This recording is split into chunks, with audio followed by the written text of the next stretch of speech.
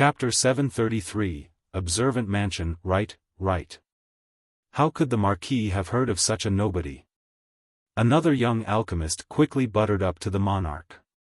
A simple and honest person always lacked a sense of social awareness, even though they didn't really want to leave the Marquis with no face. This simple alchemist couldn't hold it in and blurted, "I heard this Wuxia's fate pills were unbelievable. They all had a near golden tint, pretty to the point of perfection.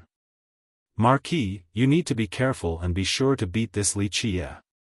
The Marquis almost vomited blood from anger after hearing this simple alchemist's words.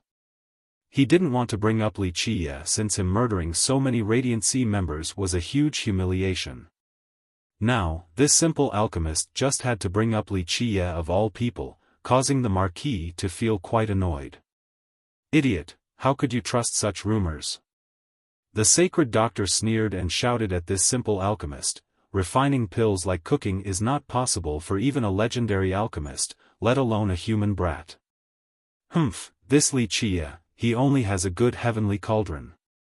The people there didn't understand the matter, so they considered him a god or something. "They are just false rumors." The simple alchemist felt indignant after this retort and said, "Everyone said it. I even heard that this Wuxia didn't only have an untouchable Tao of alchemy, he also has an invincible cultivation. Someone said that he defeated many experts, including an ancestor from the Huangfu clan." After saying this, he couldn't help but glance at the Marquis. He actually wanted to say that even the Radiant Sea alchemy saint was killed by Wuxia, but he managed to hold back this piece of information. The Marquis was about to vomit blood. If it wasn't for the alchemist's truly honest appearance, then he would have thought that this alchemist was deliberately provoking him. This fool had no sense of propriety. If this wasn't the observant mansion, he would have kicked this fool flying away already. "What the hell are you saying?" A smarter alchemist noticed the Marquis' sour mood and immediately denounced the simple alchemist, "Wuxia is shit. So what if he defeated the Huangfu ancestor? Those are only egotistical rumors. The ancestor is an invincible paragon, so how could Wuxia kill him? Bah, how can you even say such shameless words?" This Li guy daring to act all arrogant at Alpine Mountain was simply due to the fact that he was holding onto the mountain's legs. The Huangfu ancestor was defeated by the Alpine Tree Father. Humph, for a junior like Wuxia, not to mention the ancestor, any expert could easily crush him into pieces. In order to help the crystallized sea sect and befriend the Marquis, this young alchemist tried his best to debase Wuxia as if he was not worth a single coin just to make the Marquis happy. He's just scum borrowing someone else's prestige to look good, not worth mentioning. The Marquis felt better after hearing the smart alchemist's statement. "But these aren't my words." The simple-minded alchemist must have been all muscles.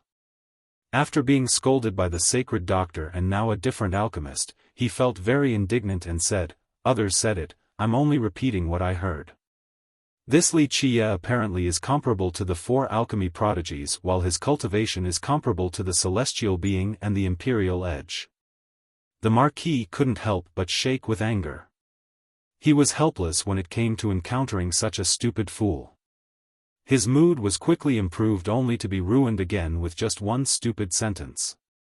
"Zhongxian, you idiot, get the hell out of here." The smart alchemist was also shaking with anger because of the simple alchemist. It wasn't easy for him to curry some favor, but this idiot ruined all of his efforts. He pointed at the simple alchemist and scolded, "Wuxia is nothing. How can he be qualified to compare to the 4 prodigies, the celestial being, and the imperial edge? Bah, he better take another look at himself in a mirror. He's only scum that knows how to praise himself and use other people. Only an idiot like you, Zhongxian, can be around him." The alchemist named Zhongxian was full of grievances and said, But, these aren't my words. First, I am not nothing, I am a human." At this time, a leisurely voice appeared and continued on, "Second, this celestial being and imperial edge are not worthy of being compared to me, doing so would be praising them too much. Third, if you and I have some grievances, then I can understand why you are defaming me. However, defaming me just to suck up to someone else. Should I throw you out or just kill you on the spot? Two people leisurely came in from the door and walked to the party's courtyard. The leading man was Li Qia with Madame Zi Yan right behind him. Li Qia, many people stood up upon sighting him. A few young alchemists from the alchemy realm inwardly shuddered because right behind him was Madame Zi Yan, the demon king of a country. Her status and position were far above many in the younger generation. Even a genius alchemist would be extremely afraid of a heavenly king. The madam also enjoyed a great reputation among the younger generation of this realm. Li Qia came forward to look at the smart alchemist before idly saying, "Today, my mood can be considered decent. Although you spoke behind my back, I will not dwell on it. Slap your face 3 times and consider that as your punishment." The smart alchemist couldn't help but take several steps back and hide behind the cauldron marquee. He, of course, couldn't slap himself in front of everyone. Otherwise, how could he show himself anywhere in the future? "You are Li Qia, right?" The marquis stepped forward and coldly leered at Li Qia. "This isn't a place for you to act so presumptuously." Li Qia met his leer and said, "I can act presumptuously wherever I want. It seems that your crystallized sea sect still hasn't learned its lesson. After so many deaths, it still dares to step up for someone else. How courageous." Bold words. The sacred doctor found Li Qia unpleasant as well. Although he had no feud with Li Qia, an arrogant person like him held everyone in disdain. He couldn't stand Li Qia's arrogant attitude, so he sneered, "You are only relying on others. If the Tree Father wasn't your backer, you wouldn't be able to do shit. You really think this place is all Pine Mountain? Wrong. This is the Alchemy Kingdom, and here is Alchemy City, the Observant Mansion. Be smart and scram lest you humiliate yourself." Although news of Li Qia killing the alchemy saint and the elders of the ravine had spread, Li Qia had never personally taken action. Many people assumed that it was not his doing, but the Tree Father's instead. They all thought that the Tree Father secretly lent Li Qia a hand. That's right, the Observant Mansion does not welcome a ruthless, shameless wretch like you. The stone medicine world's Tao of alchemy will not allow scum like you to stain it.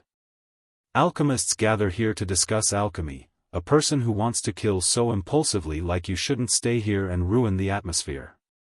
Get the hell out of here, now. The smart alchemist hiding behind the marquee quickly fanned the flames. He was naturally afraid. It wasn't necessarily because of Li Qia, but the madam standing next to Li Qia caused his legs to lose strength. Ruthless, shameless wretch. Li Qia did not become angry. He stroked his chin and leisurely smiled to say, "It seems that if I don't kill a few people, I won't be worthy of an adjective like ruthless." Having said that, he walked towards the smart alchemist. "You think this is a place where you can be violent?" The marquis blocked Li Qia's path and said, "Brother Jean, although I am only a guest at the mansion, I'm sure the mansion will not blame us if we teach this brute a lesson." At this moment, a young man with an intrepid aura led a group of experts to the scene and immediately separated Li Qia's group from the marquis. This imposing youth was the brother Jean referred to by the marquis and also a disciple of the observant monarch.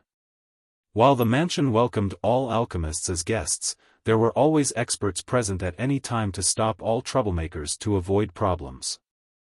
And so, the youth stopped Li Qia and coldly said, "Please go back. Our mansion does not welcome you as a guest." Li Qia casually inquired, "Oh? Isn't your observant mansion very hospitable with its door always open to alchemists?" "That depends on the person."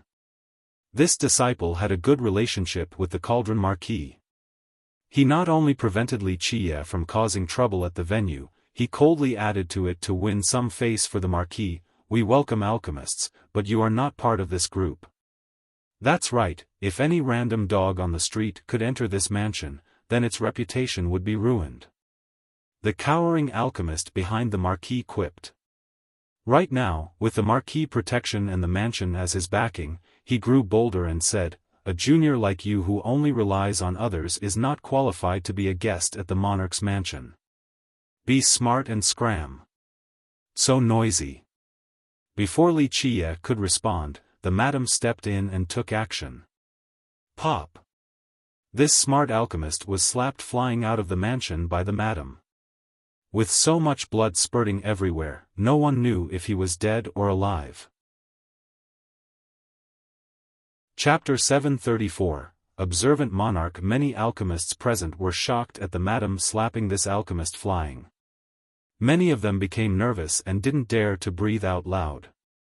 The fury of a heavenly king filled alchemists like them with dread. The Cauldron Marquis, the sacred doctor, and the disciple of the monarch were all shaken as well. Although they were very strong and had great reputations, this was due to their prowess in alchemy. Regarding cultivation, they were much weaker than the madam. The startled youth became much more courageous after remembering that his master was the observant monarch. He spoke solemnly to the madam, "Your Majesty Ziyan, our observant mansion isn't a place for you to do as you please." The madam glanced at this youth and slowly uttered, "If you still consider yourself as a disciple of the observant monarch, then conduct yourself in such a manner." The madam's tyrannical aura caused the youth's heart to sink. Her ruler's aura alone had left him suffocating. When Wuxia arrived at the mansion, the observant monarch could be found pacing back and forth in his guest room.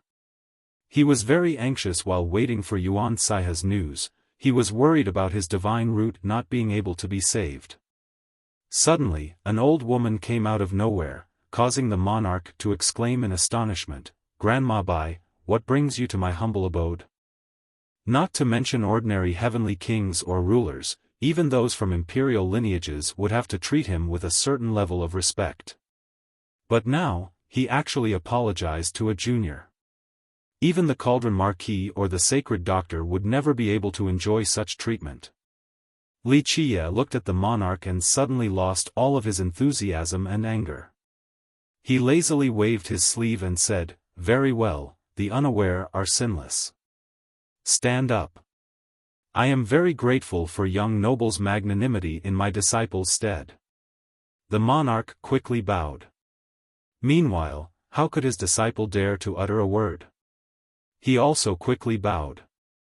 After receiving Wuxia's forgiveness, the monarch added with haste, "Young noble's presence brings light to my humble dwelling, it is truly our honor. If young noble is willing to give us some face, please stay for a bit. This little monarch will do my best as a host and show young noble around Alchemy City." The observant monarch's polite and respectful attitude left all the alchemists here silly. Even geniuses like the Cauldron Marquis were not qualified to enjoy such treatment. Although the Marquis and Sacred Doctor were famous among the younger generation and also praised as geniuses, the observant monarch was the leader of the monarchs at the Alchemy Kingdom. Even their masters, sect masters, and clan masters would have to treat the monarch with respect. As those of the younger generation, when would they ever be treated so cordially by the monarch? Wuxia was not very interested in the monarch's invitation. However, in the face of such polite and respectful treatment, even Wuxia was unable to cause trouble. There was a great saying, "One does not slap a smiling face." Wuxia shook his head and lightly said, "I will accept observant monarch's kind gesture. I heard the Serene Garden's Fairy Yuan is at your place, I am here to see her." The monarch hesitated for a moment after hearing this. The Cauldron Marquis took this chance to coldly speak, "Fairy Yuan is one of the 4 alchemy prodigies, the esteemed guest of all the sects in this world. How can you meet her whenever you wish? Countless lineages desire her presence, and countless alchemists will line up just to catch a glimpse of her. Humph. She isn't someone that you can see." Since Wuxia killed so many people from his crystallized sea sect, the Marquis had an implacable feud with him. Earlier, he wanted to cause a rift between Wuxia and the monarch so that the monarch would take care of Wuxia. Who would have thought that the situation would reverse to this state? How could the Marquis swallow this anger? Fairy Yuan!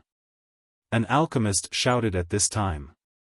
Everyone looked towards the direction of the voice and found a woman coming out from the main doors. It was a woman elegant like a lotus flower in a valley, unstained by this mundane world. She was the Serene Garden's descendant, one of the 4 contemporary alchemy prodigies, Yuan Caihe. All eyes immediately fell upon her the moment she arrived. Chapter 735, Poisonous Wound. Yuan Caihe stood there like an elegant lotus away from water. Although her appearance was not kingdom-toppling, her gentle and calm temperament made people fall for her. Fairy Yuan. Many alchemists were charmed after seeing her. She was the only girl among the 4 prodigies, so it could be said that she was the goddess in the minds of countless alchemists. Yuan Caihe was coming their way. In just a short moment, many eyes were glued onto her. Even a genius like the Marquis couldn't help but arch his chest gallantly in order to make himself more presentable. Someone like the extremely arrogant sacred doctor was excited as well. He stood up straight with great confidence, wanting to spark a conversation with her, Fairy Yuan. However, she only slightly nodded her head without pausing, drifting by the doctor. The Marquis saw that she was walking towards his direction and became very happy. He thought that he had a chance. Unfortunately, she continued walking like a gust of wind to appear before Wuxia. She revealed a calm and leisured smile and spoke with a trace of joy in her voice. Big Brother also came to the monarch's mansion. Wuxia's mood brightened after seeing Yuan Caihe. He cheerfully smiled and said, "I heard you were going to be here as a guest, so I especially came to see you." "Thank you, Big Brother." Yuan Caihe revealed a pleasant smile with her always peaceful demeanor. After seeing Yuan Caihe's temperament, the madam couldn't help but sigh. It was no wonder why her young master would like Yuan Caihe so much. She was indeed favored by her young master. Yuan Caihe pulled Wuxia's hand in a natural manner, like a gentle and comforting spring breeze. Many young alchemists present were both envious and jealous at such an intimate scene, especially the Cauldron Marquis. He was flustered since earlier, he was teasing Wuxia about not being able to see Yuan Caihe. This scene was simply a violent slap to his face. Even the arrogant doctor felt annoyed and coldly scowled. As an alchemist, he naturally liked Yuan Caihe as well. Unfortunately, the beauty did not reciprocate this sentiment. "Senior, your divine root is fine. In 2 more years, it will be able to bloom," Yuan Caihe told the observant monarch. After hearing this, the monarch heaved a sigh of relief. The worry that lingered in his heart was finally lifted as he quickly responded, "It is all because of virtuous niece that the root was able to be saved. You have to stay here at the mansion for a while so that I, as a senior, can show you my best hospitality. Nothing would be better if young Noble Li can stay as well. You should try to get him to stay." The monarch and the Serene Garden Master were the best of friends. When there was a problem with his divine root, he especially invited Sect Master Ren to come cure it. He didn't expect that the Sect Master was in seclusive cultivation, so Yuan Caihe came in her master's stead. Yuan Caihe smiled and gently shook her head to say, "Senior is too kind, it was no trouble at all.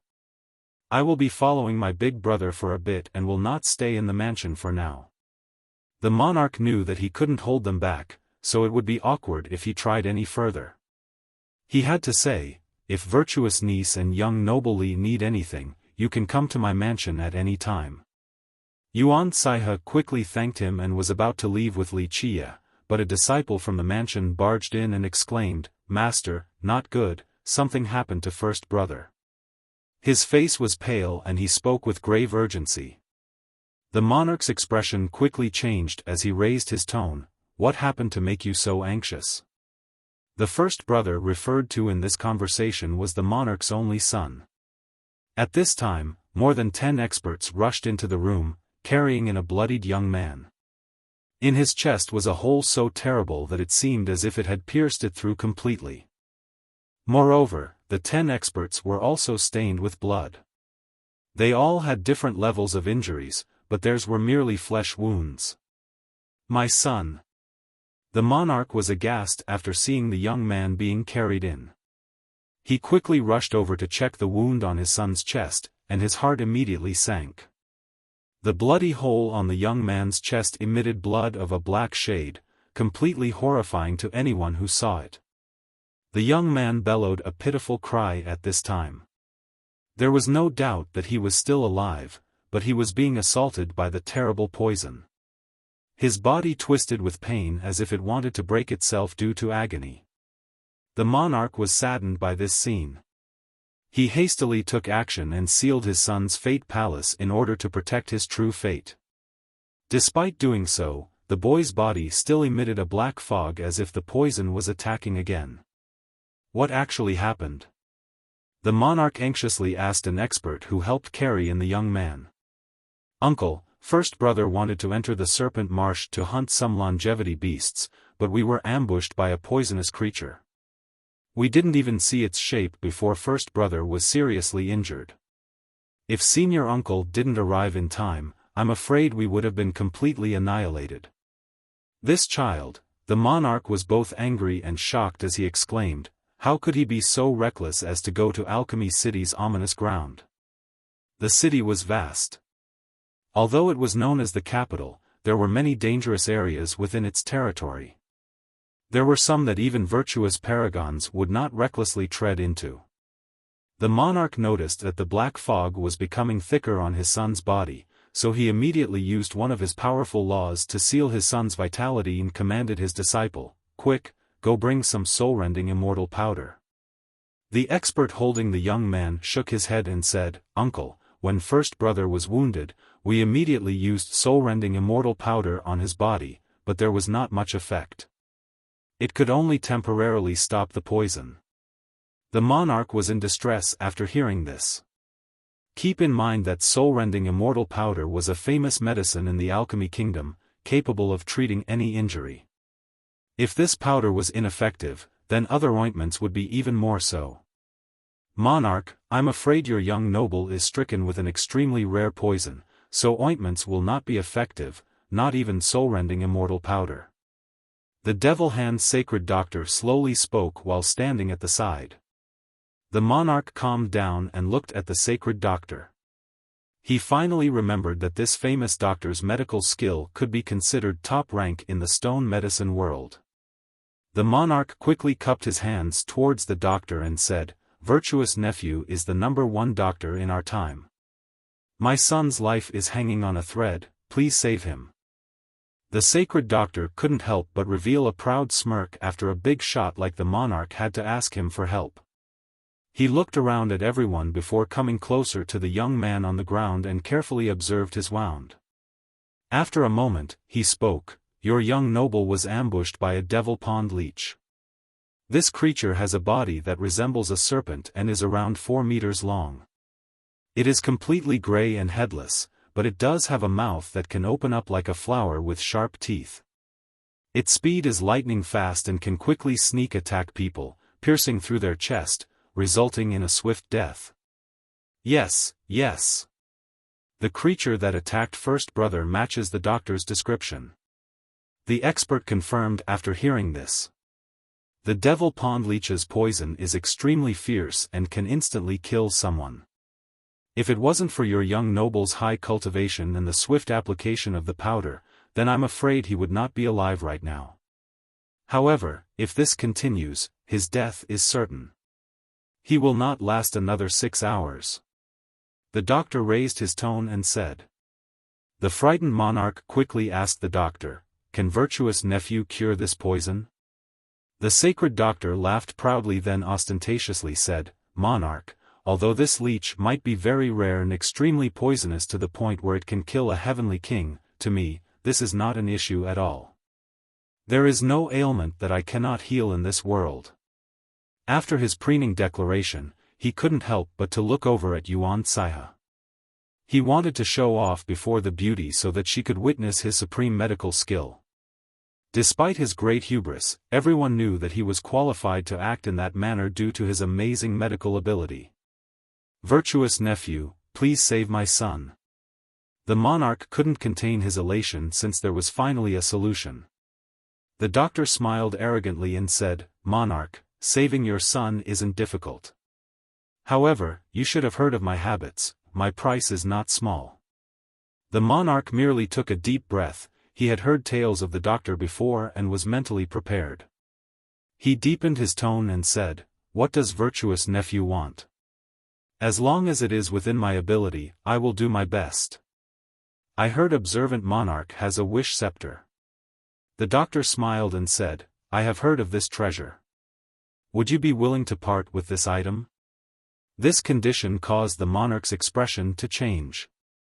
He really had such a treasure, but it was very important to him. He grew hesitant since this condition was too harsh. His wish scepter is extremely precious, an unfathomable artifact. "Monarch, time does not wait for anyone." The doctor coldly said, "The imperial family's ancestors or a legendary alchemist can cure this poison, but can monarch wait until one of them comes to help? If monarch delays the treatment, then I'm afraid your son will not be able to keep his life." Yuan Saihe stood there like an elegant lotus away from water. Although her appearance was not kingdom-toppling, her gentle and calm temperament made people fall for her. Fairy Yuan. Many alchemists were charmed after seeing her. She was the only girl among the four prodigies, so it could be said that she was the goddess in the minds of countless alchemists. Yuan Saihe was coming their way. In just a short moment, many eyes were glued onto her. Even a genius like the Marquis couldn't help but arch his chest gallantly in order to make himself more presentable. Someone like the extremely arrogant sacred doctor was excited as well.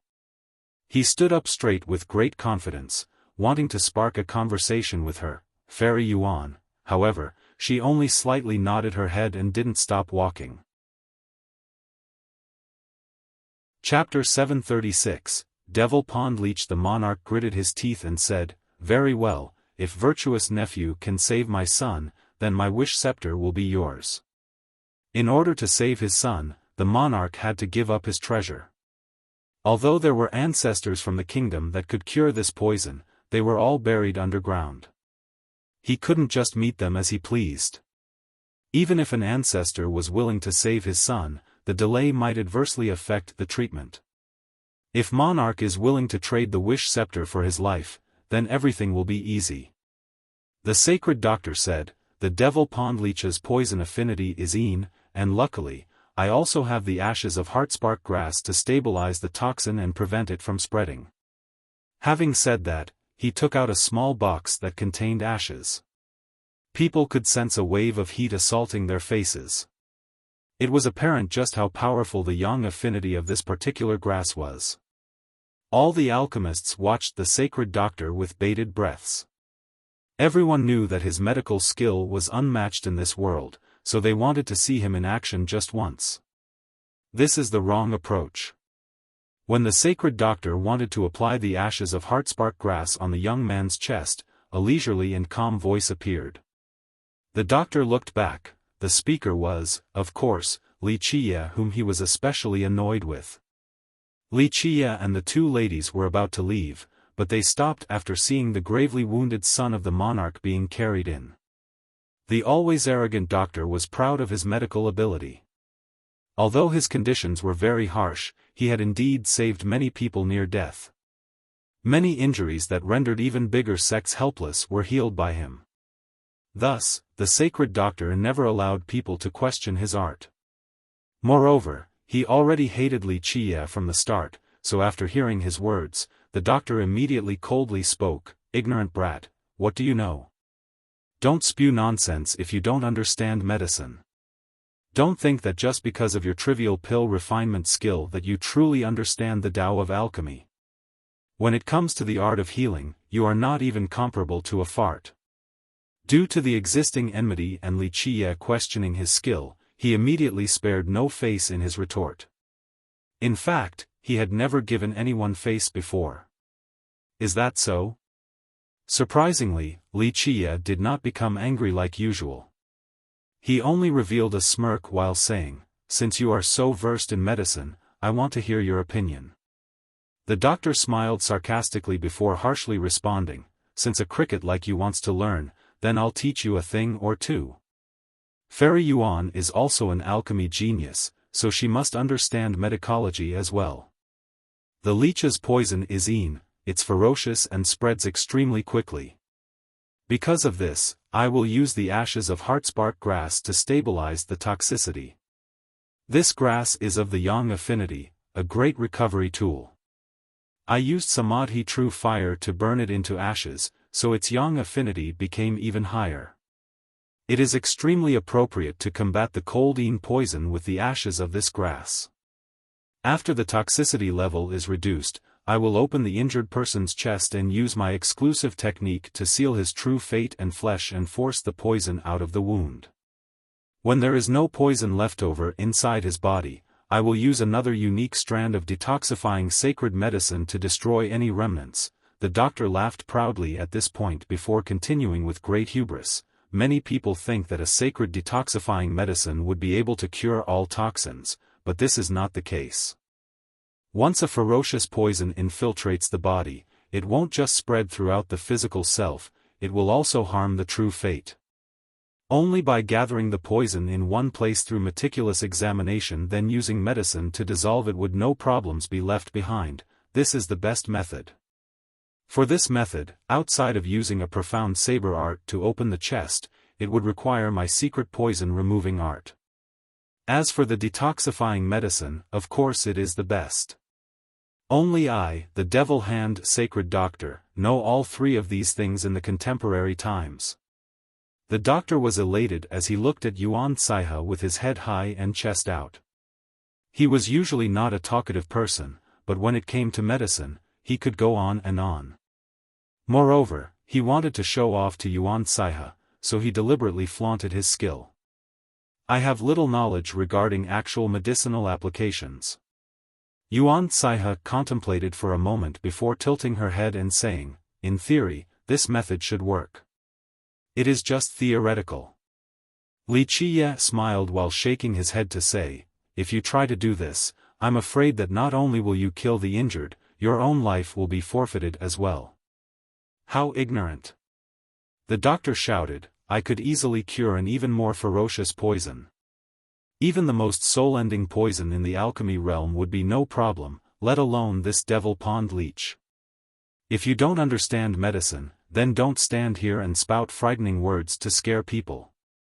Someone like you wants to speak of medicine with brother sacred doctor?" At this time, the Marquis helped out the doctor. How could he miss this chance of kicking someone who was already down? He sneered, "Brother sacred doctor's medicinal ability is unmatched in this world. You're just a junior yet you still dare to comment on his ability now of all times? How pitifully ignorant. Regarding the way of medicines, you are not even worthy of holding his shoes." No matter what, he would obtain vengeance for the crystallized sea sect. Even if he couldn't kill Wuxia right now, he would still do his best to humiliate him. Marquis is right. Another young alchemist wouldn't miss this opportunity for flattery and sneered. A few ignorant people want to boast and debate medicine with the sacred doctor, but this is simply teaching a fish how to swim. It was rare for such a good opportunity to arise, so the sacred doctor just had to show his matchless medicinal skill before Yuan Saihe and humiliate Wuxia. Thus, he snorted and told the monarch, "Monarch, when I am detoxifying the poison, I need complete concentration. If some dumb things buzz around my ear, I won't be able to focus. If a mistake happens, then I won't be able to guarantee anything. If monarch wants your young noble to recover, then please tell these stupid things to shut up for me." This was his favorite thing to do, putting on an imposing and aggressive attitude to shame others. The observant monarch was powerless. His son's life was in the sacred doctor's hands, so he quickly cupped his fists towards Wuxia and said, "Young noble Li, harmony is to be treasured.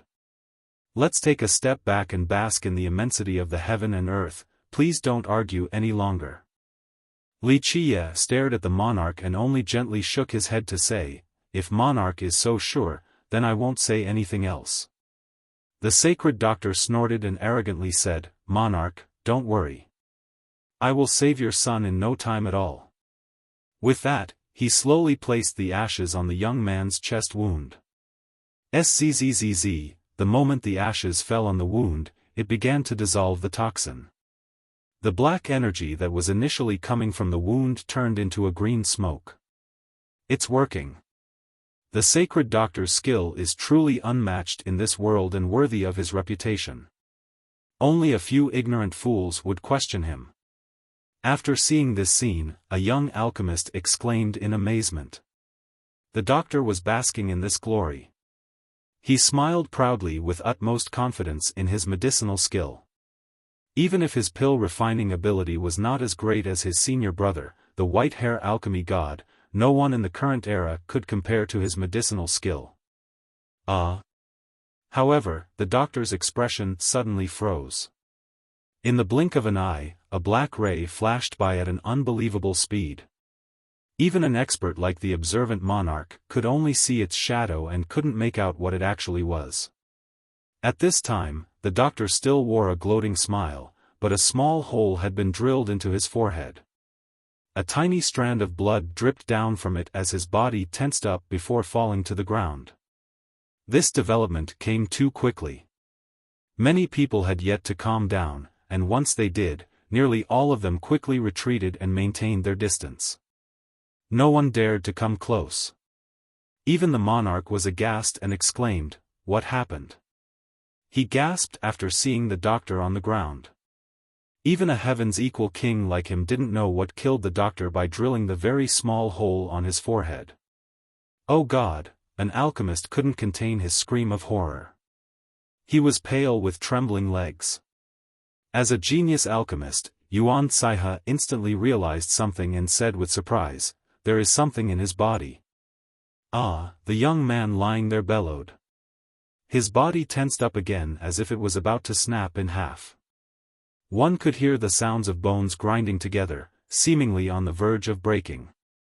The young man rolled back and forth, writhing with pain. "My son!" The monarch was horrified. He immediately used his power to seal the young man's body to relieve his pain. However, the effect was not clear. "You didn't listen to me, so you have to suffer like this." Wuxia looked at the doctor on the ground and said dismissively, "You can only blame your lack of skill for your death, but now you are also bringing someone else down with you. What a sin." Everyone present felt a chill. No one knew how the doctor died or what the thing inside the young man's body was. Bao, did you ever hear the tragedy of Darth Doctor the Wise? Reader, no. Bao, I thought not. It's not a story Shanks would tell you. It's an emperor's legend. Darth Doctor was a sacred doctor of the Balian clan, so powerful and so wise that he could use alchemy to influence the author into saving people. Reader, he could actually save people from death. Bao, the restorative side of the Tao of alchemy is a pathway to many abilities some consider to be unnatural. Reader, what happened to him? Bao, he became so powerful that, the only thing he was afraid of was crossing the main character, which he eventually did, of course. Unfortunately, he acted as arrogantly as he could before this person, then this person XXX. Ironic. He could save others from death, but not himself. Reader, is it possible to learn this power? Bao, not if you are someone who reads Shanks' translations. Chapter 737, Peerless Medicinal Skill. Ah, the young man's pitiful scream echoed all the way to the blue sky. His body was about to twist in half, starting with his spine. His entire body was in an agonizing pain. Although his true fate was stained by the poison, he still had some reason and shrilly exclaimed, "Father, send me off." "No, my son, you have to hold on." The monarch was distraught and quickly said, "I will find someone to cure this poison." "Senior, someone capable is right in front of you, why do you still want to search?" The kind Yuan Saiha saw the young man no longer wanting to live from the pain, so she reminded the monarch. The monarch lifted his head to look at Yuan Saiha. After a split second, he immediately understood who she was referring to. He quickly stood up and cupped his hands towards Li Qie. Young noble Li, this little monarch has eyes but might as well be blind. I offended you earlier, please forgive me. As long as young noble can save my son, you can strike or kill me if you like. Monarch said too much. Li Qie gently shook his head and said, I have no grievance against you, so why would I want to hit or kill you? Besides, curing is not my area of expertise. The monarch was at a loss after hearing this, but he had no other plan at this moment. He couldn't help but send a glance towards Yuan Saiha as a call for help. Ultimately, she was too kind. She gently asked Li Qie, Big brother, you have a kind heart, so save the young monarch. Saiha's words are wrong. I have never had a kind heart, I am someone who kills without batting an eye. Li Qie shook his head and smiled. He gently stroked her hair and continued, however, since you asked, how could I not help him? I knew that big brother will not let someone die without helping. Yuan Saiha smiled softly. Although her smile was not kingdom-toppling, her gentle and tranquil temperament was so beautiful that it made her seem as if she could resolve everything. Li Qie stepped forward and took a fang out from the young man's wound. He threw it on the ground and lightly said, It is true that he was ambushed by a devil pond leech. Its poison can indeed be fatal, but this is not the most deadly part of this matter. In fact, he will not die right now despite the vicious poison of the leech. Why is that? The monarch had to ask, if its poison can't kill my son, then why is he in such pain right now? Normally, this poison definitely can kill him, but right now there is something inside of him that does not wish for his death. Li Qie answered, It wants to use your son's body as a breeding ground, as a host. Even if the leech's poison is rampaging throughout his body, that thing will still let him live on. What is it? The monarch felt creeped out after hearing this. He could already imagine his son's agony if he had to live like this from now on. It is a leech maggot. Li Qie said, an extremely rare parasitic monster, even rarer than the devil pond leech. Normally, it will live inside the devil pond leech's poisonous fangs and feed on the toxin there. However, when the maggot wants to lay eggs, it will control the pond leech to attack prey. And this prey has to be a powerful creature. For example, a strong cultivator, a longevity spirit, or a heavenly beast. Li Qie continued, this is because the maggot requires both the poison of the leech and the essence of the powerful prey to hatch its eggs. After the leech attacks, the maggot will instantly push all the poison from the leech's fangs into the prey and climb inside as well. Because of this, after the venom runs out, the fang will also fall out, stuck in the prey's body. Here, Li Qie glanced at the fang on the ground and said, very few pond leeches carry this type of parasite. Only a quack would think that the fatal wound came from the leech's poison. In fact, even without curing this particular toxin, the maggot will eventually devour it completely. After it finishes absorbing this toxin and the new host's vitality, the egg can hatch at any time, and that moment will signal the demise of the host. Of course, before the end, the host will definitely suffer the most painful experience in their life and will wish for death. Li Qie said, therefore, after being marked by this particular maggot, many hosts choose to end their lives early. After listening to Li Qie, the monarch felt creeps running down his spine. This parasite's method of murder was simply too horrifying. The knowledgeable monarch had waded through countless storms and had broad horizons, but he had never heard of this leech maggot before. How do we help him right now then? The monarch anxiously said, do we need to open his chest to reach his palace, or do we completely cleanse his flesh? If young noble can cleanse the poison in his true fate, then my son can let go of his physical body. As long as the true fate is fine, I can help him rebuild his body. There is no need to be so serious and open his chest and palace. Wuxia smiled and said, those are just the practices of quacks. A real alchemist would use their own heavenly cauldron, this is their most important tool. A monster like this leech maggot isn't really that ferocious and can be easily dealt with. If we have to open his palace just to deal with this maggot, then once we meet a true poisonous fiend, would we have to destroy his true fate as well? The monarch quickly prostrated to the ground and voiced his request, young noble, please save my son, this little monarch will be forever grateful. Wuxia lightly said, please stand up. Saiha had asked me, so I will save his life. Having said that, he summoned the myriad heavenly cauldron and assumed control. One could only see strands of cauldron flames falling into Wuxia's hand. He then placed his hand on the young man's chest.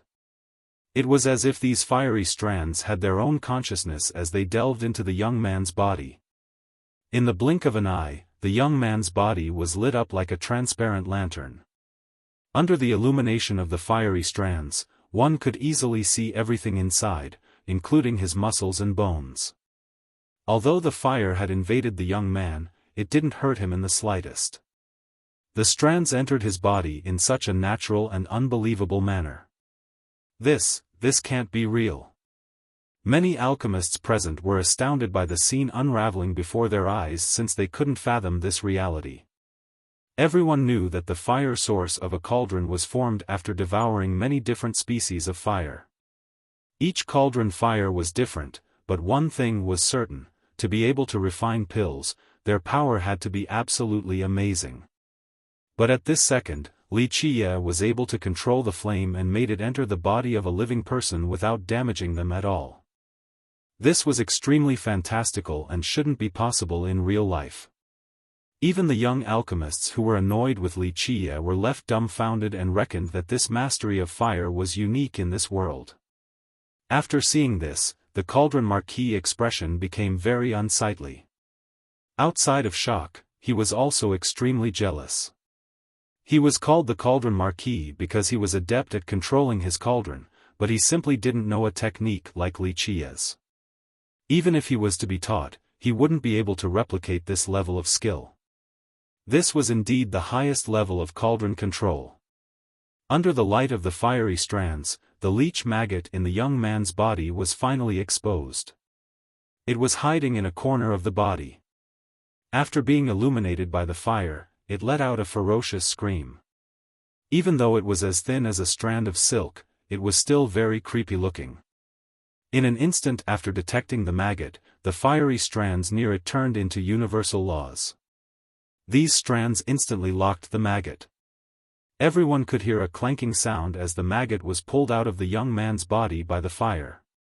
The maggot frantically struggled to escape the fiery strands with its astonishing speed. Many people quivered after seeing the ferocity of this maggot that was as thin as a strand of hair. They could already imagine how terrible it would be if this maggot was inside their own body. Boom! In this moment, the fiery strands locking the maggot turned into the most overbearing flame in this world. With a little sizzle, it instantly incinerated this maggot, leaving behind nothing but ashes. After seeing the removal of the maggot, the monarch took a deep sigh of relief. However, he couldn't help but ask after seeing the poisonous air that still remained, young nobly, what about the poison of the leech inside my son? This is even simpler. Wuxia controlled the cauldron and smiled before fueling the fire once more. The remaining fiery strands inside the young man's body ignited again. In the blink of an eye, his body caught on fire as if it was being cremated. Out of fear for his son's safety, the monarch had to ask, young noble, will my son be okay? Wuxia calmly replied, don't worry, this is only burning the poison. He won't be harmed in the slightest. Within the burning fire, the young man's body began to emit green smoke. Plumes of green smoke came out and eventually dispersed. After a while, it completely dissipated. Afterward, these fiery strands receded from his body like a tide. The young man's vitality seemed to be restored as his face became pink again. Wuxia recalled the cauldron and said, "Good, it's now up to you. The wound on his chest can be cured by your kingdom's soul-rending immortal powder." After seeing his son's complexion brightening up after the poison went away, the monarch rejoiced and shouted, "Quick, go get the powder and apply it on your first brother." Chapter 738, Chao Guiyao. After the powder was applied, the chest wound closed up very quickly and a scab started to form. This powder was indeed worthy of being the supreme ointment from the alchemy kingdom. His son's complexion started to look better, so the monarch was relieved. He prostrated on the ground and said, "Young noble's medical ability must be supreme in this world. Your Tao of alchemy is profound with no rivals. Your control of fire is also unique in this world. You saved my son's life, so if you ever need this little monarch in the future, just say the word." All of a sudden, everyone in the yard became silent. The monarch's words were not mere flattery. All had eyes and saw that whether it was Wuxia's medical ability or his fire control, his skills could only be described as astonishing. Even the Marquis Cauldron, who was known as a genius, was very jealous and full of hate. There were also some envious alchemists. Wuxia was able to save the monarch's son, meaning that he had tied a knot of friendship with him. Since the monarch was a royal subject valued by the imperial family, this was equivalent to gaining a powerful backer. Wuxia was very relaxed after being thanked by the monarch. He leisurely said, "If monarch wants to thank someone, then thank Xiaofan."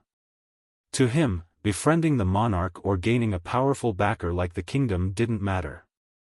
He only saved the monarch's son because of Yuan Xiaofan's simple request. The monarch quickly showed his gratitude towards Yuan Xiaofan.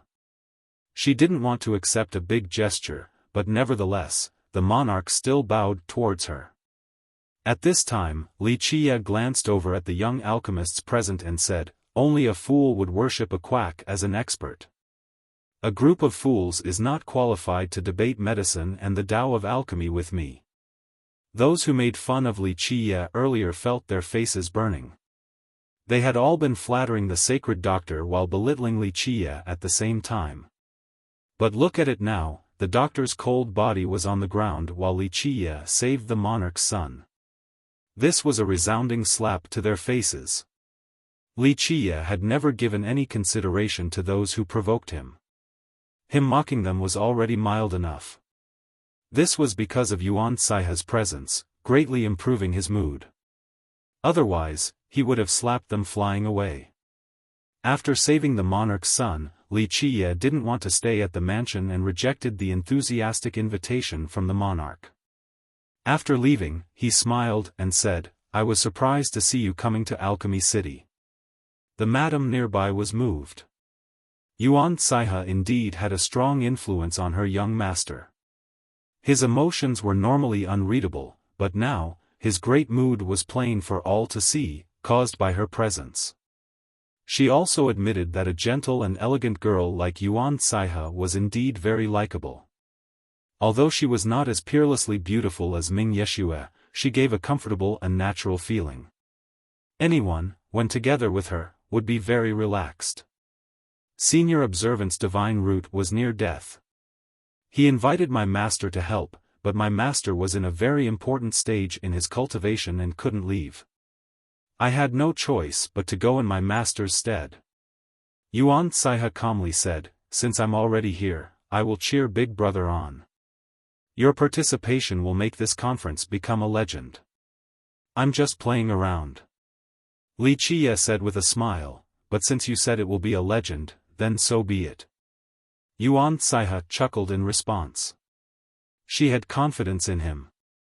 After coming back to the mountain that Wuxia was staying at, there were even more poisonous creatures in the courtyard. Yuan Xiaofan, as one of the 4 alchemy prodigies, exclaimed with surprise, "I didn't expect Big Brother to be versed in taming poisonous creatures as well." She carefully looked at each of the creatures lured here and was startled by some of them. "Just a little pastime of mine." Wuxia smilingly said, "It's fortunate that this is Alchemy City. Despite being called a city, among its vast lands, there are many ominous and dangerous locations with these kinds of creatures. It wouldn't be easy to attract so many if we were in a different location. Big Brother wants to use them to deal with an enemy? She asked while looking at the creatures. Although she was a kind and non-competitive person, she also had a keen heart. She knew that Wuxia didn't want them as pets, so there was only one other explanation: to use them against a powerful enemy. Just for fun. Wuxia said, "The enemies aren't important. Killing and killing even more becomes a bit boring, so I want to try something new." Yuan Saihe could only shake her head and lament the fate of whoever was recklessly running towards the spear tip and courting death. Although she was staying with Wuxia spent very little time with her. He was either cultivating behind closed doors or playing around with some things that Madame Ziyan didn't understand. Only Yuan Saihe watched him avidly. In the next few days, Wuxia sometimes attracted more poisonous creatures or prospected the land to glimpse into the mysteries within using profound methods. The madam couldn't see through what he was doing. His methods often had to do with the Tao of alchemy. As one of the four prodigies, Yuan Saihe finally saw some clues and startlingly revealed, Big Brother is preparing for something big. Such a heaven-defying method could only be withstood by an enemy like the Alchemy Kingdom. Someone from the younger generation would not be able to handle even a single strike. Wuxia only smiled and didn't respond to her comment, and she stopped speaking as well. The date of the alchemy conference grew near. More and more youths from the world ran to the city, accompanied by the seniors from their sections. From this, the city didn't only have the presence of many sects, but also countless experts. As the crowd waited eagerly, one of the two prime candidates finally appeared. "Chao Guiyao is here." No one knew who sent out this information, but it did create quite a stir in the kingdom. Many people, including geniuses of the younger generation, came to see his arrival as he was one of the four alchemy prodigies. Chao Guiyao looked around the age of 20 and had a rather square face. Although his appearance was not outstanding, the aura around him made it seem as if an immortal medicine would emerge at any time like the roar of a dragon grass. He was holding onto a cauldron. Although it was still closed, it gave the feeling that it could scorch the entire world. In this manner, he appeared to be a deity with mastery over his cauldron, entering the sceneries of the 9 worlds and dyeing the spirit medicines and grasses that could be found. There was a very extraordinary air about him. He came alone without any accompanying experts. There was no divine chariot either, but there were 4 huge entities by his side that were as cold as ice. These demonic entities seemed to be made from steel and resembled mantises or demon monarchs. Beings like these that didn't have their own vitality rarely appeared, they were more akin to 4 black statues. Anyone would quiver with fear after seeing these 4 huge entities accompanying him. Chao Guiyao came from the state of Chao, an alchemy lineage from an alchemy emperor. It produced many famous alchemists and could be considered one of the strongest alchemy lineages in the stone medicine world. Although it was not known for its cultivation, as an alchemy lineage, many sects were willing to befriend it. Because of this, many from the younger generation and experts from the older generation went out of the city to greet him. To have such a grand reception was not only because of the lineage he hailed from. More importantly, the crowd, especially the youths, wanted to establish good relations with Chao Guiyao. The reason was very simple: his fate pill refinement skill could be considered one of the best in the present times. Fate pills were the most valued items for cultivators as they could increase their cultivation and strengthen their foundation. In this world, countless cultivators that wanted a sudden boost of power craved a large quantity of fate pills so that their cultivation could exceed others in a short period of time. Thus, the fate pills refined by Chao Guiyao were considered the best treasures in the minds of many cultivators. Due to this, those of the younger generation, especially geniuses who strived for the heavens' will to become the emperor, were more than happy to have ties with him. "Brother Chao, you must be tired from traveling. We have prepared a feast just for you." There were many main descendants and princesses at his reception. Even rulers from the great powers could be found present. Chao Guiyao nodded his head and said after seeing the reception, "Then I will be imposing on everyone." In an instant, he became the moon surrounded by the stars as he entered the city, leading to even more spectators on the sidelines. A spectator emotionally exclaimed after seeing him, "One of the four prodigies has arrived. This time, if Chao Guiyao doesn't win, then the white-hair alchemy god will win." After the powder was applied, the chest wound closed up very quickly and a scab started to form. This powder was indeed worthy of being the supreme ointment from the alchemy kingdom. His son's complexion started to look better, so the monarch was relieved. He prostrated on the ground and said, "Young noble's medical ability must be supreme in this world. Your Tao of alchemy is profound with no rivals. Your control of fire is also unique in this world. You saved my son's life, so if you ever need this little monarch in the future, just say the word." All of a sudden, everyone in the yard became silent. The monarch's words were not mere flattery. All had eyes to see that whether it was Li Qia's medical ability or his fire control, only astonishing could describe it. Even the Marquis Cauldron, who was known as a genius, was very jealous and full of hate. There were also some envious alchemists. Li Qia was able to save the monarch's son, meaning that he had tied a knot of friendship with him. Since the monarch was a royal subject valued by the imperial family, this was equivalent to gaining a powerful backer. Li Qia was very relaxed after being thanked by the monarch. He leisurely said, "If monarch wants to thank someone, then thank Caiha." To him, befriending the monarch or gaining a powerful backer like the kingdom didn't matter. He only saved the monarch's son because of Yuan Caiha's simple request. Chapter 739, White-Hair Alchemy God. There was also an expert who saw the cold statues made of steel next to Chao Guiyao and apprehensively said, "These four giants are the divine steel demons that rampaged in the beast realm for a generation." So such brutal creatures were actually tamed by Chao Guiyao. Outsiders might not know that Chao Guiyao is not only skilled at fate pill refinement, his poison taming skill is also quite brilliant. A sect master from the beast realm explained, "Rumor has it that 1,000 years ago, the state of Chao used a supreme Tao of alchemy manual to trade for the insect swarm valley's poison insect taming manual. Although it was not a complete manual, rumor has it that this particular chapter was the essence of the art." Someone said in astonishment, "So he cultivates the insect taming art from the valley, no wonder why he can tame even the divine steel demons."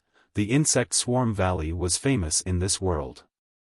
It was also an alchemy lineage, but it was different from the others. They were not versed in pill refinement or medicinal concoctions. Instead, they were masters of poisons and growing insects and other ferocious creatures. It was created by immortal Emperor Baizhong. Although it was one of the strongest lineages, its disciples rarely showed their faces. While Chao Guiyao had just entered Alchemy City and caused quite a stir, another genius alchemist came. It was the white-hair alchemy god. His fame could only be greater than Chao Guiyao and not less. The white-hair alchemy god is here. Many people didn't even need to look before knowing who had arrived, since a mighty and boundless blood energy swept through the city. This vitality was as boundless as a sea, but this great aura did not come from the white-hair alchemist. At this time, many experts from the previous generation, including the leaders of sects and countries, appeared outside of the city. Even some old undyings who didn't want to show themselves came out at this time to give their greetings. Even the Yi clan's ancestor came out to greet the white-hair alchemy god. Amazing. Many people were frightened after seeing so many grand characters from the previous generation coming out to greet the alchemist. Those who didn't know about the situation would think that a legendary master or a mythical god monarch had arrived. In actuality, it was only a young alchemist. How unfathomable was it for such a youth to have such a grand reception? Anyone would retreat when this powerful crowd stood outside of the city. With his white robe and tall stature, the white-hair alchemist was much more handsome than Chao Guiyao. He appeared to be even more of a swan among a flock of chickens. His most outstanding feature was neither his good looks nor his excellent temperament, it was his hair that was as smooth and black as jade. The combination of his waterfall-like hair and shawl garnered a lot of attention. It made his proud aura even more apparent. A few people were confused since they didn't know the reason and had to ask, the white-hair alchemy god's hair is as black as obsidian, so why is it that he is called white hair? There are two explanations regarding this. A big shot from the stone realm patiently explained, the first is that when he was young, he already revealed his peerless talent for the Tao of alchemy. At the age of 3, he began to study the alchemy scripture left behind by the great refinement alchemy emperor.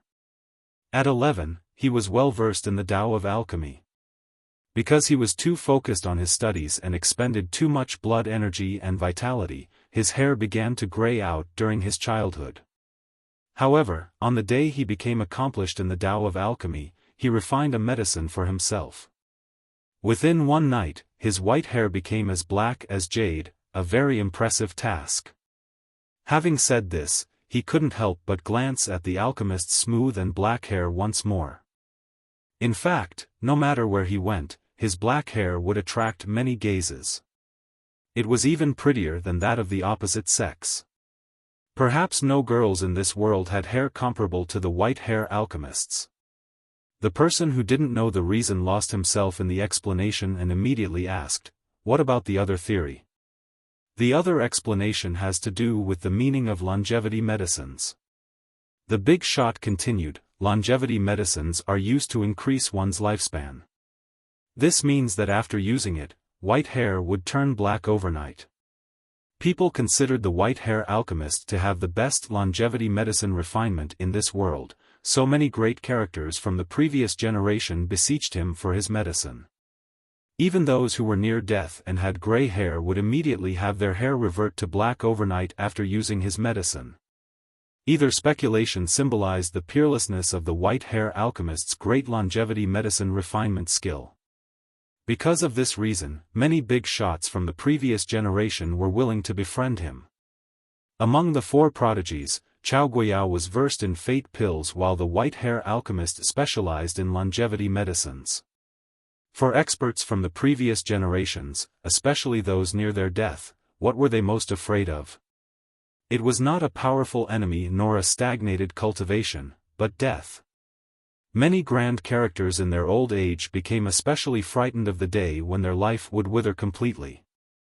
Because of this, for millions upon millions of years now, countless ancestors would pay unbelievable sums for longevity medicines and immortal grasses that could prolong their life.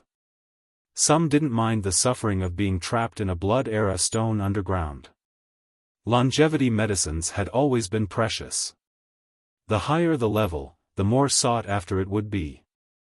Moreover, alchemists who could create high-level longevity medicines were quite rare. As long as they were capable of refining these medicines, there was no fear of their products being unsold. One can easily imagine it, since the white-hair alchemist's skill was considered top-ranked in this world, countless ancestors lusted for his products. To him, he could sell his medicines to whichever characters he fancied, this all depended on his mood. In the stone medicine world, even the most wealthy expert might not be able to buy longevity medicines from the white-hair alchemist. Because of this, these old characters were willing to give up their pride and make ties with him. His position in this world was high to the point that at his call, many big shots would come running and support him. Very few people could enjoy such a grand reception like he did today. Brother Balian, it must have been a long journey, but you are finally here. An old royal lord came out of the city and quickly cupped his hands together to greet him respectfully. The white-hair alchemist came from the Balian clan, so many big shots didn't mind lowering themselves and calling him brother to befriend him. Despite receiving the greetings of so many big shots, the white-hair alchemist's expression was still quite aloof and arrogant. He had already grown used to such events. Their group boldly entered Alchemy City as their blood energies raged like torrential storms. Anyone would retreat in front of such a group. This was even more prestigious than Chao Guiao's showing. Every alchemist should try to be like the white-hair alchemy god. Many alchemists were envious at such treatment. He was the star in their minds, a goal to strive towards. Countless alchemists worked their entire lives in order to become famous and be worshipped by the masses. With Chao Guiyao and the white-hair alchemist creating an uproar in the city, Wuxia should have been inconspicuous in his desolate dwelling. However, someone actually came to see him. "Young master, the cloud-soaring venerable is here to visit you," Madame Ziyan informed Wuxia. Wuxia shook his head and said, "Cloud-soaring venerable? Never heard of him." This was not surprising at all. Essentially, he had never heard nor cared about the big shots of the stone medicine world. The cloud-soaring venerable is an advisor under Yi Qingcheng. People call him Yi Qingcheng's right-hand man. Many of Yi Qingcheng's strategies come from the venerable. Madame Ziyan explained. "Someone under Yi Qingcheng?" Wuxia smiled and said, "His advisor is coming to visit." A bit interesting, ever since he arrived at the stone medicine world, Yi Qingcheng was the person brought up the most. The madam knew that her young master was unaware of many big characters in this world, so she introduced him. The venerable was not famous because of Yi Qingcheng. He was already renowned as a cultivator with great talents. Unfortunately, he was born during the difficult Tao era and stopped at the Heavenly King realm. Recently, he became an amazing heavens-equal Heavenly King. Moreover, he is quite skilled at strategizing. His sect had swept over the stone realm for a period of time. However, after Yi Qingcheng appeared, he brought his disciples and experts to join Yi Qingcheng to work under him. Yi Qingcheng also holds him in high regard. While he traveled the world, many alliances with Yi Qingcheng were formed due to the venerable's meritable contributions. The madam reminded him at this point, "Young master, you have to be wary of this man. He is adept at schemes, so if we are not careful, we will fall into his trap." Wuxia laughed and shook his head to say, "Oh, Ziyan. Nowadays, those who can dig a hole for me to jump in have yet to be born." For tens of millions of years, he was the master schemer. It was already nice of him to not trick other people, so when was it the turn for other people to trick him? Will young noble see him? Madame Ziyan said, "If not, I can go send him away." "We'll see him, of course." Wuxia smiled and said, "I'd like to see what he is trying to plan. Let him in so that others can't criticize us for our late reception." Having said that, his eyes narrowed. Chapter 740, Cloud-Soaring Venerable. Under the madam's lead, the cloud-soaring venerable came in. Moreover, he was not the only person. Behind him was the white cloud master who hung his head low. The venerable had a middle-aged appearance along with an elegant air, making people think that he was born a noble. However, he had a pair of fierce eyes, so it was apparent that he was an unfathomable character. Don't be fooled by his outward appearance and gallant temperament, he was actually a centipede demon that had access to extremely ruthless methods. He came in and immediately cupped his hands towards Wuxia in a very polite and even respectful manner before saying, "Your great fame resounds like thunder, I have been an admirer for a long time." Although he was still relatively young, the venerable was already a very powerful heavens-equal king, the peak of this realm. Outside of the old undyings that had already been famous before the difficult Tao era, very few characters in the same generation as him were stronger. Because of this, he was strong enough to create his own sect. He already had a great status in the stone medicine world, but his position only became prevalent after joining Yi Qingcheng. Everyone knew that if Yi Qingcheng became the immortal emperor in the future, then the venerable would be a founder and perhaps would be bestowed the title of being the most meritorious contributor. In the stone medicine world, many sects and imperial lineages treated the venerable with great courtesy. Even if he wasn't greatly valued by Yi Qingcheng, his power as a heavens-equal king alone was enough to win respect. However, not to mention a heaven's equal king, even a legendary eternal existence wouldn't be able to move Wuxia. He said lightly, "Have a seat." While the Venerable took a seat, the White Cloud Master quickly rushed forward and prostrated on the ground without daring to lift his head for the time being. Wuxia looked at the prostrating master and asked the cloud-soaring Venerable, "What is the meaning of this?"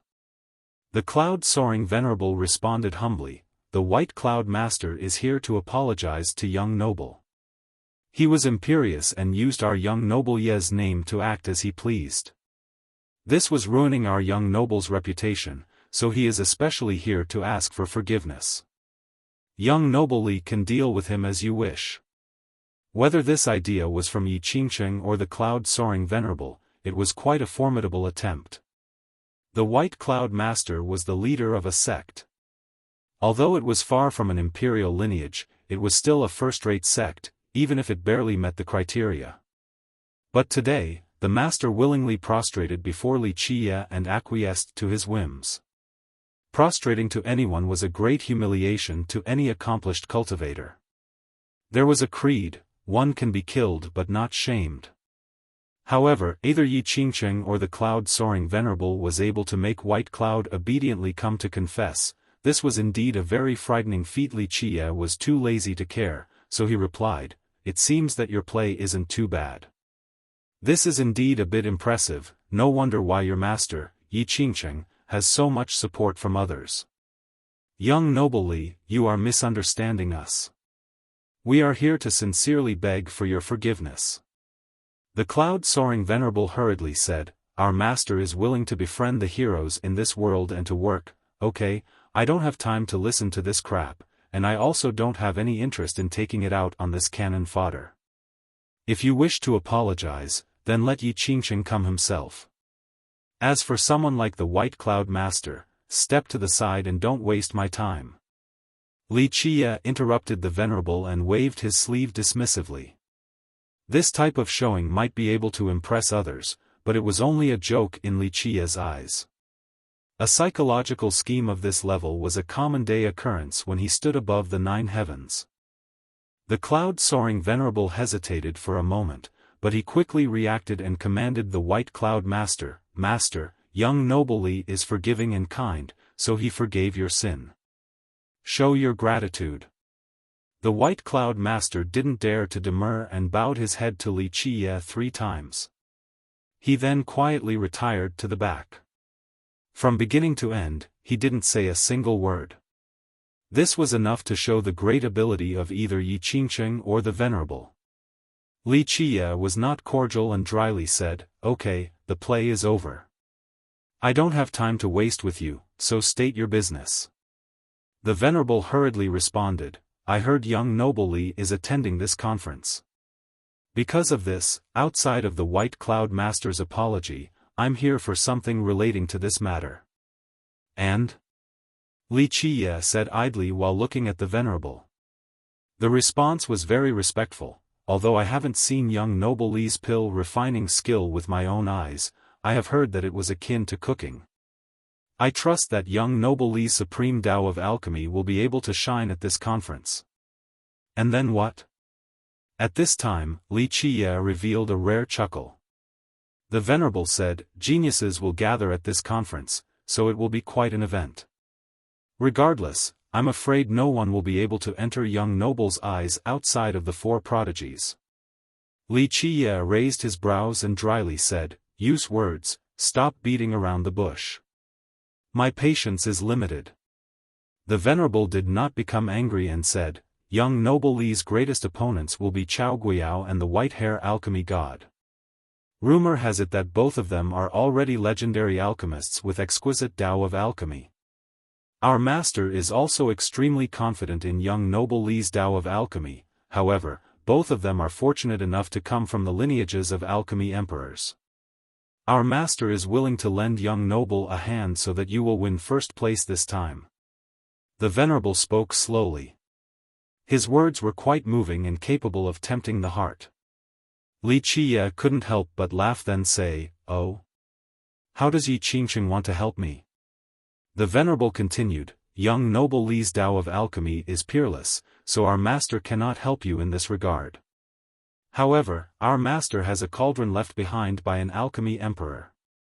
This is a cauldron used by the emperor throughout his entire life. It is very gentle and easy to use. Since our master is neither an alchemist nor interested in the Tao of alchemy, our master would like to hand the cauldron to the virtuous if young noble is willing. There is a great saying, a treasure sword for the heroes and rouge for the beauties. Only young noble Li is qualified to have such a great cauldron from an alchemy emperor. The venerable spoke calmly, anyone else would be quite tempted. Li Qie grinned and inquired, "What is your master's condition?" The venerable shook his head and said, "Young noble Li is mistaken. To talk about conditions with a hero like young noble Li is too crude. Our master only wants to befriend young noble. If young noble is willing to give us face, then come be a guest at the Stony Edge Kingdom. Our master will be the best host for young noble." If any alchemist heard such words, they would be ecstatic. In the stone medicine world, countless youths were willing to befriend Yi Qingcheng. Being acquainted with such a famous man would be a tremendous honor. And for alchemists, the cauldron of an alchemy emperor was a magnificent and priceless symbol, something they would definitely cherish in their hearts. Countless alchemists' lives had ended without ever obtaining one. But now, Yi Qingcheng was willing to hand a cauldron of this level over to Li Qie and befriend him. This was more than any alchemist could wish for. Li Qie looked at the venerable and smiled before speaking, "I am someone who is also very willing to make friends. However, making friends is not about letting someone else do the talking.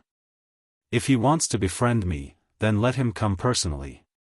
As for the cauldron, I'm not interested. As long as I participate, I will naturally be number one at the conference." The venerable quickly said, "It is great that young noble Li has such confidence." Li Qie lightly shook his sleeve to interrupt him and coldly stated, "Please leave, I am tired." The venerable was a sensible man. He did not become angry and instead smilingly said, "Please have a good rest. I will come back another day." After sending the venerable away, the madam softly asked, "What does young noble think the venerable was here for?" A weasel trying to offer the chicken New Year's greetings. There were no good intentions here. Li Qie responded with a smirk. The madam said, "Yi Qingcheng is purposely trying to recruit you. He is known for gathering capable people. His circle is wide and rumored to have many experts from all over the world." Li Qie smiled and said, "My Zi Yan, if I were him and had ambitions of reaching immortal emperor, then I would also use all of my ability to recruit an unfathomable alchemist. Think about it, if you wanted to become the immortal emperor, just imagine how arduous this path would be. Nothing could be better than to have many great characters as your Tao protectors, especially the old geezers on their deathbeds. These are the ones who can wipe out the obstacles on his path towards the throne. So Yi Qingcheng needs alchemists." The madam was not foolish, so she understood right away. Li Qie nodded and said, "Yes, an unfathomable alchemist should be able to refine decent longevity medicines. How many old geezers would be attracted by this and work under him? If an unfathomable alchemist without any background or powerful backing joins Yi Qingcheng, then one of these days, he would be sucked dry by him. Perhaps, his Tao of alchemy would one day become Yi Qingcheng's property." The madam couldn't help but murmur, an upfront investment would truly be worth the price. Under the madam's lead, the cloud-soaring venerable came in. Moreover, he was not the only person. Behind him was the white cloud master who hung his head low. The venerable had a middle-aged appearance along with an elegant air, making people think that he was born a noble. However, he had a pair of fierce eyes, so it was apparent that he was an unfathomable character. Don't be fooled by his outward appearance and gallant temperament, he was actually a centipede demon that had access to extremely ruthless methods. He came in and immediately cupped his hands towards Li Qie in a very polite and even respectful manner before saying, "Your great fame resounds like thunder, I have been an admirer for a long time." Although he was still relatively young, the Venerable was already a very powerful heavens-equal king, the peak of this realm.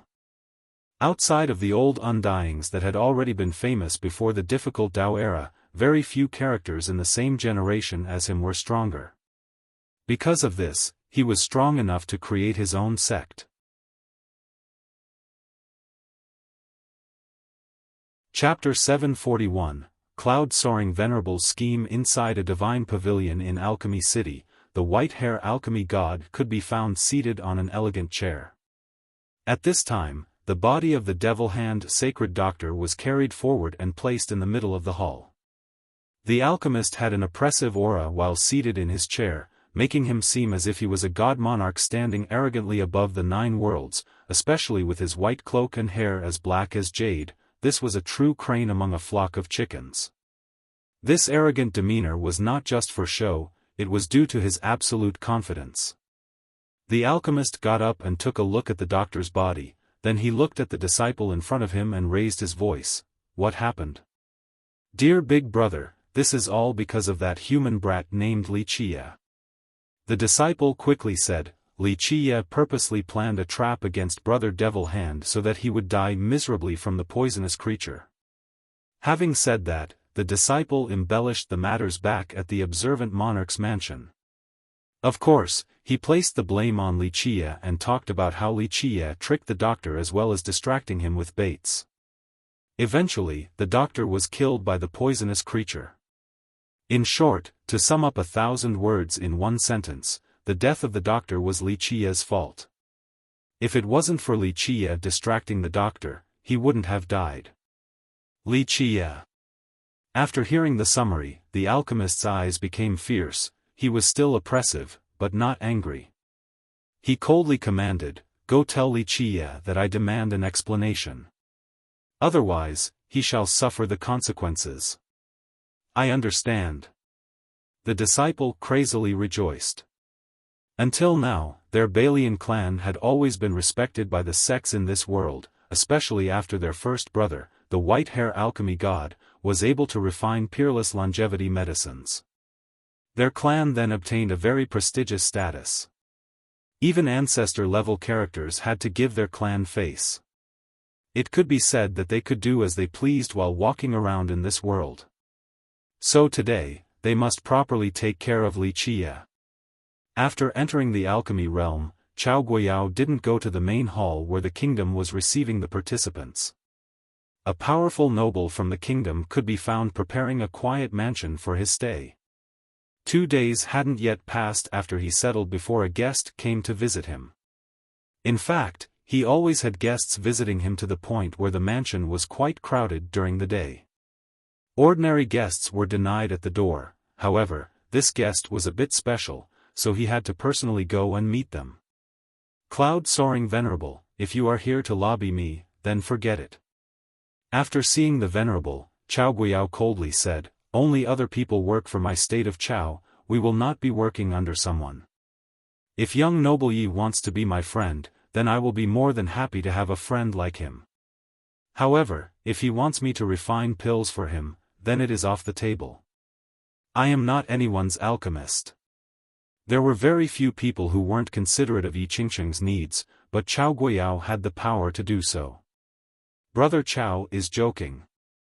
The Venerable smilingly said, Our young noble, of course, is your friend. It is our young noble's honor to have a friend like you. That is for the best. At this time, Chao Guiyao's expression eased as he said, Although Yi Qingqing wants to command the world, I will not join him. Friendship is fine, and occasionally, I can refine 1 or 2 batches for him, but to be his personal alchemist is out of the question. The Venerable said with a smile, Brother Chao misunderstood. Our young noble wants to have a relationship as equals with Brother Chao. If our young noble becomes the immortal emperor one day, then Brother Chao would be a monarch standing side by side with him. Only Brother Chao is qualified to stand next to my young noble at the peak and look down on the 9 worlds. The Venerable indeed could spew out lotus flowers. Who wouldn't want to listen to flattery of such a level? After hearing this, Chao Guiyao's mood became very good. He smiled and said, if Brother Cloud Soaring isn't here to recruit me, don't tell me this is just a visit? You have never been one to come without a purpose. Chao Guiyao was very proud. Ordinary people wouldn't be able to talk to him, but the Venerable was eloquent and was able to make Chao Guiyao happy immediately. Brother Chao wronged me just now. I actually had been wanting to visit your state of Chao for a very long time now. Spirit medicines are aplenty and rich worldly energy is everywhere. Who wouldn't want to stay in such a great country? Brother Chao might not know, but I work for my young noble day and night while carrying out countless errands each day. My legs are about to break from traveling from north to south. The Venerable quickly cried out his grievances. Suddenly, his relationship with Chao Guiyao became a lot closer due to this casual conversation. Chao Guiyao said with a smile, "Well, Brother Cloud Soaring, don't make fun of me. If you have any important reason for this visit, just say it." The Venerable quickly said, "Brother Chao, I came this time not for anything else, but the alchemy conference." Alchemy conference? There is nothing to talk about then. Chao Guiyao said with confidence, "Outside of the white-hair brat, I don't care for other people. Only that brat is qualified to compete for first place against me." The Venerable quickly responded, "Brother Chao, do not take things lightly. There is someone else that you certainly shouldn't ignore, he is definitely a strong opponent." "Who might that be?" Chao Guiyao said, "I'd like to see what kind of man can be a threat to me." Wuxia, an alchemist employed by the giant bamboo country. He is definitely a threat to Brother Chao. The Venerable said. Chao Guiyao didn't take this seriously and said, "It is that Wuxia who can refine pills like stir-frying vegetables, right?" Those are just rumors, they can't be trusted. Refining pills like stir-frying? Only alchemy emperors are able to do so. Even legendary alchemists can't accomplish such a feat. The Venerable said, "Brother Chao, it is better to believe than to not. I have carefully analyzed the information from various parties, and after a lot of scrutinizing, I feel that there is a strong possibility that it is true. Moreover, I also have a bold conjecture." "I'm listening." Chao Guiyao noticed the Venerable's solemn expression and became earnest as well. The Venerable spoke with a serious demeanor, "Brother Chao, think about it. If, say, this Wuxia has no background, an ordinary alchemist with no sect, if he could reach such a level. Okay, we'll take a step back and say that this is an exaggeration, but many people have said that his pill refinement skill is amazing. This is enough to show that he is indeed capable. Refining pills like stir-frying is impossible. If it is like you say and this Wuxia really is that great, then I actually want to meet him." Chao Guiyao grew eager after hearing this. The Venerable replied, "I'm afraid it is far from just so. From different aspects of my analysis and personal deliberation, my bold speculation is that this Wuxia definitely obtained the legacy of a great alchemy emperor. He is versed in longevity medicines, fate pills, and even medicinal arts. Therefore, a young alchemist with no sect simply cannot reach this level. The only explanation is that he had obtained the legacy of an emperor. Moreover, it might be an extraordinary emperor at that." At this point, the Venerable put on his most austere look and said, "I have an even bolder thought. Perhaps, this Wuxia obtained the legacy of the legendary alchemy god." "The alchemy god's legacy?" Chao Guiyao shook his head and said, "That is absolutely impossible. The alchemy god's legacy has been lost for millions of years.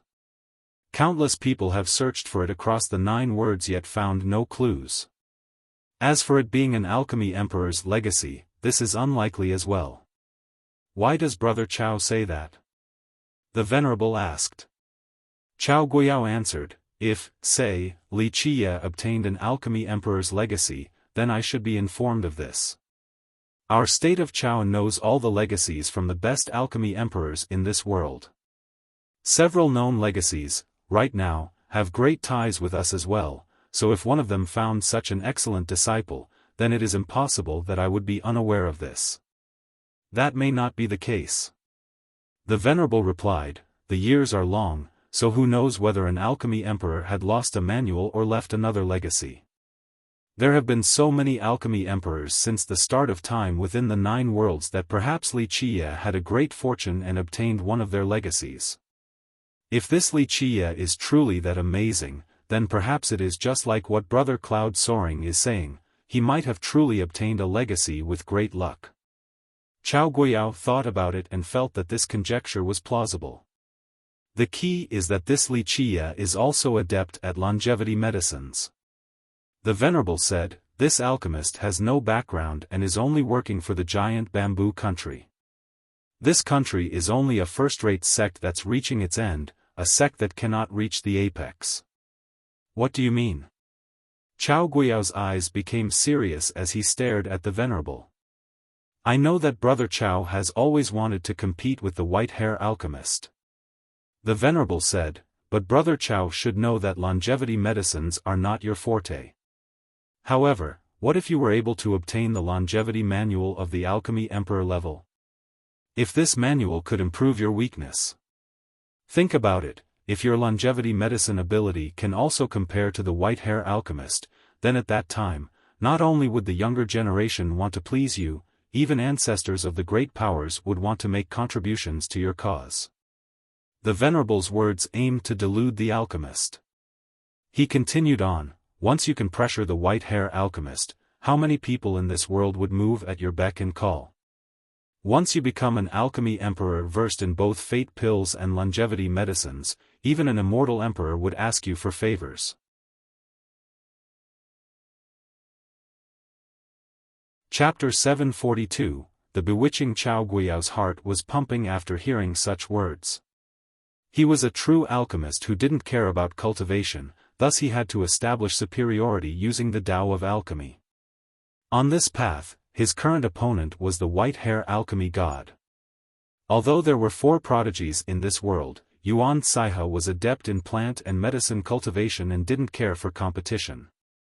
As for the alchemy kingdom's Mu Qiao, he could only make physique pastes and kept a low profile on top of that. Therefore, Chao Guiyao believed that his only real opponent was the white-hair alchemist.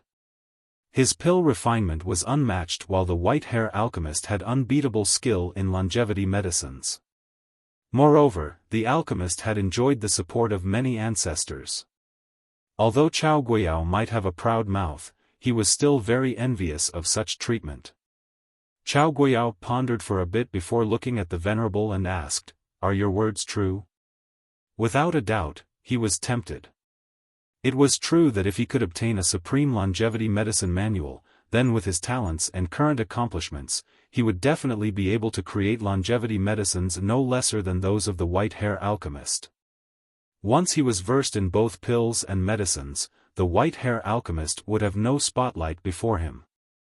Just thinking about the alchemist's expression after being suppressed by him left Chao Guiyao secretly ecstatic. Would I lie to Brother Chao? The Venerable became serious and said, Brother Chao should know what I do very well.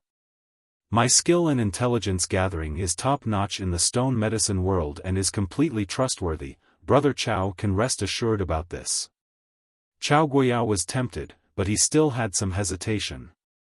He looked at the Venerable and asked, if Brother Cloud Soaring is speaking the truth, then there is something I don't understand. Why is Brother Qingcheng not tempted for an alchemy emperor's supreme art when it's right in front of him? The Venerable quickly responded, it would be a lie to say that our young noble is not tempted. However, Brother Chao, you should know that our young noble is focused on cultivation and knows very little about the Tao of alchemy. Moreover, the Stony Edge Kingdom does not prioritize the alchemy Tao. However, Brother Chao is different. The Venerable put on a serious demeanor and said, for a genius like Brother Chao, after obtaining this art for at most 5 years or as little as 1 or 2 years, you will definitely be able to create some superb longevity medicines. Oh, right.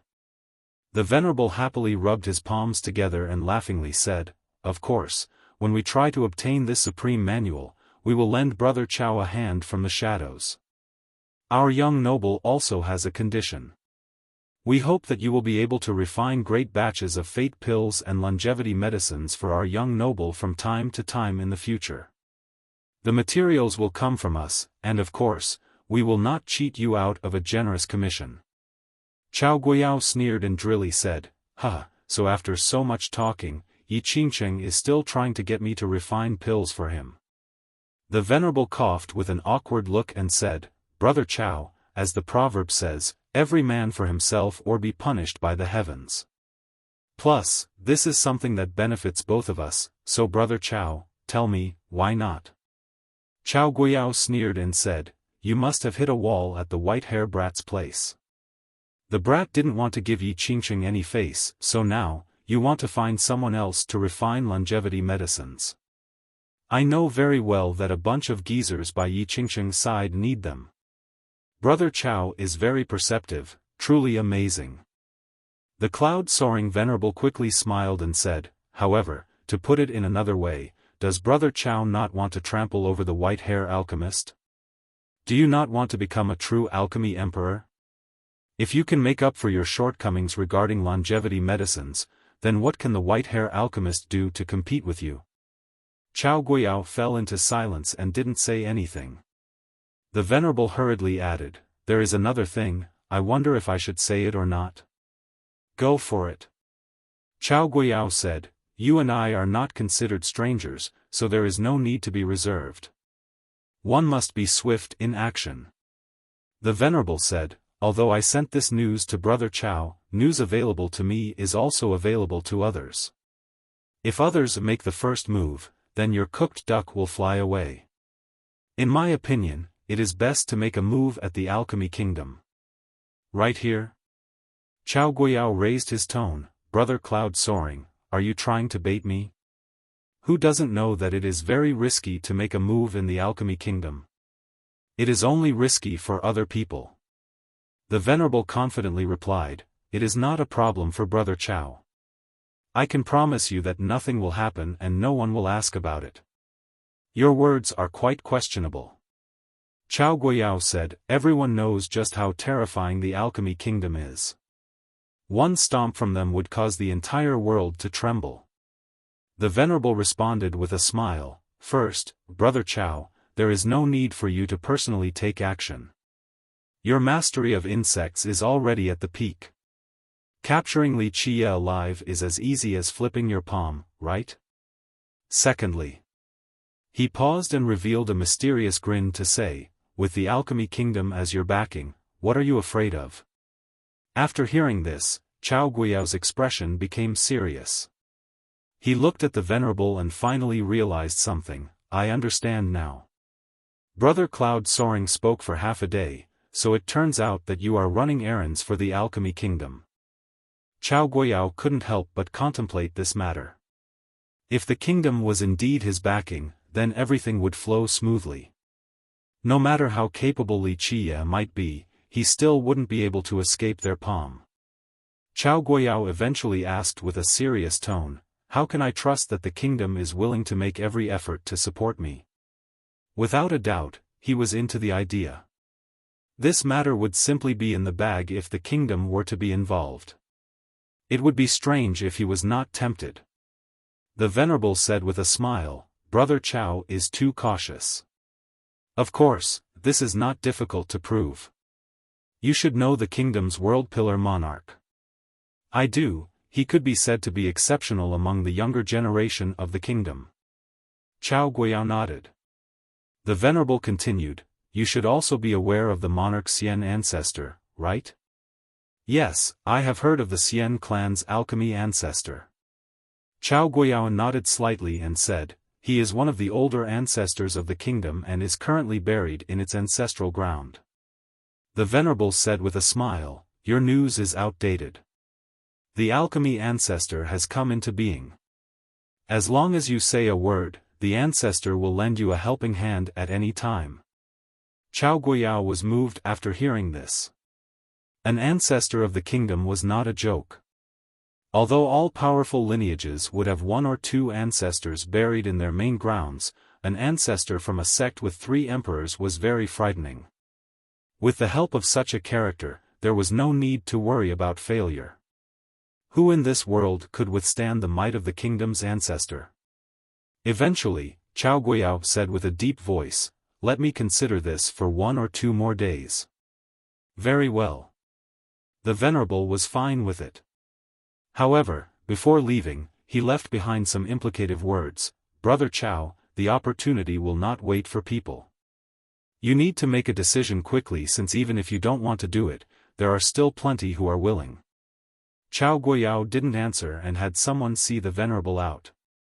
After leaving, the Venerable went back to his place.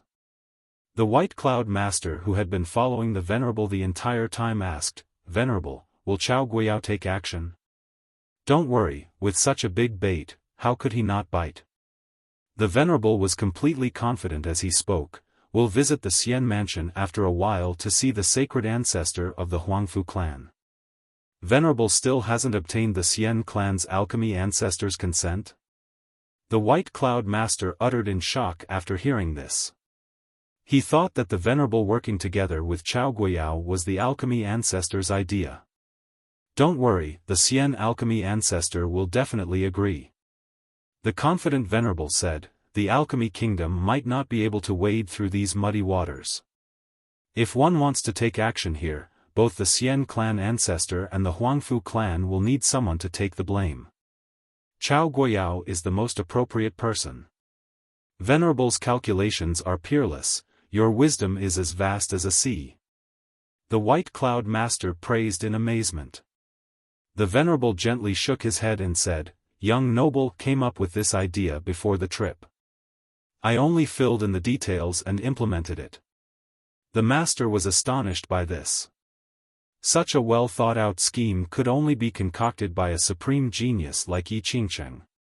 The state of Chao, the Huangfu clan, the Alchemy Kingdom, the Balian clan, and even the crystallized sea sect will all be swept into this storm. At that time, even Alpine Mountain and the giant bamboo country will not be able to avoid this. When the majority of the kingdom's ancestors fight against the Alpine Tree Father and the giant bamboo divine protector, the stone medicine world will have a change of dynasty. The Venerable's eyes became fierce after revealing his plan and said, "At that time, when all the god kings die in battle, the remaining eternal existences and supreme god monarchs will be generals under our young noble's banner. Who could stop us then?" After hearing such a grand plan, the White Cloud Master felt a chill and was glad that he chose to join Yi Qingcheng's side. Chao Guiyao's heart was pumping after hearing such words. He was a true alchemist who didn't care about cultivation, thus he had to establish superiority using the Tao of alchemy. On this path, his current opponent was the white-hair alchemy god. Although there were 4 prodigies in this world, Yuan Saiha was adept in plant and medicine cultivation and didn't care for competition. As for the alchemy kingdom's Mu Qiao, he could only make physique pastes and kept a low profile on top of that. Therefore, Chao Guiyao believed that only the white-hair alchemist was his real opponent. His pill refinement was unmatched, while the white-hair alchemist had unbeatable skill in longevity medicines. Moreover, the alchemist had enjoyed the support of many ancestors. Although Chao Guiyao might have a proud mouth, he was still very envious of such treatment.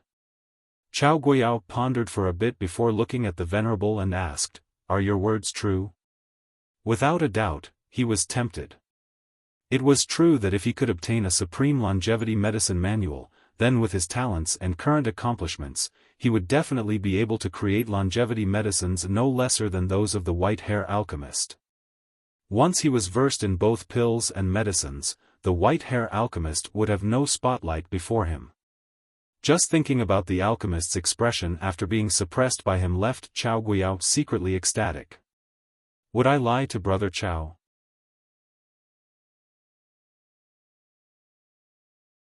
Chapter 743, Before the storm. Inside a palace within the Alchemy Kingdom's ancestral ground, Grandma Bai had just quickly returned after gathering enough information. Inside the courtyard, many flowers were blossoming as Ming Yeshue walked among them, basking in their beauty. Although the flowers were brilliantly colorful, all of them were eclipsed by Ming Yeshue's beauty. She was the most beautiful flower here. Young Miss, the Xian alchemy ancestor has come into being. Grandma Bai immediately reported after seeing Ming Yeshue. So he still came out in the end. Ming Yeshue was not surprised after hearing this. She only sighed gently and said, "What is his reason for coming into being?" The alchemy ancestor wants to refine a cauldron of longevity medicine. His venerable wants to come out and recover for a bit. Once he reaches his peak condition, he will start the cauldron. Grandma Bai said, he immediately left the alchemy kingdom after coming out, so no one in the family knows his whereabouts right now. Whether he left the kingdom or not, only his venerable knows best. Ming Yeshue said drily. Her current demeanor resembled a fairy in the mortal world, intoxicating everyone. There is something else that young Miss should keep in mind. Grandma Bai said, the cloud-soaring venerable recently arrived at Alchemy City and has been very active. He visited many people and is very close to the World Pillar Monarch. Ming Yeshue said, nothing good will come from the venerable.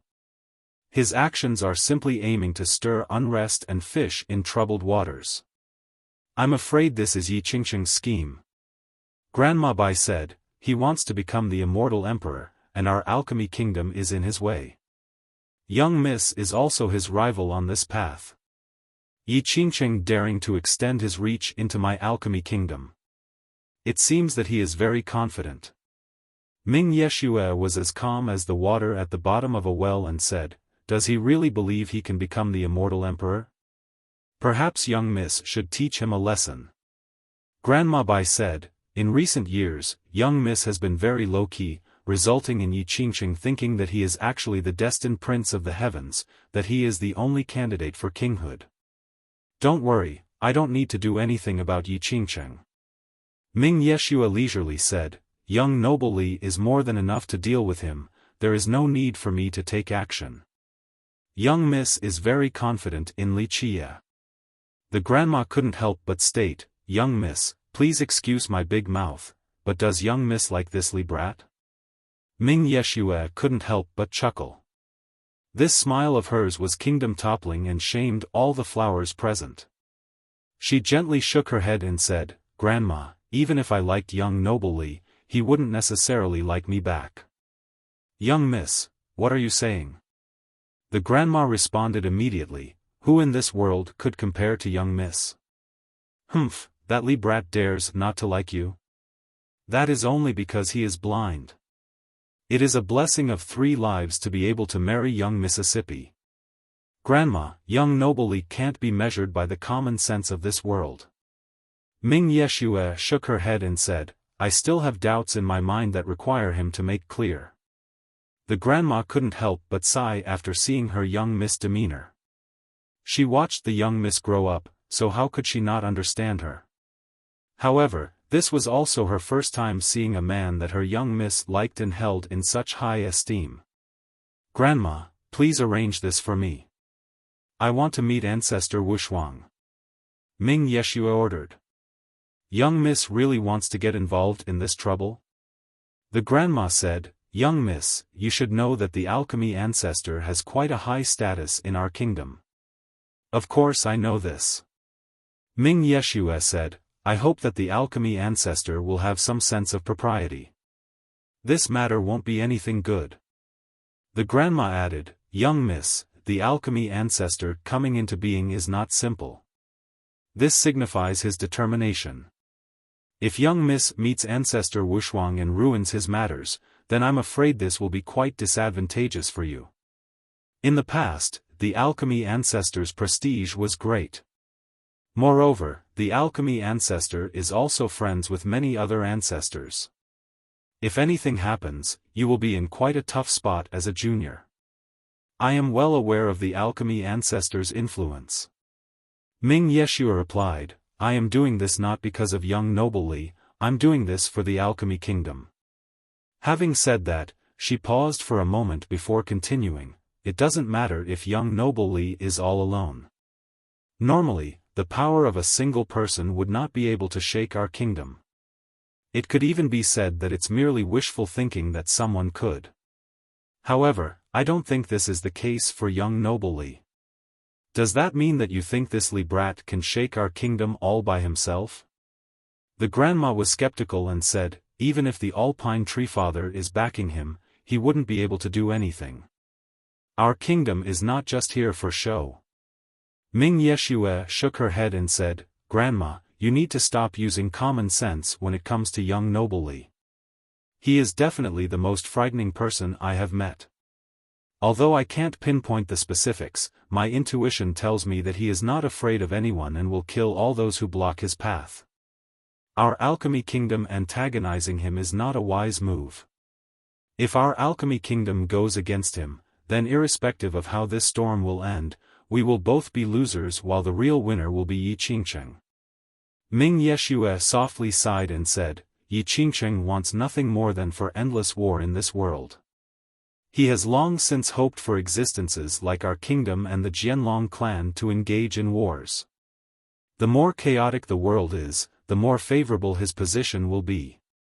I understand young Miss' point of view. The grandma was very confident in her young miss since her vast wisdom and intelligence had few matches. She quickly said, I will arrange with the elders for young miss to meet ancestor Wuxia. Ming Yeshue nodded her head and said, another thing, let observant monarch go visit young noble Li and tell him that there will be turmoil in the upcoming days. Caution will be the best policy. Don't worry, young miss, I will let the observant monarch send the message. Grandma Bai immediately carried out the command without any hesitation or long-windedness. She didn't like Li Qia. In her eyes, he was too arrogant and didn't even put her kingdom in his eyes. This made her especially upset. Nevertheless, she still unconditionally carried out Ming Yeshue's order. Aside from knocking random things on his dry mountain, Li Qia used his remaining time to cultivate. After Yuan Cai's arrival, he had even more time for cultivation. As one of the four prodigies, she was exceptional regarding the Tao of alchemy. She learned a few things after just watching him, so after a few more poisonous creatures came, she took care of them to help Li Qia. Inside his room, Li Qia's divine rings pulsed back and forth. After 81 of them finished pulsing, a faint, proud shadow appeared behind him that was seemingly holding the rest of the world in disdain. This shadow appearing behind his back seemed to be the ruler of myriad eras. This was the highest symbol of the heavenly sovereign realm, an era sovereign as other cultivators would call it. Once reaching this level of the heavenly sovereign realm, it meant that Li Qia could easily step into the heavenly king realm. In fact, with his Tao foundation and the advantages of having 13 palaces, he could easily reach the king realm in a very short time. However, Li Qia did not do this. In the previous levels, Li Qia was cultivating like an ordinary practitioner. This time, Li Qia chose to slowly polish himself at the era sovereign level. Li Qia had a different understanding and interpretation of the era sovereign level. Because of this, he spent a lot of time and effort at this level instead of soaring to the king realm. Moments passed by as his fate palaces floated up and down. His life will disappeared along with the divine rings before Li Qia finally took a deep breath and stood up. The madam was waiting outside. She put a cloak on him right after he appeared and softly said, "Young master, the observant monarch is waiting outside. He said that Fairy Ming told him to visit you, will you meet him?" Li Qia gently nodded and said, "It seems that Yeshue found out which big shot from the kingdom took action. Let us go." In the main hall, Li Qia met the monarch. The monarch bowed after seeing him and once again thanked him for saving his son's life. After the monarch took his seat, Li Qia slowly asked, "What news did Yeshue send you here for?" "Dear young noble, the princess told me to tell you that our alchemy ancestor has come into being." The observant monarch spoke carefully. Although he didn't know the details of this matter, he could guess a thing or two. He also knew, very clearly, that something big was going on. "I got it." Li Qia smirked. An ancestor coming into being was within his expectations. Now, Ming Yeshue's news confirmed his speculation. The princess also told me to remind young noble to be very careful in the upcoming days. The monarch spoke, especially of Yi Qingqing's people, to avoid falling into a trap.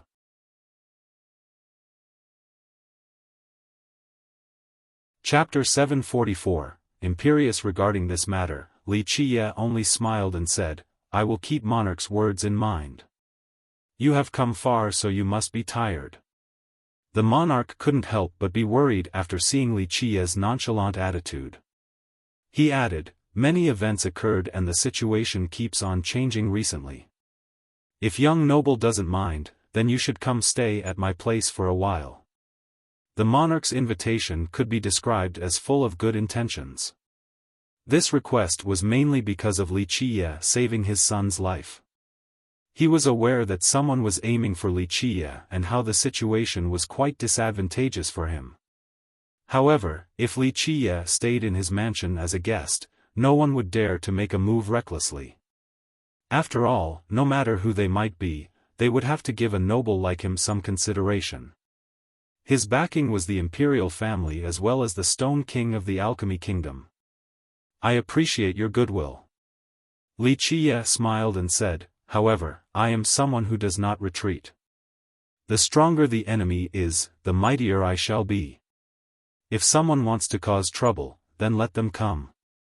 I will not go anywhere, I will stay here, waiting. The winner has yet to be decided.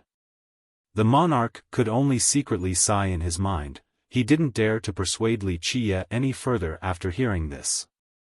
However, trouble comes after being mentioned. After the monarch left, trouble came immediately. A disciple from the Balian clan was outside of the building and stated that he wanted to see Li Qiye. Young master, a disciple from the Balian clan, a junior brother of the white-hair alchemy god, wants to meet you. He has his senior brother's seal. The madam informed Li Qiye. Seal of the white-hair alchemy god? What the hell is that? Li Qiye couldn't help but laugh. The madam explained, although the white-hair alchemist is part of the younger generation, he carries a lot of weight in the stone medicine world. He even has his own seal. Seeing the seal is the same as seeing him in person.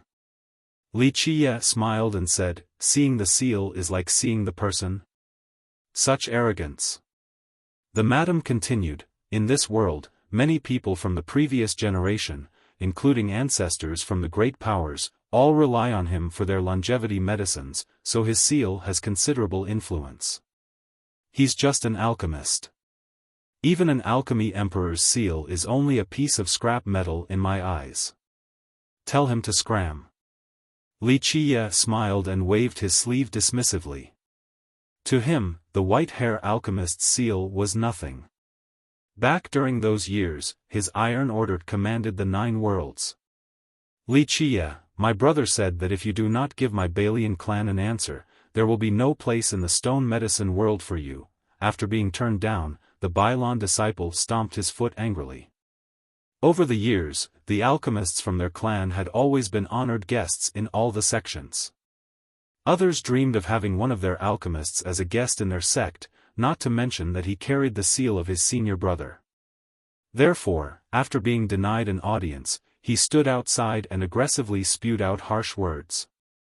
No place in the stone medicine world for me? Li Qiye. While the disciple was releasing his anger outside, a leisurely voice came from inside.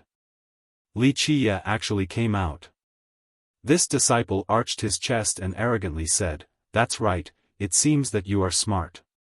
If you didn't come out, then don't even think about showing your face in this world anymore. After seeing Li Qiye, this disciple thought that Li Qiye was scared by him, so he became quite pleased with himself.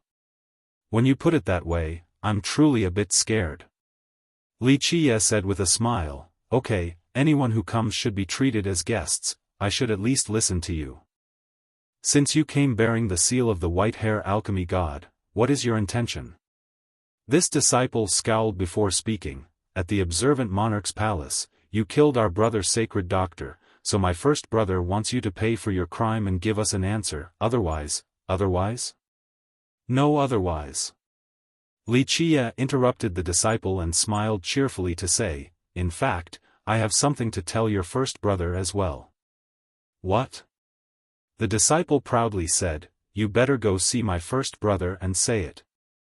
Li Qie happily said, "Ah, it is very simple. Tell him to scram as far away from me as possible, flee to the ends of this world. Otherwise, if he comes to provoke me again, I will personally crush him. This thing doesn't know life from death." The disciple's expression greatly soured after hearing this. He became serious and spewed out threats. "Ignorant brat, do you not know that my brother does not need to do anything to kill a junior like you? With one command, countless people will come for your head, pop." Before this disciple could finish this threat, Li Qie had already kicked him flying. In the blink of an eye, this disciple soared through the sky like a shooting star and disappeared in the distance. After kicking him, Li Qie gently patted his palms and smirked before commenting, "It's finally quiet." The worried Yuan Saihe, who had been standing next to him the whole time, reminded him, "Big brother, you should be careful of the white-hair alchemist. Among us four, he is the most influential. As long as he sends out his intention, many experts from the previous generation will be willing to contribute, including ancestors and eternal existences. There is a particular saying in the stone medicine world, provoking the white-hair alchemy god is the same as poking a beehive. If he wants someone dead, these powerful existences would be more than happy to bring this person's head to him. Let them come. The more people who show up, the more exciting things will be. This land requires more nourishment from blood." Li Qie smiled and said, "Besides, it is more fun this way. Killing one or two is so meaningless. Massacring a few thousand is more interesting." His words made Madame Ziyan speechless. She could already smell the stench of blood. Amidst her shock, it was as if she could see a scene of blood flowing like rivers. Bang! The moment the white-hair alchemist saw the dying disciple being carried back, he immediately shattered his desk with one palm with an extremely unsightly face. The disciple that was kicked flying by Li Qie was on the verge of death. If another disciple from the clan didn't bring him back, perhaps his corpse would have been lost in the wilderness. This Li Qie has gone too far. The alchemist's expression was cold as his uncontrollable anger erupted. Even eternal existences in this world would have to give him face, let alone a mere Li Qie. "First brother, you must avenge me. This Li Qie deserves 10,000 deaths." This disciple cried miserably. He wanted to stand up but couldn't. The alchemist's eyes revealed a murderous intention as he awe-inspiringly spoke, "Rest assured, I will avenge you." After the wounded disciple was taken away for treatment, the alchemist sat down on his chair and coldly said, "Send out this news. Tell that Li Qie to kneel outside of my doors before sunset. Otherwise, I will tear him to pieces in front of everyone." His command quickly alarmed the entire city, and a storm immediately surged. No one questioned his capabilities. As long as he said the word, countless people would be willing to go take Li Qie's head for him. Someone gleefully said after hearing this news, that Li Qie is unlucky for provoking the white-hair alchemist. Just wait for the beehive to come stinging, a bunch of old geezers is about to come out.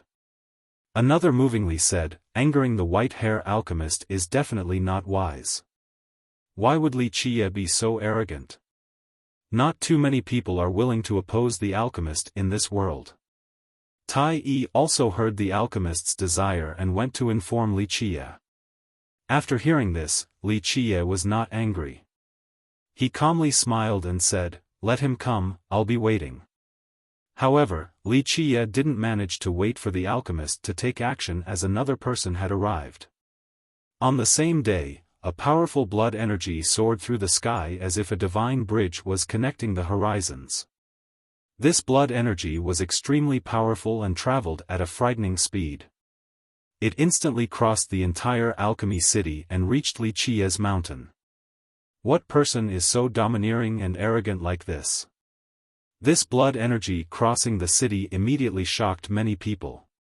Everyone knew that Alchemy City was a place with crouching tigers and hidden dragons. In this land, not to mention the nobles of the kingdom, many poisonous insects hid in the deep caves and swamps. Many experts, including the ancestors of great powers, would not act recklessly after coming to this city. They would converge their blood energy and maintain a low profile. But now, this energy soared through the entire city in the blink of an eye. Such a grand approach was truly glaring. The owner of this blood energy soaring in sky with great speed was a young man. He didn't bother hiding his blood energy. It could even be said that he purposely emitted his energy. Realms floated around his body as if he had formed his own world. Layers of starry lights emerged from this young man's body like celestial shields protecting him. Under such radiance, this young man appeared to be even more sacred, almost akin to a deity. It was as if he was a general from the heavens descending down to the mortal world. The only difference was that he didn't wield a battle spear. Such an arrogant young man letting his energy soar through the city was indeed a rare sight. Not many geniuses would dare to do so. After all, this was Alchemy City.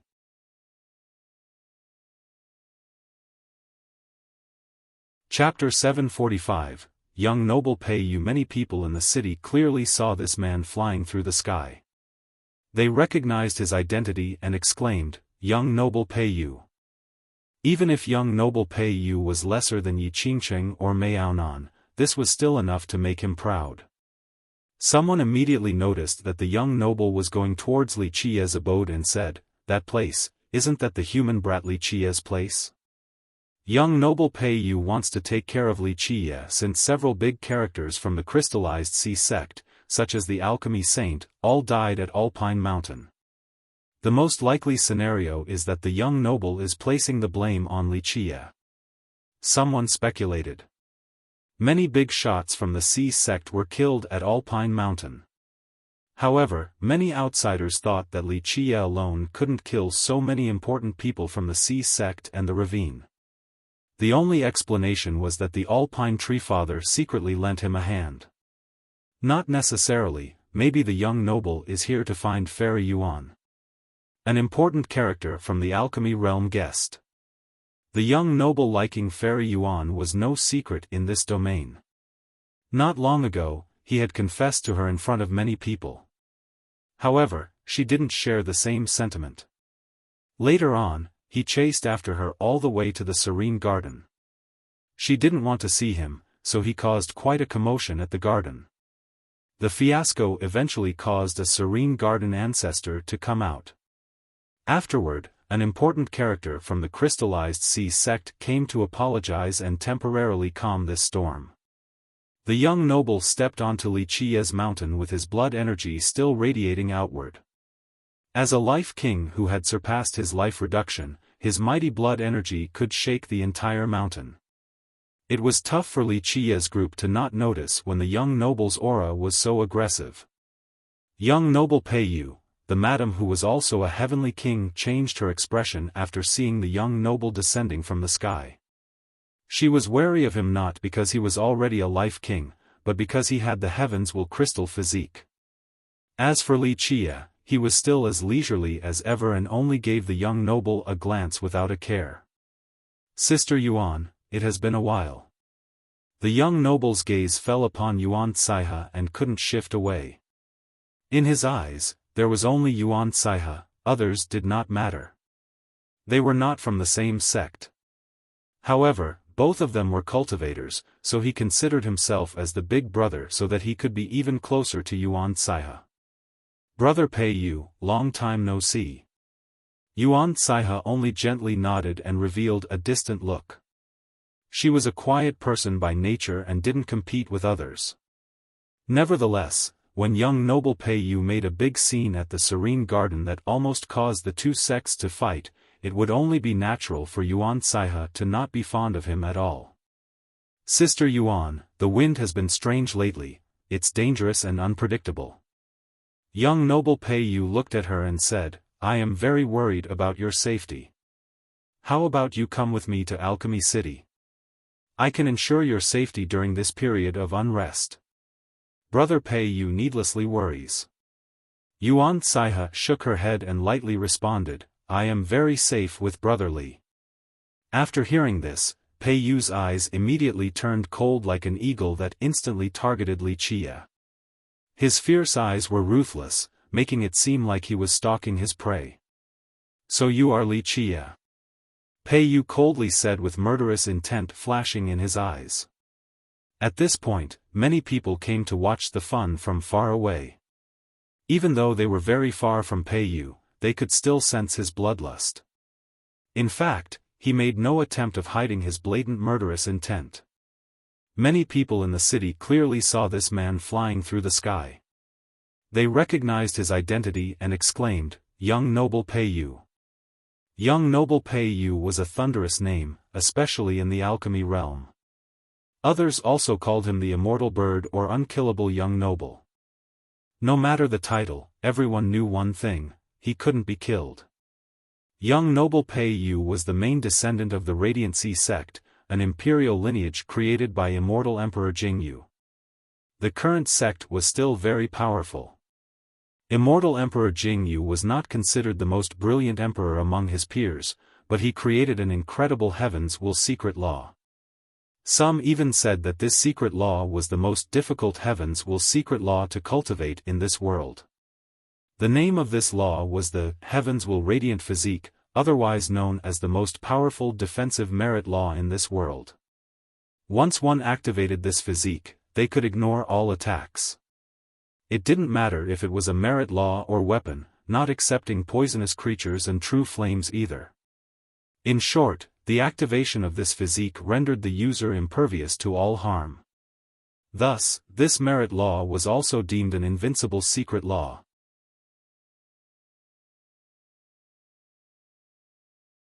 Chapter 746, Beat Him, It's About to Start.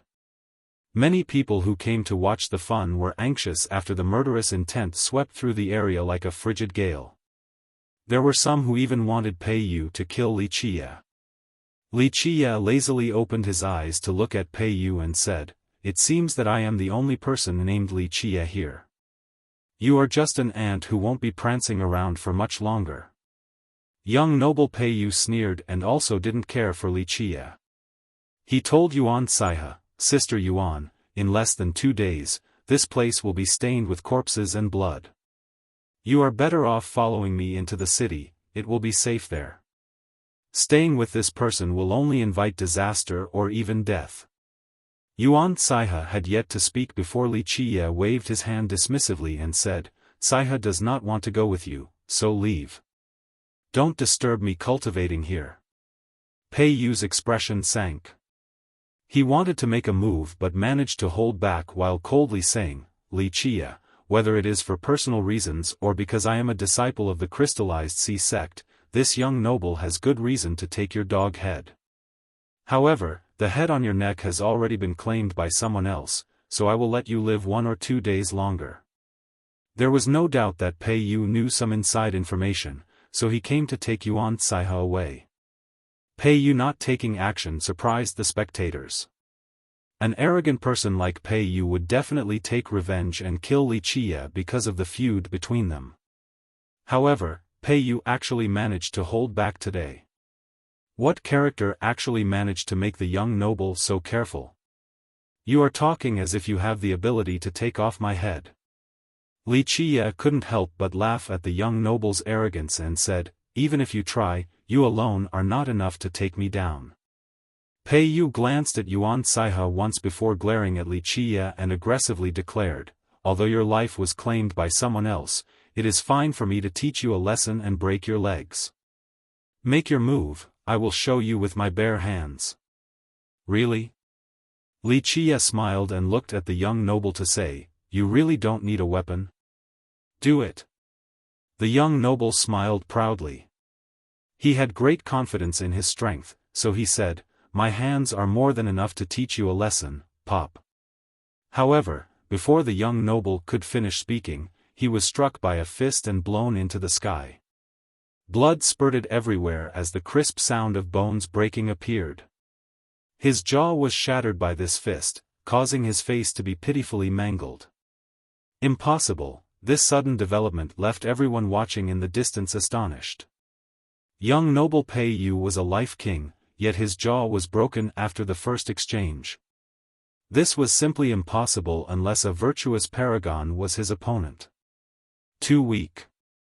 At this time, Li Qiye remained standing at the same spot and wiped off his hand with a smirk on his face. It seemed as if he didn't make a move at all. You actually dare to say that you will teach me a lesson at this level? Is the descendant of immortal Emperor Jingyu this weak? Go back and train for another 10,000 years. Pei Yu finally stood up straight at this time with his mangled jaw. A single fist from Li Qiye breaking his jaw was the most humiliating thing he had ever experienced. Zzz, in the blink of an eye, his jaw was reformed, perfectly intact. He was ultimately a life king, so he could easily recover an injury of this degree. Little bastard, die. How could the young noble maintain a graceful demeanor at this time?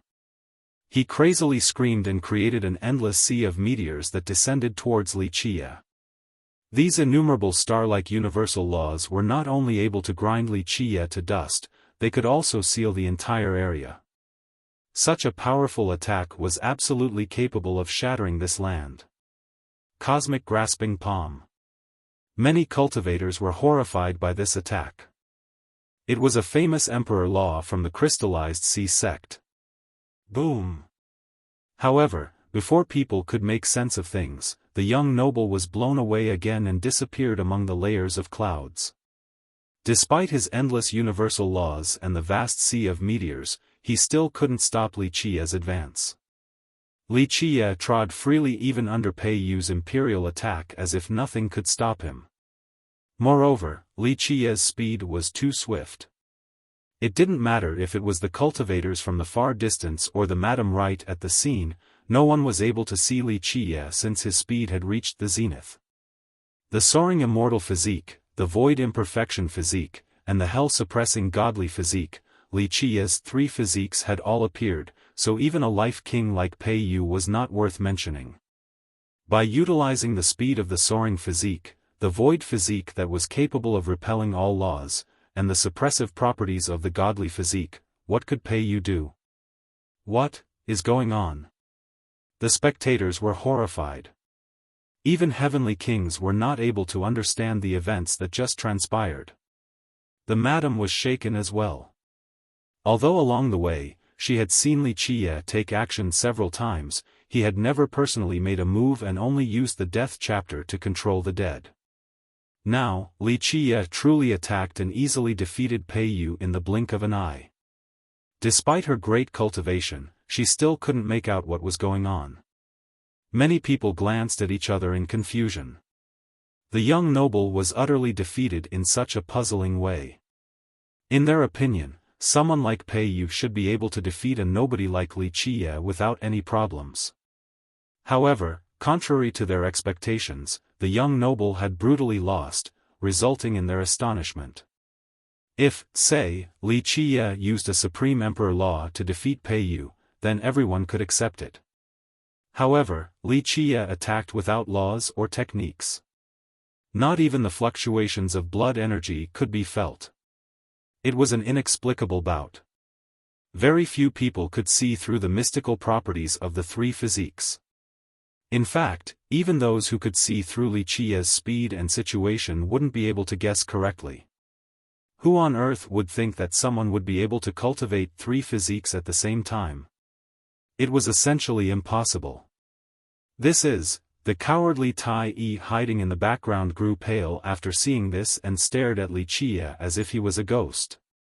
Although he didn't completely grasp what just transpired, he understood a thing or two. He couldn't help but shiver as his body became cold. He recalled a particular legend, a legend regarding the Black Dragon King. This legend was still only speculation since future descendants couldn't verify it.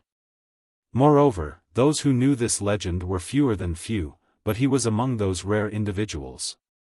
He took a deep, calming breath and praised his own fortune for not opposing Li Qie. Boom!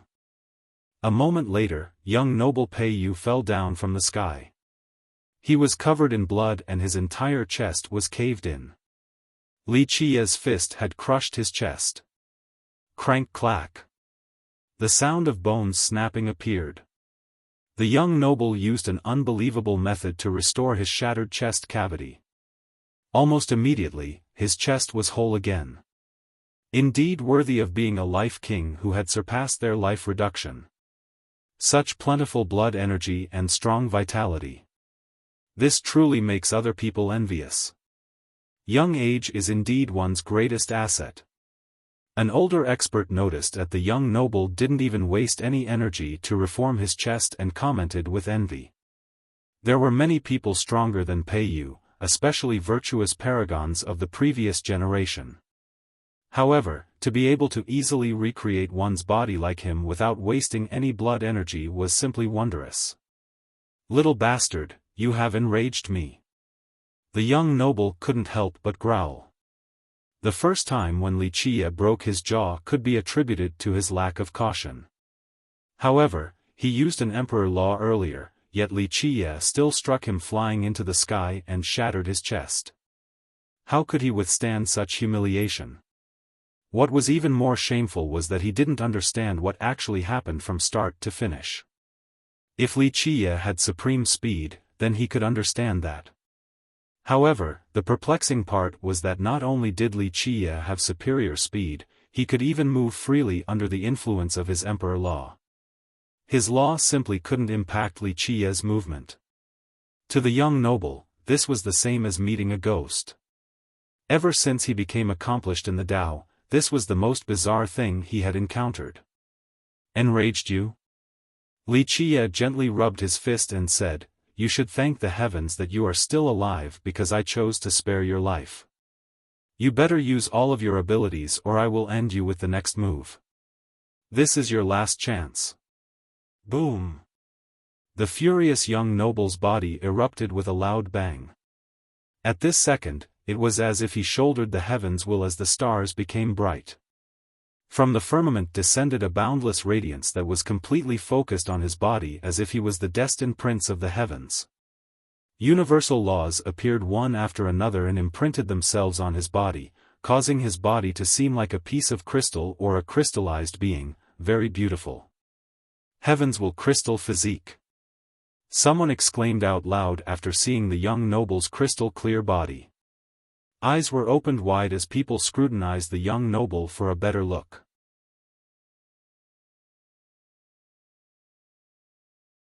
Chapter 747, Heavens will crystal physique. Many cultivators in the distance were both nervous and scared after young noble Pei Yu activated his crystal physique. Heavens will crystal physique, the most powerful defense in this world, it's completely impenetrable. An older cultivator couldn't help but murmur with great envy. Any sect or cultivator would covet this art. An untouchable secret law, could anything in this world be better than this? It allowed for its user to stand undefeated so that they wouldn't be afraid of any enemy no matter how mighty they might be. I didn't expect to have the opportunity to witness the crystal physique with my own eyes. This trip was definitely not a waste. The younger generation also became excited and was overwhelmed with greed after seeing the young noble's crystal physique. After activating his art, the young noble looked at Li Qie in disdain. He was extremely confident that the moment he used this art, he would be unstoppable, and if he wanted to leave, no one could stop him. Li Qie, your turn. With great hubris, the young noble looked down at Li Qie from above and sneered, "Even if you cultivate the best law in this world, you still wouldn't be able to defeat me." Boom! After the young noble finished his remark, Li Qie unleashed another powerful fist on the young noble with extreme speed. However, the young noble stood there motionlessly without any harm. Even Li Qie's triple physiques couldn't break the young noble's defense.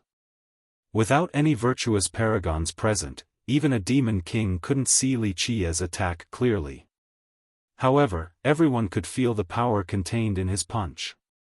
It violently shook the earth, making it clear that very few could bear such a blow. Nevertheless, the young noble was unaffected as if he was an immovable god-monarch. Nothing could deter him. You only have this meager power? The young noble finally regained some face after being beaten so badly by Wuxia earlier. Now, he finally won an exchange, thus he belittled Wuxia with an impetuous look. Since it took so much effort, he had to do a good job at humiliating Wuxia to wash away the shame from before.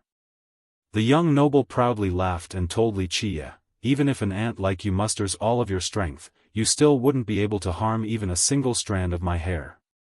It was no wonder why the young noble was so arrogant. He had complete confidence in his secret law. He had used it to fight Yi Qingqing before. Although he was not Yi Qingqing's match, Yi Qingqing couldn't break through his physique and injure him. Young noble Pei Yu even used the physique to fight against a virtuous paragon. The suppression of this mighty existence still couldn't hurt him. In his eyes, there was no one in this world that could break the heavens will crystal physique. In fact, he was not the only one with this belief. Even the crystallized sea sect and all the cultivators in the stone medicine world held this notion. Boom! Another heavy attack from Wuxia struck his head after he finished uttering those words. This attack was enough to destroy a star, but Pei Yu remained unharmed and unmoved. In this world, only the grand completion indestructible diamond physique can compare to the heavens will crystal physique. A great character commented after seeing Wuxia's powerful attack that failed to move the young noble. This left people wishing that they could also cultivate this secret law to become undefeatable. Is this the best you can do? The young noble sneered, take out your weapons, if you have any that is. Even an immortal emperor life treasure or true treasure is fine. Go ahead, use them on me. Otherwise, with your power, even if you hit me 1 or 10,000 times, it still wouldn't harm a hair of mine. If you use eggs to hit a rock, even 10,000 eggs wouldn't be able to hurt the rock. The young noble ignored all scruples because of his status and aggressively belittled Wuxia. This was his goal, after all. Only someone who trains the crystal physique would be able to challenge imperial weapons like this. Someone murmured.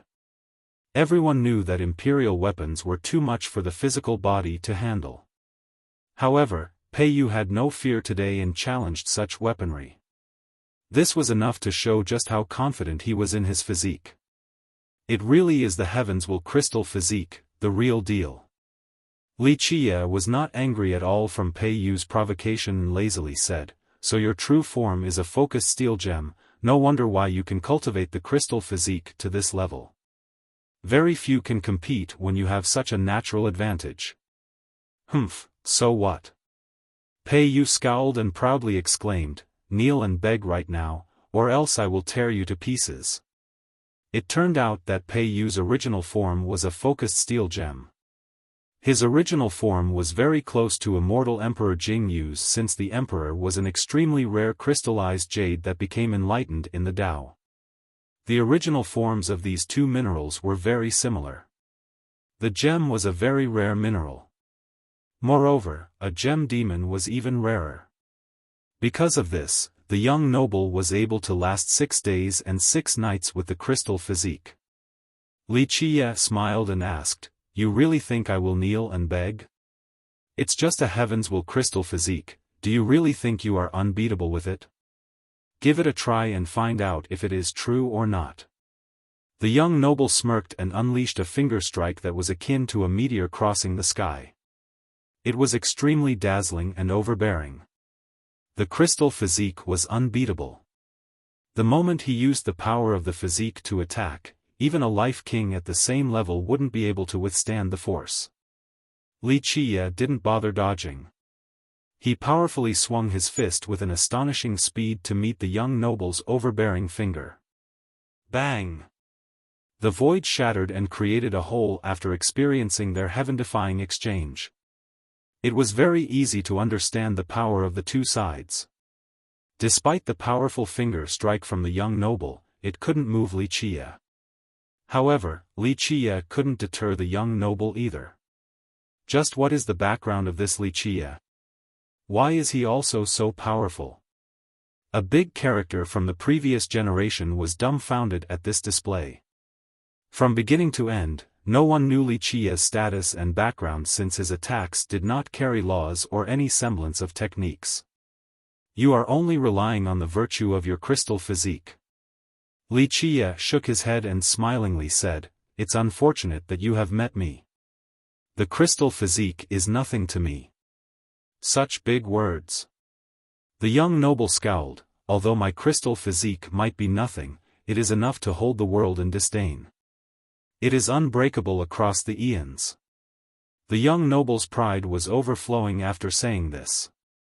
His words were indeed true, no one could break this physique across the ages. This was his power that allowed him to be fearless no matter who his opponent was. Even when many geniuses bowed their heads before Yi Qingcheng, the young noble remained fearless. Even if he couldn't compete for the heavens will against Yi Qingcheng, he was still confident that Yi Qingcheng wouldn't be able to defeat his crystal physique. Unbreakable across the eons? Li Qie couldn't help but burst out in laughter after hearing this and proclaimed, "Very well, since you are so confident, I will break your confidence today. Let me break this legend as I shatter your heavens will crystal physique." "With just you?" The young noble pointed at Li Qie and also laughed uncontrollably, almost to the point of tears.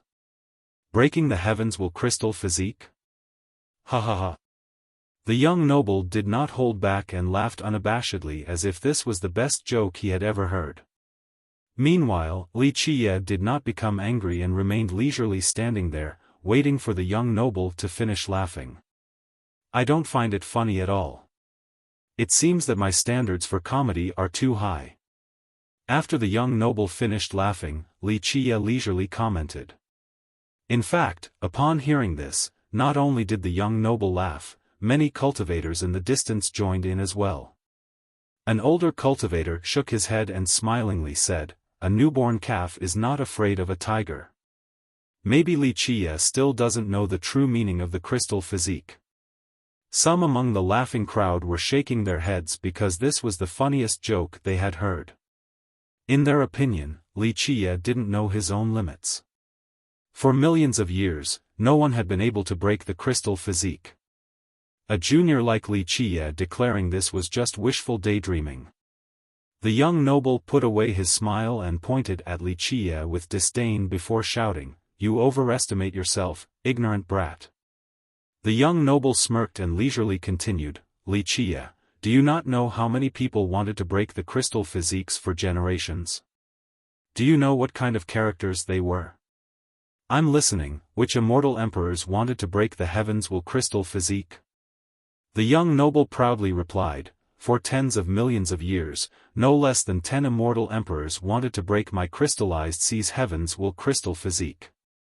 I won't bring up older emperors, but in recent times, Immortal Emperor Takong and Immortal Emperor Yin Tian didn't manage to break it."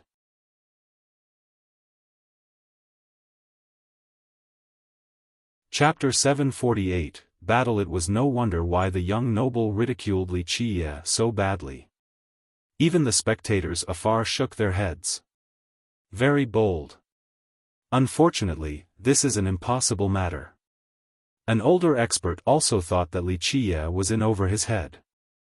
The younger generation was ridiculing him even more. "Ignorant child, I'm afraid he doesn't even know what the crystal physique is, that's why he is talking about breaking it. Even celestial being Yi Qingcheng couldn't do it, let alone a human junior." This opinion was not without reason. In fact, for many millions of years, many apex existences, including immortal emperors, all tried and failed to crack the crystal physique. Li Qie only smiled in the face of this confidence and clearly said, "So you are saying that your physique is impossible to crack? If you are so confident, then how about we make a bet? If I break your physique, then you will have to hand this secret law over to me. You won't even have a chance. No one in this world can break the crystallized sect's physique." The young noble emphasized his point with a sneer. "You never know, anything is possible. The always calm Wuxia leisurely said, so you don't dare to make the bet? Of course, if you are afraid, then forget it. It seems that you aren't confident in your crystal physique at all. Bullshit. The young noble couldn't help but curse after hearing such provocation. He sneered and said, just you alone want to break my crystal physique. In your dreams. Okay then, forget the bet since you are afraid. It's just a heavens will crystal physique, no big deal. Wuxia smiled and shook his head dismissively. Ignorant fool. The young noble sneered and said, a bet it is then. What do you bet? If I can't break your crystal physique, then you can kill me however you like. Wuxia said with a smile. The moment these words came out, the madam was aghast. This was because generation after generation, no one had been able to break the crystal physique. If the young master participated in this bet, then his loss was assured. She wanted to step out and stop her master, but she stopped herself and remained calm. She had this feeling, a baseless faith in her young master that he would be able to create a miracle. Your dog life is not enough to bet against the crystal physique of my sect. The young noble laughed and looked at Wuxia in disdain. Wuxia shook his head gently and said, a man cannot be so short-sighted. Perhaps my life is not worth anything, but I have many valuable items, such as king medicines, imperial medicines, and a supreme Tao of alchemy. This is quite a lot of treasures. After hearing this, the young noble had to take a second glance at Wuxia. He knew that Wuxia's life was reserved by someone else, but after hearing this, he was tempted all the same. Although the crystallized sea sect was an imperial lineage, it didn't have many achievements in the Tao of alchemy. It was not comparable to the Balian clan, let alone a behemoth like the alchemy kingdom. He had also heard of Wuxia's superb pill refinement skill. If he were able to obtain Wuxia's method, then it would be an unfathomable contribution and grand event for the crystallized sea sect. His name would be written down in its historical annals. Okay, a bet it is. The young noble sneered, eventually agreeing. He stated, get ready to throw in the towel. Today, I will completely defeat you. Even as the descendant of the sea sect, he was not qualified to bet his supreme crystal physique art to an outsider. However, due to his confidence, he felt that no one could break this physique, let alone Wuxia.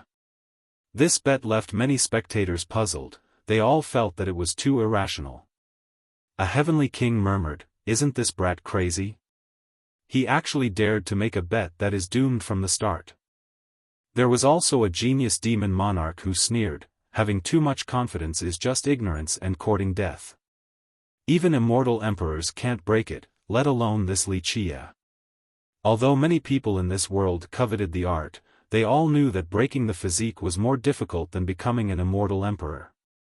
It was essentially impossible. Countless people who were more powerful had tried and failed, let alone them. An immortal emperor might be able to suppress the crystal physique, but they wouldn't be able to crack it using their own merit laws. Because of this, the crystal physique was also known as the world's impregnable defense. At this point, both the madam and Yuan Saiha looked at Wuxia with worry. They knew just how impossible this feat might be, but they couldn't change Wuxia's decision. Good, I like people who dare to gamble. Wuxia smiled and said, let me remind you to prepare carefully as I'm about to break your crystal physique. The young noble laughed mockingly and looked down at Wuxia to confidently say, bring it. I will stand still right here. You can attack as you please for 6 days and see if you can break it or not. Since the young noble's crystal physique could last for 6 days and 6 nights, he believed that he could receive any attack from Wuxia, including those from imperial true treasures. No need for 6 days, half a day is enough. Having said that, Wuxia rushed forward instantly. Meanwhile, the young noble only sneered. He didn't move at all, he only stood still. He planned to let Wuxia do as he pleased. No matter what Wuxia tried, the young noble would still be able to accept it. He could handle a paragon using an imperial weapon, so it was needless to mention Wuxia. Whoosh! However, Wuxia didn't attack just yet. He circled around the young noble at a rapidly increasing pace. At this time, he had activated the soaring immortal physique. In the beginning, the young noble and others could see Wuxia's figure, but the moment the true soaring physique activated, even the top heavenly kings at the scene were unable to keep up. Wuxia's shadow was as fast as light, almost beyond description. His soaring physique had reached minor completion, so with the current power of his physique at its limit, even a top heavenly king was far from being comparable to him regarding speed. What kind of speed is this? Many people were astonished after seeing such a display of speed. A demon king saw this scene and speculated, could this be an immortal physique? Perhaps this is the soaring immortal physique, only this physique could reach such an ultimate speed. This doesn't look like the characteristics of the soaring immortal physique though. A few knowledgeable big shots were attracted by Wuxia's speed as well and began to guess its origin. At this moment, very few people could see the special characteristic that belonged to Wuxia's soaring physique, especially when Wuxia mixed three physiques together. This created a new combination, causing the special characteristics of the three to change quite a bit. Perhaps it is the Ascension physique, one of the 18 saint physiques. Someone else speculated. The Ascension physique was the saint physique right below the soaring immortal physique. At grand completion, it also had amazing speed that few things in this world could compare to. From the looks of it, it doesn't seem like the soaring immortal physique or the Ascension physique. A great demon monarch from the previous generation muttered, perhaps the junior is carrying a treasure that can instantly boost his speed. While the crowd was guessing the source of his speed, Wuxia became faster and faster. Eventually, his shadow could no longer be seen, there was only a halo that stretched around the young noble's body. Moreover, this halo became increasingly large and eventually encompassed the young noble completely. You must be dreaming to think that such a method can break my crystal physique. The young noble couldn't help but sneer after seeing Wuxia turn into a pulsing halo around him. To him, such a method had no offensive value, so there was no way it could break his physique. However, the moment these words came out, a very faint buzzing resounded. In an instant, Wuxia's speed had reached its utmost limit, surpassing even time itself. The halo that encircled the young noble suddenly lit up and covered the young noble's body in a very clear light. At this split second, it seemed that the young noble had jumped out of this space-time continuum. This entire process was extremely short, like a flash. No one could see this development clearly, not even the young noble. He felt as if he had escaped the regular space-time. Time had reversed by a second. With the reversal of this second, his crystal physique suddenly degraded. No wonder why the young noble ridiculed Wuxia so badly. Even the spectators from afar shook their heads. Very bold. Unfortunately, this is an impossible matter. An older expert also thought that Wuxia was in over his head. The younger generation was ridiculing him even more. Ignorant child, I'm afraid he doesn't even know what the crystal physique is, that's why he is talking about breaking it. Even celestial being Yi Qingqing couldn't do it, let alone a human junior. This opinion was not without reason. In fact, for many millions of years, many apex existences, including immortal emperors, all failed trying to crack the crystal physique. Wuxia only smiled in the face of this confidence and clearly said, so you are saying that your physique is impossible to crack?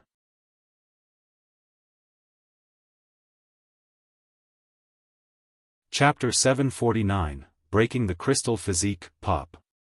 In this instant, no one could sense the 1-second reversal. The sound of ceramic shattering could be heard as time seemed to stop for 1 second. Although this was not what truly happened, everyone had this illusion. Once this illusion ended, the many people present returned from their absent-minded state and saw the young noble being blown away. By the time they could see Wuxia again, he was already clutching the young noble by the neck and had sealed him. Suddenly, the world turned silent as everyone's wide-open eyes ogled them. Their mouths were gaping as if they all wanted to cry out, but no sound came out. No one among the astounded crowd could believe their own eyes. Wuxia was able to break the crystal physique. No one could accept this because no one in this world should be able to break the crystal physique. Not even an immortal emperor was able to, yet Wuxia had done so. No one would believe such a tale. This can't be real. A person lost faith in his eyes and couldn't help but pinch himself ruthlessly. Once the pain came, they finally believed that this was neither an illusion nor a dream, this was reality. The impossible had happened in front of everyone. How can this be? To many of them, even witnessing the event personally was not enough to convince them, as it was simply too difficult to imagine. Even the madam and Yuan Saiha who were praying for a miracle couldn't believe when it truly occurred. This is too scary. Tai Yi paled at such a sight. He thought about many things in this split second and shivered fearfully. The crystal physique that was notorious for being unbreakable across the eons had been shattered. Even young noble Pei Yu, who was sealed by Wuxia and grasped by the neck, couldn't believe that this was actually happening. He gasped and uttered, there is no way. For the young noble, he would rather believe in dying pitifully at the hands of Wuxia. His crystal physique being shattered was even more shocking than his own death. To him and the Sea sect, the crystal physique must be indestructible. This was their eternal legend and supreme honor. But now, the physique had been shattered by Wuxia. This was akin to their supreme honor being trampled under Wuxia's foot. Such a blow to a descendant like young noble Pei Yu was even more agonizing than being killed. He couldn't handle such suffering. Wuxia smirked at the paled young noble and said, "Nothing is impossible, all shall eventually come to an end." No, this is impossible. You can't break the crystal physique. This can't be true. The young noble would rather die than have his sect's legend be shattered. This end was too cruel for him. Unfortunately for you, I have broken your heavens will crystal physique. Wuxia smilingly said, as long as I keep at it, I can definitely find the method to crack it. In fact, ever since immortal Emperor Jingyu created this physique, Wuxia, as the Dark Crow, had paid attention to it. In an old era, the Dark Crow had also obtained this secret physique art of the crystallized Sea sect. At that time, he had pondered how to break it and tried out numerous approaches. He utilized the most supreme secret laws of both the deity and imperial levels to break the physique. He went as far as to let immortal emperors research this art in hopes of finding a solution. However, no matter what they came up with, it was still too difficult. It wasn't until later on, when Wuxia stumbled upon a very accidental opportunity, that he figured out a way to break this physique. When one used the soaring immortal physique to surround a crystal physique user at maximum speed, they would be able to surpass time itself. In this split second, the surrounding space would be reversed due to the momentum. In this split second of time reversal, the crystal physique would undergo a change back to its past state. The moment of this shift was when the physique was most vulnerable. Later on, Wuxia expanded on this particular solution. One would use the soaring physique to shift the crystal physique back to its weakest state, while another would use the void imperfection physique to penetrate its defense. The idea appeared to be very easy, but it was practically impossible. Even if an expert trained in the soaring immortal physique and another trained in the void imperfection physique, the two would not be able to cooperate, as the void user wouldn't be able to grasp the split second of time reversal. The only possible solution was for one person to cultivate both the soaring immortal physique and the void imperfect physique. However, anyone with common sense would know that a single cultivator could only have one physique. It was impossible for one to have two physiques. However, what was impossible for others had been accomplished by Wuxia. Today, he once again recreated this miracle and broke the legend. Ever since the beginning when he saw Pei Yu's crystal physique, he was already tempted and wanted to personally give it a shot. After the first attempt, he was certain that the young noble cultivated a complete heaven's will secret law. This was something he wanted, resulting in the inception of this bet. The young noble was certain of victory and that he would be able to utterly defeat Wuxia. He didn't expect to be defeated.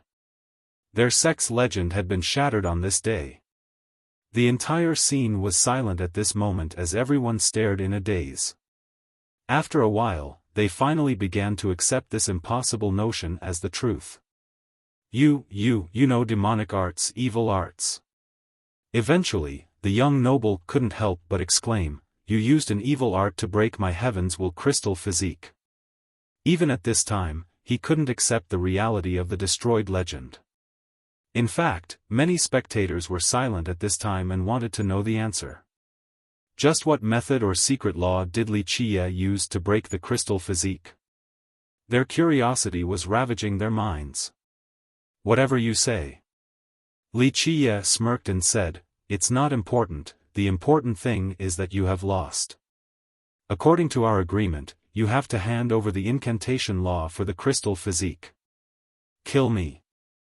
The young noble laughed pitifully.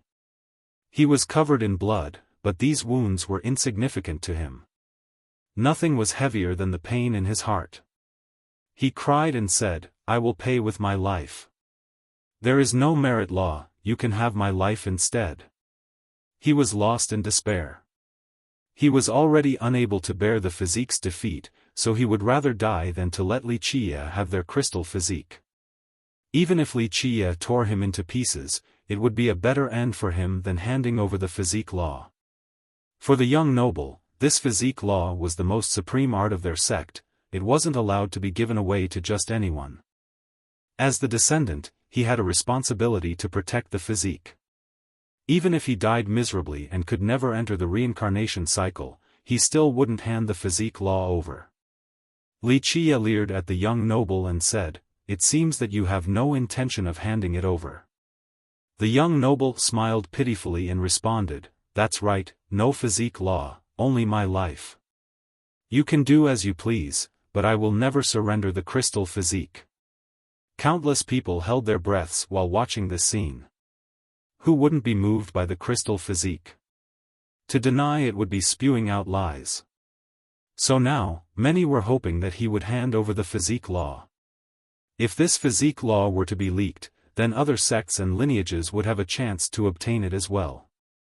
"You must act in accordance to our bet." Wuxia grinned and said, "If you won't hand it over, then I won't be so polite anymore. Don't blame me for being ruthless since you are the one to violate the bet. Kill me if you dare." The young noble shouted austerely, "Don't even dream about the crystal physique." He only wished for death at this moment. Death was not something to be afraid of, it was more like sweet relief. "I am someone who never needs to dream for something." Wuxia revealed a smile and said, "You had agreed, so now, the crystal physique belongs to me. I am a man of my word." Having said that, universal laws appeared on Wuxia's palm. They locked the area around young noble Pei Yu's forehead. His mind was opened along with his sea of memories at this time. Clank. Wuxia's mind also opened and shot out a ray of light. It instantly suppressed a particular law inside the young noble's sea of memories, the law that was related to the crystal physique. No, the young noble realized what Wuxia wanted to do and couldn't help but scream. Wuxia was trying to take the crystal physique law from his memories. However, the outcome was not up to him to decide. In the blink of an eye, Wuxia's hand turned into a supreme law that clasped the law inside the young noble's sea of memories at lightning speed. He wanted to forcefully obtain it from the young noble's memories. Boom! The moment Wuxia grabbed the crystal physique law, a forbidden seal emerged. In this split moment, not only did the countless universal laws of the crystal physique explode, even the young noble's entire sea of memories was annihilated. His entire mind was blown to smithereens. It was needless to mention the young noble, his body turned into a bloody mist. Due to this powerful blast, Wuxia was blown flying as well. His body was covered in blood, not just with the young noble's blood, but also his own. This was a forbidden seal. The descendants and great characters of many sects all had this type of powerful seal because they were afraid that if they were to be defeated one day, the victor would forcibly take their sect's secrets or laws. If this circumstance occurred, the seal would immediately blow up and destroy all things. No one would be able to obtain the secrets inside. Wuxia was blown away and was quite injured, but he didn't care about these trivial things. In his hand was a strand of a law. The moment the explosion occurred, he was able to force out this physique law from the young noble's sea of memories.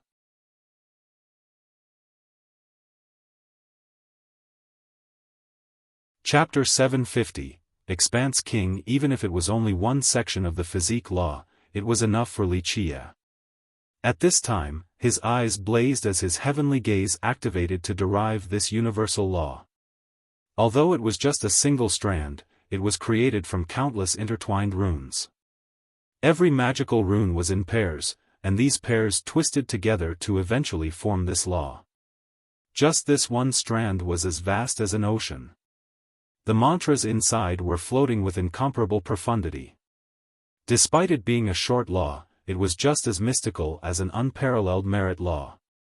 Under his Tao derivation and calculations with his heavenly gaze, the entire law was imprinted in his mind. This imprinted seal eventually turned into an endless chapter inside his head. It contained mantras just like the will of the heavens or the cosmos of the 9 heavens. It poured down, seemingly wanting to cover his entire sea of memories. Heavens will crystal physique. A complete physique law created by immortal Emperor Jingyu finally appeared inside Wuxia's mind. Back when he was the Dark Crow, he had already obtained the complete version and researched it for several generations. It could be said that outside of the Creator himself, no one in this world had a deeper understanding of this physique than himself. Later on during his hibernation, he erased this section from his memories. Today, he finally obtained a part of it. With just this single strand of law, he was able to derive the profundities within and retrieve the memories of the past. To Wuxia, the bet was just to be more thorough. He understood that even the threat of death would not make the young noble hand over the physique law. Of course, if the young noble had been willing, then nothing could have been better. However, his lack of compliance was fine as well. Wuxia only wanted the moral high ground to own the physique. Since the young noble lost the bet, even if the Sea sect later came to demand it be returned, righteousness would be on his side. Fortunately for him, he was able to derive the law just in time. The moment his memories of the physique appeared again, the strand of law in his hand slowly dissipated. The young noble died after his body was turned into a bloody mist. After losing the support of his true fate, this strand of law very quickly lost the power of the Tao, so it dissipated a few moments later. Heavens will crystal physique. Wuxia grew intoxicated by the profoundness of the Grand Tao. Such a supreme secret law was extremely enchanting and craved by all. During his immersion, danger suddenly came for him once more. This danger was completely silent, there were no signs, the assailant only quickly attacked from behind. In this moment, Wuxia's intuition warned him, so he dashed away at a supreme speed. However, with a bang, his back was still struck, causing him to go flying. Be careful, the Madam and Yuan Saiha were frightened. However, it was all too late. This ambusher was much stronger than them. Wuxia, who was blown towards the horizon, immediately stabilized his body and coldly glared at the ambusher. At this point, an old man emerged from within the clouds. An aura of water appeared alongside his figure. This person was a great character from the demon race, he had a human body and a fish head adorned with a crown. Although this old man was quite aged, he still had an oppressive aura. The moment he emerged from within the clouds in the entire area were swept away completely. It seemed as if there was a boundless ocean floating right behind his back. It was as if wherever he went, the area around him would become an endless ocean. Expanse King. A few spectators gasped in horror after seeing this old man coming out of nowhere. The old man came down from the clouds and uttered in a deep tone, "Junior, I admit that you have a little bit of skill." Each word of his was like a hammer smashing into the heart of others. At this time, he was not hiding anything. A virtuous paragon's aura swept through the world like a flood. The attack of a paragon was indeed extraordinary. However, his ambush still didn't kill Wuxia, startling him quite a bit. The Expanse King is a real master. He has ruled over the Expanse for almost 10,000 years without any dissension. Even heavenly kings took deep breaths after seeing the appearance of a virtuous paragon of this caliber. Worthy of being the most amazing genius from the Expanse in the past. After holding on for so long, he finally stepped into the realm of paragons after the end of the difficult Tao era to become an early era paragon. Among the experts of the older generation, a character who was from the same generation as the Expanse King gently sighed. The Expanse King was an enlightened fish. That year when he got on land from the Expanse, he revealed extremely frightening talents. It could be said that becoming a heavenly king during the difficult Tao era was harder than reaching the heavens, let alone a virtuous paragon. The Expanse King became one of the most powerful heavenly kings at that time and controlled a vast ocean. Eventually, he was able to become an early era paragon. I am very curious. I don't recognize a nobody like you, so why did you ambush me?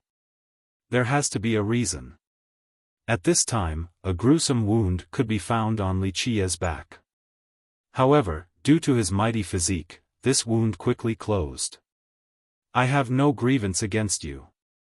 The Expanse King's fish head was particularly ugly, especially when he grinned. His smiling figure caused all the spectators to be creeped out. He coldly smiled and said, "Unfortunately, you have offended someone you shouldn't have."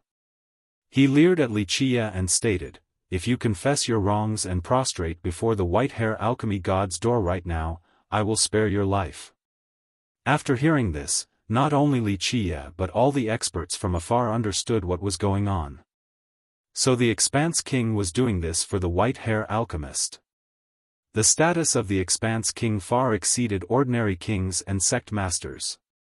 As a virtuous paragon, it was difficult for a junior to obtain his assistance.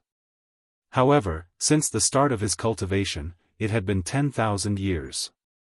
He was old and needed longevity medicines to supplement his withering lifespan. Who in this world had better longevity medicines than the white-hair alchemist? Because of this, it was not strange for the Expanse King to assist the alchemist. With one word, countless characters from the older generation would help the alchemist achieve his goal. Wuxia smirked and replied, "And if I say no?" The Expanse King dryly answered, "If you don't prostrate before the alchemist's door, then this king will personally take action and let you suffer a fate worse than death. Perhaps I will bring your head to the alchemist as a present." Wuxia couldn't help but smile and leisurely say, "Although I don't know who the hell this alchemist is, since his dog wants to bite me, I won't hold back. Thing not knowing life from death, cease your resistance." The Expanse King's expression sank. In the blink of an eye, he casually raised his hand, causing the sky to darken as he caught a star. This was a treasure that aimed to suck Wuxia inside. Not good, it is the Expanse net.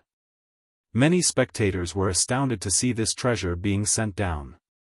Many experts who knew the origin of the Expanse King's treasure became wary. It turned out that his treasure was called the Expanse net. Rumor has it that this net was refined from the evil mist of the vast sea. People also said that the moment this net was cast, powerful cultivators were like doomed butterflies stuck in a spider web. Is that so? Wuxia's eyes became fierce the moment this net came down. A terrifying murderous intent appeared in his eyes. He did not try to run from this net and instead shouted, "Kill!" With that, another treasure came rushing out. With a loud bang that caused the earth to shake and the celestials to lose their brilliance, an old bell came out and turned into a majestic mountain. This mountain seemed to have come from the ancient past, eternal. This mountain soared through the sky and shattered the void. With such power, even the expanse net was instantly shattered, it couldn't bear even one blow. Declivity Mountain Bell, a supreme treasure that was mysterious and archaic, it was comparable to a true treasure of an immortal emperor. When it came out, even the world would tremble in fear. Is that an immortal emperor true treasure? The faraway spectators quivered in horror as well after this treasure came out. Its power was too great, suffocating even heavenly kings. However, knowledgeable experts knew that this was not a true treasure because its emergence did not carry the aura of an immortal emperor as one would expect. Not good. The Expanse King was horrified the moment the mountain destroyed the net. This all happened too quickly so he couldn't react in time. With endless blood energy from his moving life wheel along with the yin-yang sea of blood, Wuxia was able to power the mountain bell. One could easily imagine how mighty its power was. Its attack could even shake the strongest attack of any immortal emperor true treasure. In this moment of life and death, the Expanse King released endless Tao laws and summoned treasure after treasure to block this attack. However, without an imperial life treasure or true treasure in his hand, his powerful treasures couldn't compare to the mountain bell. With explosions, the treasures all shattered. The Expanse King couldn't escape in time, and his blood gushed out due to the attack. With a miserable howl, the king was slammed by the bell, splattering his flesh everywhere.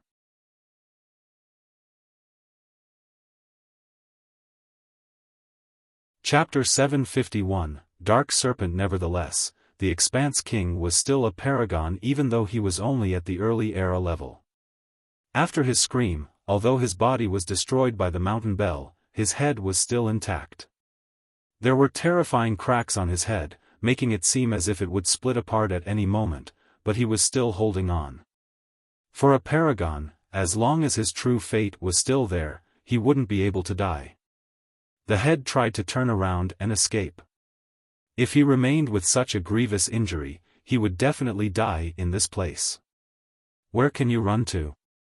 Wuxia's speed instantly reached its zenith and quickly caught up to the king's head.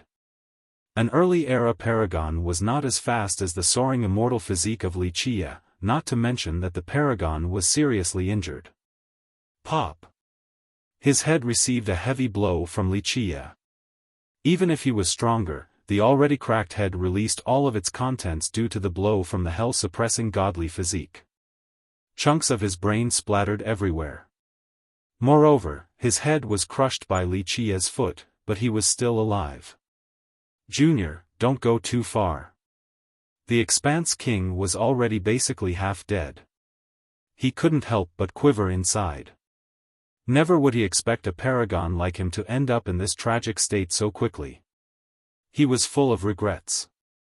If he knew that Wuxia had such an invincible treasure, he wouldn't have been so bold. The spectators from afar were shaken as well. Although no one could recognize the mountain bell, it was still a terrifying artifact even if it wasn't an imperial true treasure. Someone murmured, "No wonder why he can act so arrogantly. So he had this powerful treasure as his ace." Even descendants of imperial lineages wouldn't necessarily have true treasures of the emperor level, let alone a sectless junior. No matter who they might be, including ordinary paragons, they would be very wary of an imperial true treasure or something of the same level. Unless they had a similar weapon, even a paragon might not have a great advantage in a direct confrontation. Although the Expanse King was a paragon, he was only a new early-era paragon. In the beginning, he was too careless and thought that he could easily capture Wuxia. He didn't think that Wuxia would start with an emperor-level weapon and directly blow him into pieces. Too far. Wuxia cheerfully said, "I like to hear these words the most. Since you said that I have gone too far, very well, I will give you a chance right now." Hand over all of your treasures, then hang your head from the highest peak of Alchemy City. Only then will I spare your life. If not, I will stamp your dog head, no, fish head into paste. Little bastard, go to hell. The Expanse King was still a king and a paragon after all. How could he suffer such humiliation? In this instant, his head cracked open and his Tao foundation erupted. His true fate began to blaze. He wanted to self-destruct and take Wuxia along with him. Boom! A thunderous detonation occurred. When a paragon blew up his own Tao foundation in true fate, the generated force had absolute power. Due to the blast, everything within the radius of 1,000 miles was shattered like glass. A dreadful black hole appeared and the fabric of spacetime became chaotic, especially where Wuxia stood. Everything here could be crushed into nothingness. Pop! Unfortunately for the king, 5 bronze doors appeared around Wuxia amidst this terrifying blast. The Pentagate protected him and blocked this terrifying explosion. The self-destruction of a paragon caused a fallout that swept through 10,000 miles. Many spectators in the distance were blown away by the aftermath since they couldn't resist such a force. Boom! In the blink of an eye, the ground suddenly split. A huge shadow crawled up from the ground. This was a huge monster. So, the thing that rushed out from the ground opened its mouth to spew out an endless amount of poisonous mist that completely shrouded the area. Moreover, Wuxia was the target, so he was immediately drowned within. Dark Serpent. A demon king cried out from the distance. He used his fastest speed to run away after getting a good look at this huge creature that appeared from the ground. Dark Serpent, not good. Yuan Saiha was startled after seeing the poisonous mist everywhere. She brought the madam back into their courtyard. At this time, a particular fragrance that was being emitted from the trees inside the yard formed a barrier of air to protect them from the mist. There were many spirit trees and treasure medicines in this yard. Some were recently planted by Wuxia and Yuan Saiha. At this time, the spirit tree that was preventing this poisonous mist from approaching was planted by Yuan Saiha. The vast quantities of poisonous mist quickly spread throughout the area. Many people in the distance reacted quickly enough to run away. However, there were also those who couldn't do so in time and were flooded by the mist. They immediately fell to the ground and twitched for a while before their bodies turned black and stiff. Such strong poison. Madame Ziyan was astonished after seeing this. Normally, ordinary poisons were not effective against cultivators.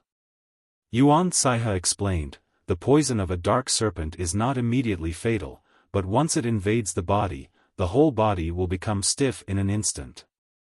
Their blood energy would be sealed so the victim wouldn't be able to move. Even a heavenly king would not be able to escape. Without taking the antidote within 6 hours, death would be assured as the body slowly melts into a black liquid. She was very knowledgeable about spirit medicines, and as a prodigy, she also knew about poisonous creatures.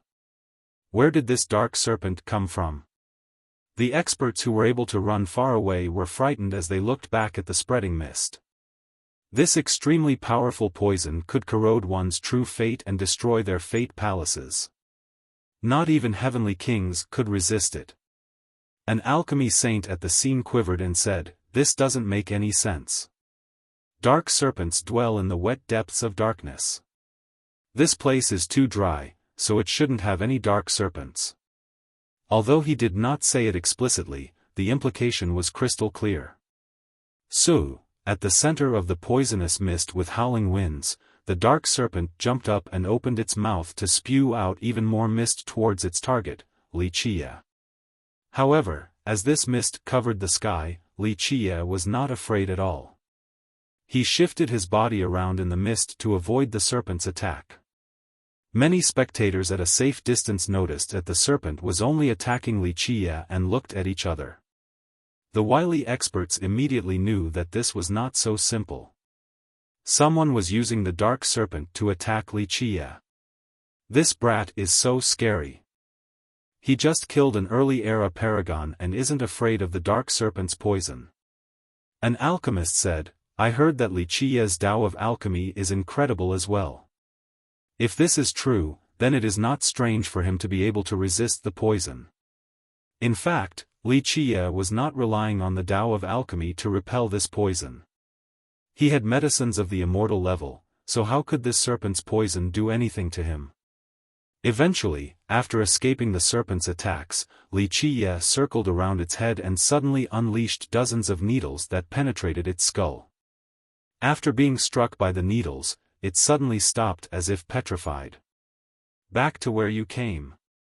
Li Qiye shouted a mantra. With a boom, the dark serpent seemed to have received the command and immediately crawled back into the ground, disappearing without a trace. What is that? A cultivator in the horizon was puzzled by how Li Qiye was able to control the serpent.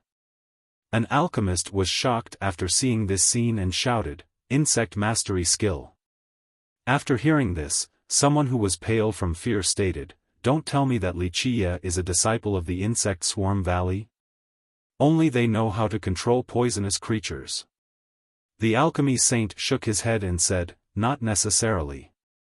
This world is vast, so the insect swarm valley is not the only place that knows how to control poisonous creatures. In fact, this is part of the Tao of alchemy, but very few people are adept at this art. The insect swarm valley were masters of controlling poisonous creatures.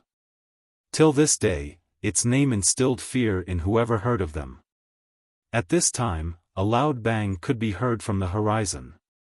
After hearing this, people instantly looked towards that direction. Some activated their heavenly gazes and mirrors to have a better look. Inside Alchemy City, the dark serpent suddenly came out from the ground and commenced its attack.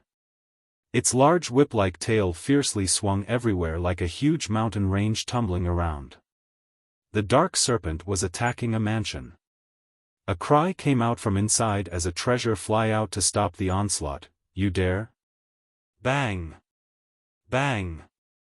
The dark serpent seemed to be mad. Not only did it use its huge body as a weapon, it also spewed out poisonous mist. Go! The person in the mansion clearly didn't want to fight against the serpent. With a shout, the entire mansion hovered up from the ground and flew out of Alchemy City. That is Chao Guiao's abode, a mansion from a monarch of the Alchemy Kingdom. After Chao Guiao came, it was handed over to him. A person movingly uttered after seeing the serpent attacking the owner. After knowing who the serpent attacked, many people began to wonder. At this moment, it was clear as to who had controlled the dark serpent. This sudden development that occurred in Alchemy City attracted the attention of many parties, especially when Chao Guiao's mansion flew out from Alchemy City while the huge dark serpent gave chase right after it. Many experts and alchemists were quite alarmed and followed right behind them to find out what was going on. "Li Qiye, what are you trying to do?" The mansion's speed was very fast. In the blink of an eye, it stopped 1,000 miles away from Li Qiye. Chao Guiyao was currently seated in a high pavilion of the mansion. His eyes were fierce when he shouted at Li Qiye. "What am I trying to do?" Li Qiye looked at Chao Guiyao and narrowed his eyes to smilingly say, "Nothing, I only allowed this beast to return and find its master. It seems that it has found him." "What venomous slander!" Chao Guiyao shouted, "Everyone here saw that you controlled this serpent to attack me. Do not change black to white and right to wrong."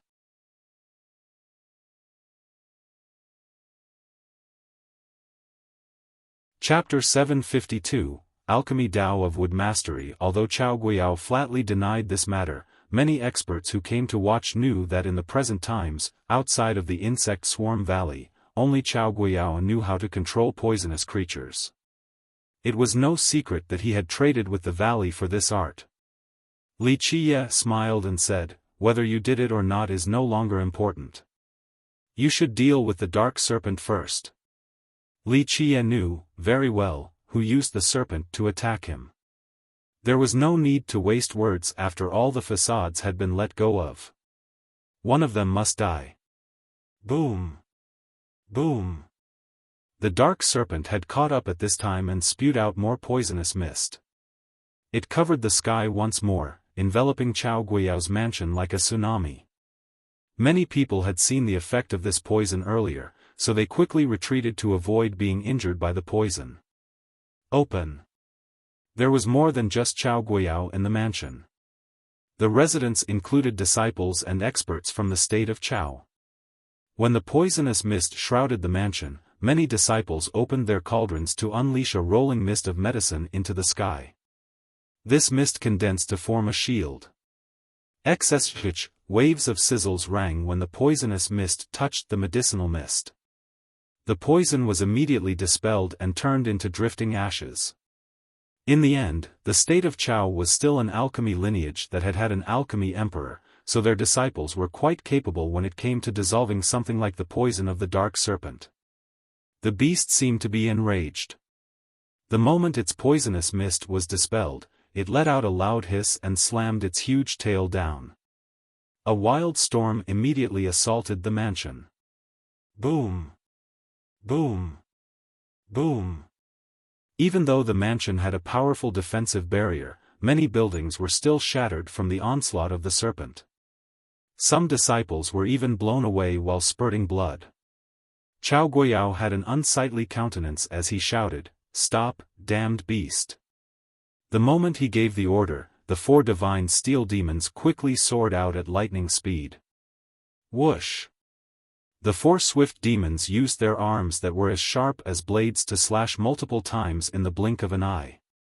The moment they came back to Chao Guiyao's side, blood erupted out like a spring. The huge serpent came crashing down like a mountain. Its huge body was severed into several sections that fell to the ground like huge boulders, staining the ground with its blood. The divine steel demons are so strong.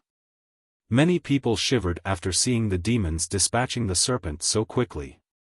I heard that they rampaged across the stone realm for some time before eventually being tamed by Chao Guiyao. It seems that they are indeed powerful. It's no wonder that so many experts died to them. An alchemist frightenedly stated after seeing the might of the demons. Chao Guiyao was not happy at this moment. He was not willing to send out the kill order for the serpent as it wasn't easy to find a dark serpent like this. It used to be one of his most useful assistants, but he couldn't do anything else in this situation. Wuxia, not only did you falsely accuse me, but you also used the serpent to attack my country's disciple. I will exact vengeance for this, declared Chao Guiyao, who was sitting up high in his pavilion. Is that so? Wuxia was unaffected as he smilingly said, "What kind of vengeance? Capturing me alive or hacking me into pieces? Of course, capturing me alive is more useful for you, wouldn't you say?" The confrontation between the two was quite well received by the spectators who were watching for their own enjoyment. However, a few great characters knew that this was not as simple as it looked. In fact, any discerning person could tell that Chao Guiyao used the serpent to ambush Wuxia. However, many cultivators and lineages would have to rely on Chao Guiyao eventually, so no one wanted to reveal such a thing. Chao Guiyao glared at Wuxia and coldly said, "If you obediently submit, then I will spare your life." Wuxia returned an enigmatic smile and replied, "Submit? I don't have such a habit to give up before the fight even starts. What if I don't submit? Are you going to come over and force me?" Chao Guiyao's expression became cold as he answered, "If you stay unrepentant till death and remain insensible, then don't blame me. I will let you see what is called the Tao of alchemy so that a frog at the bottom of a well like you will know that it is not limited to just pill refinement and growing grasses." Having said that, he stood up and spewed out an incantation. A green light hovered around his body with the emergence of universal laws. Grasses crawled out from below his feet along with blossoming spirit flowers. The ground where he stood seemed to have turned into a garden or a field of alchemy. His body was full of vitality and life. It seemed that all the plants and trees in this area accepted Chao Guiyao's summon. Their majestic life forces poured into his body like a flood.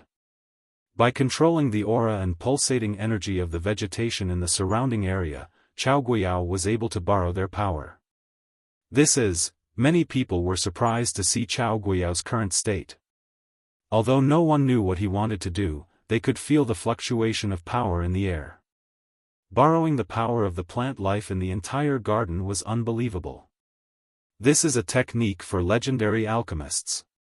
Legend states that this type of alchemist has several different techniques, and one of them is wood mastery.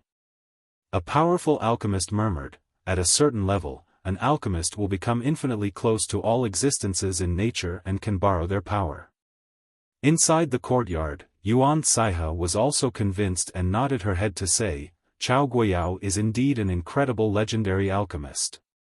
Although he doesn't know how to cultivate medicines and only knows pill refinement and fire control, he is already very amazing for being able to do this with wood mastery. Yuan Saihe was the voice of authority in this regard. In contemporary times, she was the #1 figure in plant cultivation and was closer to plant life than anyone else. Very few people could compare to her regarding wood mastery. All of these trees emitted the power of nature since their roots were deep underground and were empowered by the blessing of the boundless earth. It was one thing if it was only 1 or 2 trees, but there were several hundred or maybe even 1,000 gigantic trees, forming an army of giants. Just imagine, each of these trees could cross over a mountain. Just how mighty and terrifying was this force? Even a heavenly king would fear encountering such a legion. Alchemists can also be like this. I've never heard of such a thing. One of the spectators couldn't believe their own eyes. In the minds of many people, alchemists were not good at fighting and were not willing to fight, at least with force. However, Chao Guiyao's display today overturned their views regarding alchemists. No one would have thought that alchemists had such a heaven-defying method. An alchemy saint with white hair enviously stated, "Only legendary alchemists are capable of grasping this kind of technique to control an army of wooden giants." Perhaps Chao Guiyao is already a peak legendary alchemist. Alchemy emperors were at the apex while legendary alchemists reigned second. Of course, in the current generation of the stone medicine world, the number of legendary alchemists could be counted on one's hand. Many alchemists couldn't reach this level, but Chao Guiyao was already there at such a young age. Moreover, he was able to summon this powerful legion, causing many older alchemists to be lost in admiration. It was not an exaggeration when people proclaimed him as one of the 4 prodigies. So legendary alchemists can have such a technique. Then what will they be able to do if they become alchemy emperors? An experienced demon monarch was dumbfounded after seeing this scene. Another alchemy saint explained, "Needless to say about alchemy emperors. Legendary alchemists already never have to personally take action. When faced with any adversity, there would always be a large group of experts willing to work for them. Because of this, the world rarely has the chance to witness their techniques."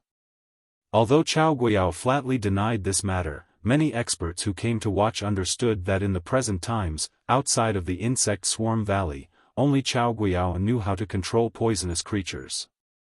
It was no secret that he had traded with the valley for this art. Li Qiye smiled and said, "Whether you did it or not is no longer important.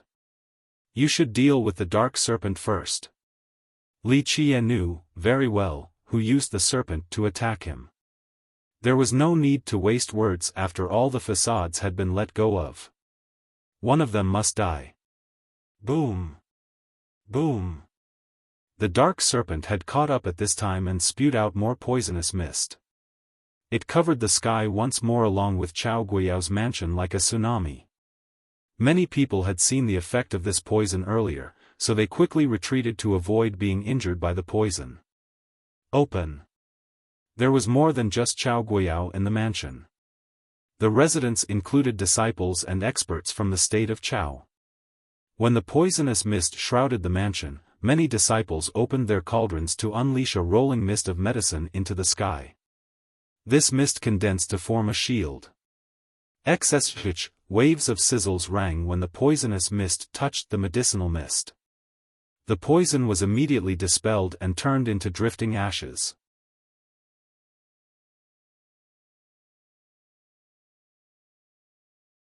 Chapter 753, Tiny Vine Turning into a Giant. After hearing the alchemy saint's explanation, many people had a deeper understanding of alchemists.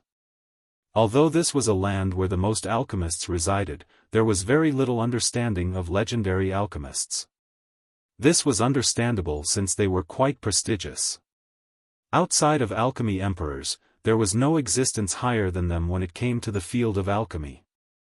How many sects would be willing to regard a legendary alchemist as a treasure and pay them tributes? Who would be willing to let a legendary alchemist join a battle? It was just like this alchemy saint had said, the moment they reached the legendary alchemist level, a single word was enough to cause countless people to gather. Bang! In the blink of an eye, this legion of wooden giants surrounded Wuxia. While trapped inside, he seemed to be an ant that could be stomped to death by any of them. Wuxia, out of consideration for a fellow alchemist, it is not too late to surrender.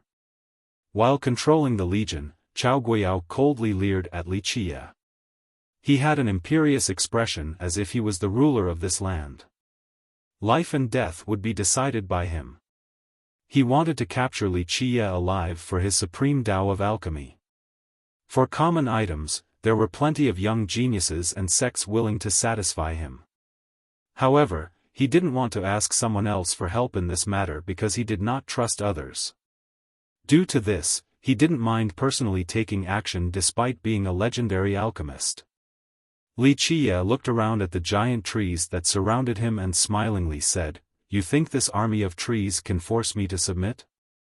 Chao Guiyao laughed and said, "Wuxia, I know you have an extraordinary treasure, but don't forget, with one word, many powerful sects will besiege you. Countless powerful experts will be willing to push you to the edge.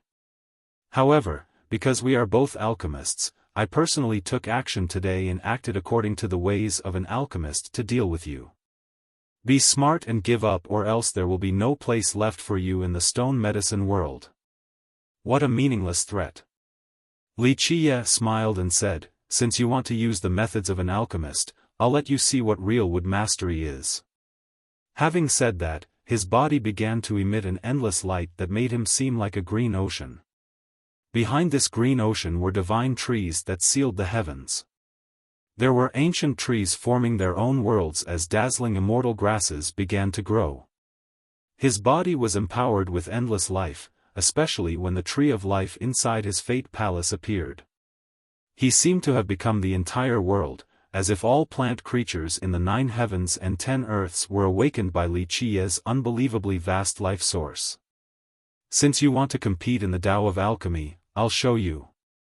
With a laugh, Wuxia's life force turned into endless universal laws that intertwined to form a heavenly chapter. It was incredibly grand and unfathomable. This is, Yuan Saiha was shaken after seeing a heavenly chapter of this level. It was too profound and mystical. Despite being one of the 4 prodigies, she couldn't find any clues at all to this heavenly chapter. However, the moment she saw the cover, she immediately understood that this was the key to opening the world of the Tao of alchemy. This chapter was created by the profundities within the alchemy god's grand canon. These were the laws of the 9 worlds Tao of alchemy, its beginning. ZZZ. Inside the chapter, a mysterious light fell down and turned into a tiny vine. Boom! In the blink of an eye, peaks were blown apart. This tiny vine grew larger at an astonishing rate. It quickly reached the high firmament as if it was the true favored child of this earth. All the life force in this area was focused in its body. Rumble. The vine branch turned into a gigantic monster that covered the entire sky. In just a split second, waterfalls began to pour down from above. It seemed to have become the ruler of this region as its most powerful existence. The crowd was astounded, their mouths wide open as they stood there in a daze. To them, this was simply a miracle. Compared to such a monstrosity, the wooden army of Chao Guiyao seemed to be insignificant. How is this possible? The alchemy saint exclaimed in horror. One thought to become a god. This is something only an alchemy emperor can do, but he isn't one. It's just simple wood mastery of the alchemy Tao. Wuxia looked at Chao Guiyao and dismissively said, "This is no big deal, it's only a minor art that uses the life force of the heaven and earth to create life under one's control. In the end, it is still only an external Tao, using it often will harm the heavenly order and the Tao laws." Such words made many alchemists here want to vomit blood. They were all shamed and were on the verge of committing suicide. Nearly all of them strived for this level. Wood mastery was something every alchemist had thoughts of, but in the mouth of Wuxia, it had become a minor art.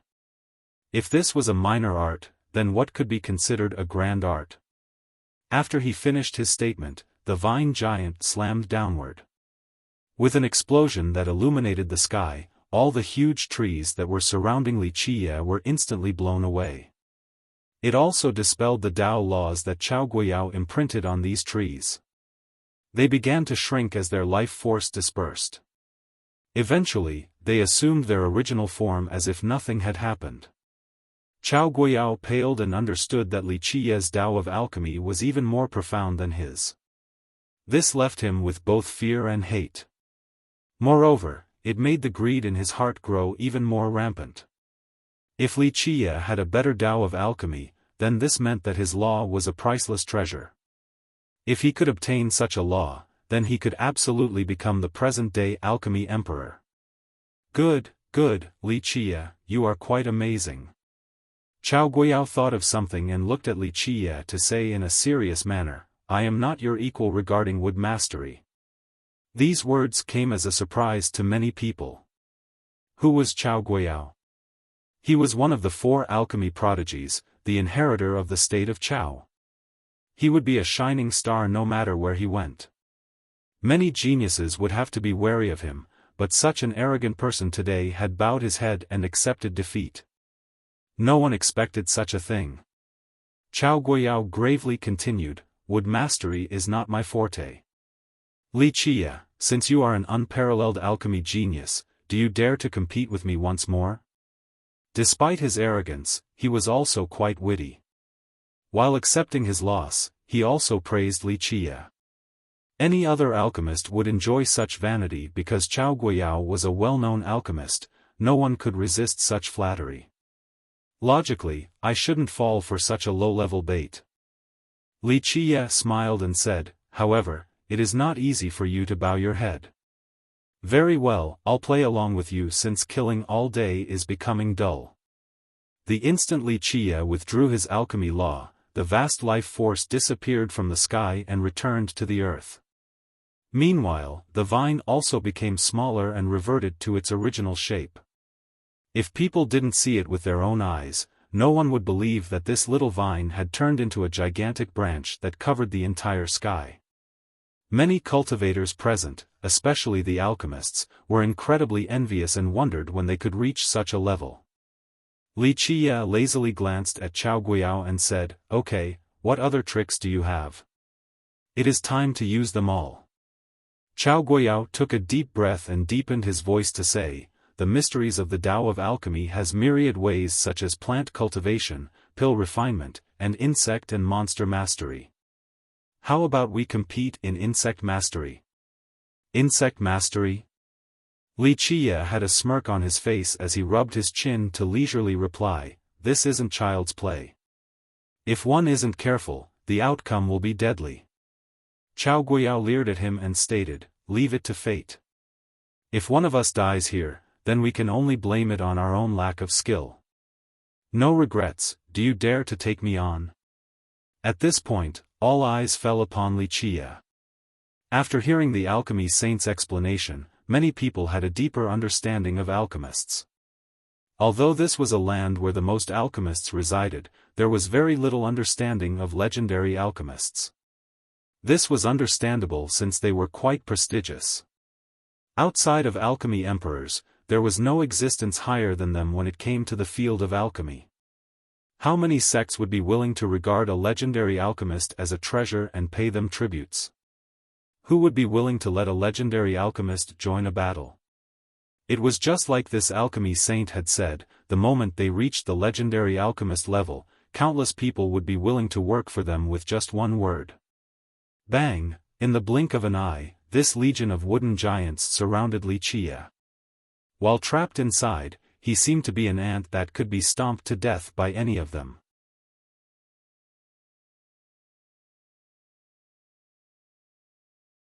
Chapter 754, Moon-Plucking Iraq. It was no secret that Chao Guiyao was adept at insect mastery.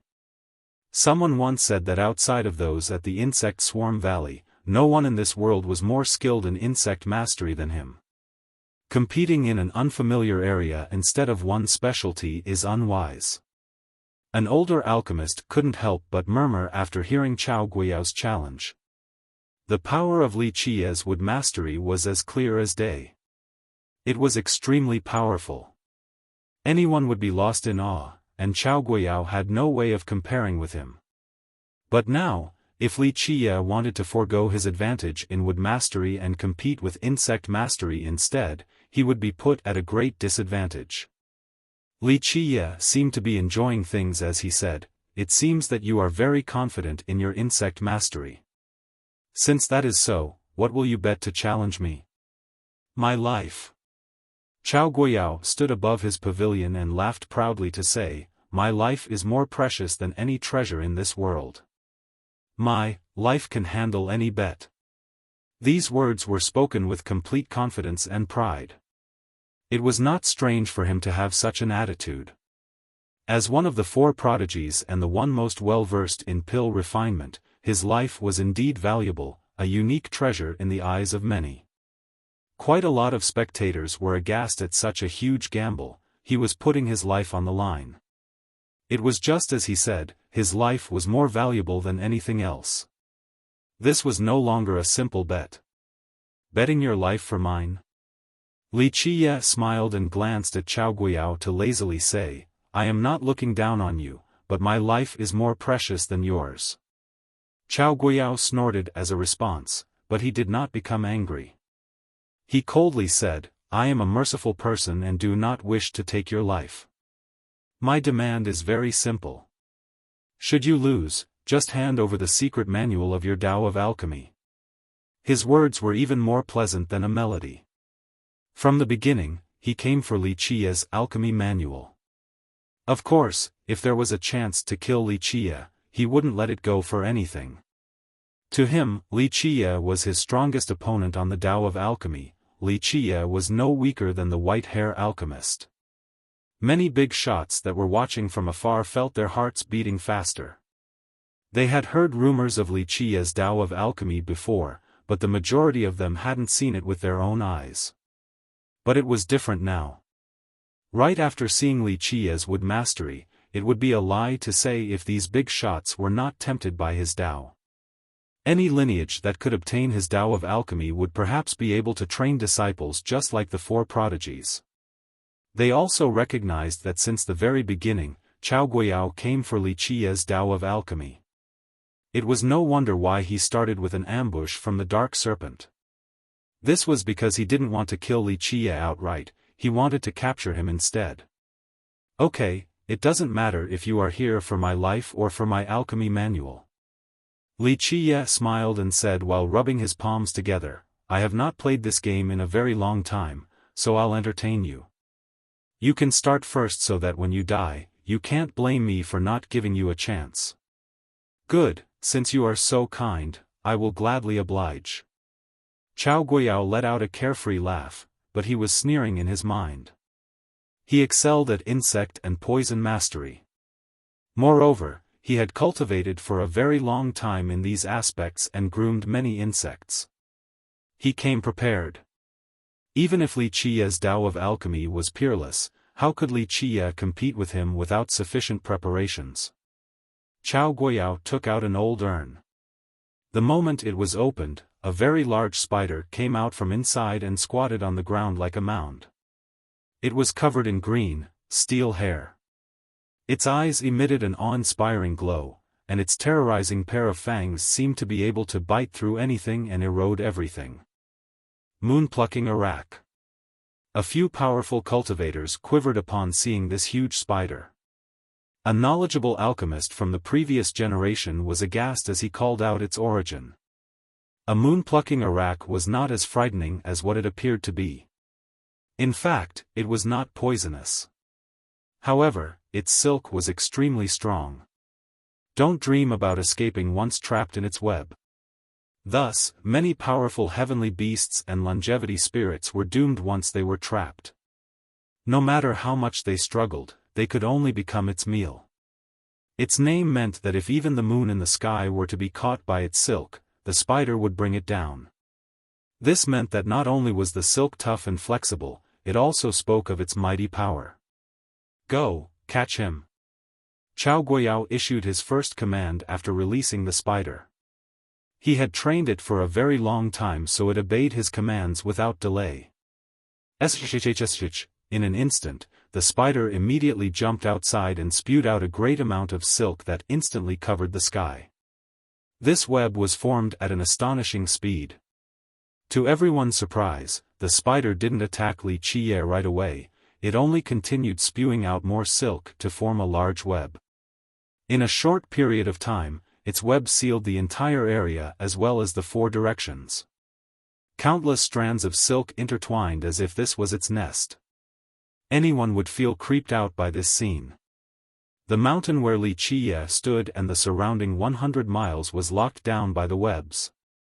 This land now seemed like the lair of the creature, causing all the spectators to feel a chill run down their backs. Pluff. After sealing the area with its webs, it spewed out even more to form a net that flew towards Li Qiye. The spider was swift, but Li Qiye was even faster. In the blink of an eye, Li Qiye evaded the incoming net with his great agility. Pluff. As the spider's nets kept on raining down, Li Qiye continued to shift his position at an incredible speed, causing the spider to fail time after time. However, as he continued to dodge, more nets came down and his area to maneuver became limited. The spider was not just blindly spewing out its webs. Its ability to strategize was amazing. Each of its moves aimed to eventually seal Li Qiye's retreat so that he would have nowhere left to run. At that point, he would become a prey trapped in its net. In addition to the huge webs that locked down the area, the spider continuously forced Li Qiye to retreat so that he would run out of room. It seemed that his escape was an impossibility. If your insect mastery is lacking, then it is not too late to surrender. Chao Guiyao was ecstatic watching Li Qiye dodging the webs, however, his external expression was one of righteousness. He smiled and said, "I will be very sad if the moon-plucking Arak were to hurt Brother Li. The Tao of alchemy would lose a supreme genius, and I would lose a worthy opponent." In accordance with his plan, he acted generously and called Li Qiye a brother. In his eyes, Li Qiye had become trapped in his net, so how could he not put on this act? Others were also anxious, seeing Li Qiye's continual evasion. No matter how hard he tried, he wasn't able to escape from the spider. Moreover, Li Qiye had yet to counter-attack, so many thought that he wasn't adept at insect mastery. Is that so? I'm just playing with you. Do you really think that this little art can actually trap me? Li Qiye smiled and stared at the moon-plucking Arak before issuing a sharp cry. Pluff, the spider grabbed onto this rare opportunity and spewed out a huge web towards Li Qiye. This particular web was extremely fast and flew towards Li Qiye. However, Li Qiye didn't try to dodge. Very shortly, he would be covered by this web. Madame Ziyan's heart was hanging by a thread as she watched this scene. She fearfully exclaimed, "Watch out!" However, the spider net that aimed for him was cut in half in the blink of an eye. People finally saw a scorpion that crawled out of nowhere. It came from Li Qiye's courtyard. This scorpion was even faster than the moon-plucking Arak. Right when it came out, its claw instantly cut the approaching net to save Li Qiye. The scorpion could only be called tiny compared to the huge spider. It was only the size of a desk while its outward appearance was completely red with a hint of gold. More importantly, its claws were extremely sharp. Divine Scorpion King. Even Chao Guiyao was shocked after seeing this creature. An alchemist who studied poisonous creatures startlingly stated, "The bane of the moon-plucking Iraq, the Divine Scorpion King.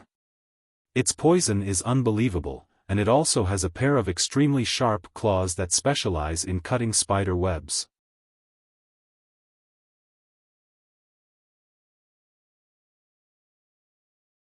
Chapter 755, Engulfing Serpent. Lightning Fly. Chao Guiyao was astounded after seeing the Divine Scorpion King. He was skilled in insect mastery, so how could he not recognize it? He just didn't expect for Wuxia to have one. Earlier, he assumed that Wuxia was unprepared. But now, after seeing the scorpion coming from Wuxia's courtyard, he immediately realized that he had underestimated Wuxia. "Return," he shouted out a command to the moon-plucking Iraq. It was very precious and he didn't want it to die. In fact, after seeing the scorpion, the spider wanted to escape right away. The scorpion was its nemesis, so it instinctively wanted to flee. However, after being trained by Chao Guiyao, it didn't dare to do so without his command. It turned and fled out of its webs. However, the scorpion was much faster than it. With the sound of wind being split, the scorpion pierced through the webs that blocked its path and instantly caught up to the spider. The spider was horrified and ran towards Chao Guiyao. It spewed out even more spider webs, but the scorpion was known as its bane for a reason. No matter how many webs it spewed out, it couldn't delay the scorpion. In an instant, the scorpion caught up and raised its tail. With a glint, its tail shot out needles and impaled the spider's body. Boom! After being struck, the gigantic body of the spider immediately fell down and rolled fairly far before coming to a halt. When it stopped, its body had already gone stiff, struck dead. Although the spider and its webs were mighty, it was not poisonous and met its bane. The poisonous needles of the scorpion were especially fatal to it. Death was assured the moment it got hit. He also knows how to control insects. Even the spectating cultivators became speechless. Many of them realized that the rumors of his pill refinement skill had already been proven. Now, it seems that he could also control wood and insects. Just how unfathomable was this? Perhaps his fortune on the Tao of alchemy was no weaker than the four prodigies. The crowd became anxious at Wuxia's accomplishments. If they could obtain that secret law, then the future potential of their sects would be unlimited. Wuxia shook his head and said, "What a shame for a moon-plucking Iraq. It was a good poisonous creature, but it was too confident. Getting close to me was simply courting death." Chao Guiyao's expression was quite unsightly at this moment. He snorted after realizing that he had fallen into Wuxia's trap. The wretch only retreated in order to kill his spider. If Wuxia called out his scorpion from the beginning, then perhaps there was a chance for his spider to escape. After knowing that Wuxia was more skilled at insect mastery, Chao Guiyao became very alarmed. But now, he had to keep going since he was already riding the tiger. It didn't matter whether Wuxia was strong or not, he had to brace himself and fight. "Okay, I have seen your insect." Wuxia smiled and went back to his courtyard before stating, "Now, it is your turn to meet mine." Having said that, Wuxia stomped on the ground as an alchemy law appeared. With a splash, the water inside the pond suddenly overflowed as if this little pond had become a giant lake. Ayo! A ferocious beast rushed out of the pond at this moment. It was very large, taking up miles of space in an instant. It soared in the sky towards Chao Guiyao. This was a creature that looked like a snake but was not a snake. It had 4 legs, a crocodile's head, and a serpent's body, quite fierce-looking. Engulfing sea serpent. The previous alchemy saint was aghast after seeing this monster. He was the first to retreat, immediately followed by many others. Splash, however, to the surprise of many, the huge monster did not use its body to attack Chao Guiyao. Instead, it spewed out a huge amount of water. This beam of water immediately crashed down to drown his mansion. Be careful. Chao Guiyao's expression changed after seeing this oncoming torrent. He also took out a treasure box to release another poisonous creature. However, Chao Guiyao was a bit too slow.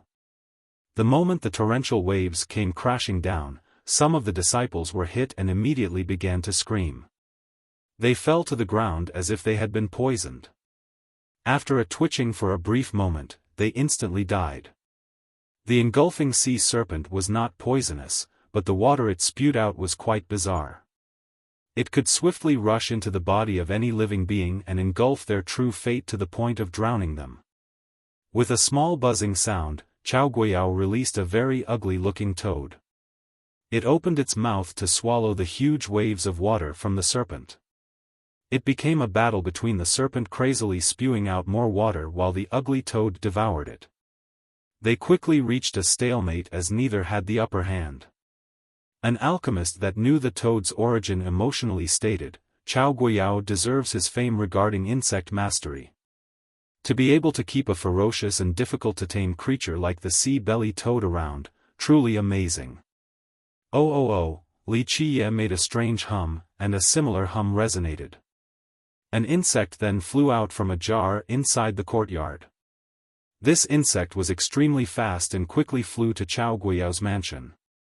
Many people couldn't even see it clearly. Chao Guiyao was startled by this insect and shouted loudly, "Not good, retreat. It's a lightning fly." But it was too late. This insect instantly shot down a beam of lightning, striking the sea-belly toad. The toad fell to the ground with its belly facing upward and emitted a green smoke. It immediately died after being hit by this beam of lightning. When people finally saw the creature, they found that it was a fly around the size of a fist. Dazzling light flashed inside its belly as if it contained a huge amount of lightning. Lightning fly, its name alone indicated its ability. It could send down bolts of lightning. Moreover, its flying speed was fast to the point of horrifying others. Splash! Without the toad, the ferocious torrents from the serpent were on the verge of drowning Chao Guiyao's mansion once more. Suddenly, screams filled the air. The disciples closest to the water were the first to suffer, they all fell to the ground. The other experts hastily retreated. However, misfortune does not come all at once. Although experts could withstand the serpent's water for a moment, crackling thunder came about as lightning descended, causing a burning smell to permeate the air. One could easily imagine the mansion drowned by water as the lightning fly unleashed its barrage. There was nowhere for the state of Chao's disciples to hide. In an instant, many of them died miserably to either of these elements. After seeing the deaths of so many disciples, Chao Guiyao crazily shouted, "Li Qiye, you leave me with no choice." At this moment, his fury was untethered and he didn't care for anything else. He wouldn't even mind killing Li Qiye. Die! Chao Guiyao madly commanded the 4 steel demons by his side. At this point, he was ready to massacre everything. The 4 steel demons took action. They were terrifying monstrosities. One could only see 4 flashing rays that intertwined like lightning. Even the lightning fly couldn't escape with its great speed. The moment the rays disappeared, both the engulfing sea serpent and the lightning fly were killed by the 4 demons. They were too powerful, so the 2 beasts didn't even have the chance to strike back. Divine steel demons, these 4 monsters are finally taking action. Many people fearfully quivered before such a scene. Rumor has it that these things will not give up until they see blood. Even a heavenly king trembled at this sight. "Li Qiye, don't blame me when you courted death." The livid Chao Guiyao was in pain from losing so many disciples. Some were the elites of his country. He ground his teeth and coldly uttered, "Hand over the alchemy manual right now, or else you wouldn't be able to escape even if you had 3 heads and 6 hands. Wuxia didn't seem to mind at all. He smiled and slowly said, "Is that so? Go ahead and show off all of your abilities. Forward. Slay him." Chao Guiyao let out a deafening cry and commanded the demons. These divine demons were extremely powerful and frightening. Ever since Chao Guiyao tamed them, they had yet to leave his side. However, he was furious this time and would rather kill Wuxia even if it meant not obtaining the alchemy manual. He would never let go of this vengeance. Divine steel demons, not bad. Wuxia narrowed his eyes while looking at the 4 steel demons. Chao Guiyao was astounded after seeing the divine Scorpion King. He was skilled at insect mastery, so how could he not recognize it? He just didn't expect for Wuxia to have one. Earlier, he assumed that Wuxia was unprepared. But now, after seeing the scorpion coming from Wuxia's courtyard, he immediately realized that he had underestimated Wuxia. "Return," he shouted out a command to the moon-plucking Arak. It was very precious and he didn't want it to die. In fact, after seeing the scorpion, the spider wanted to escape right away. The scorpion was its nemesis, so it instinctively wanted to flee. However, after being trained by Chao Guiyao, it didn't dare to do so without his command. It turned and fled out of its webs. However, the scorpion was much faster than it. With the sound of wind being split, the scorpion pierced through the webs that blocked its path and instantly caught up to the spider.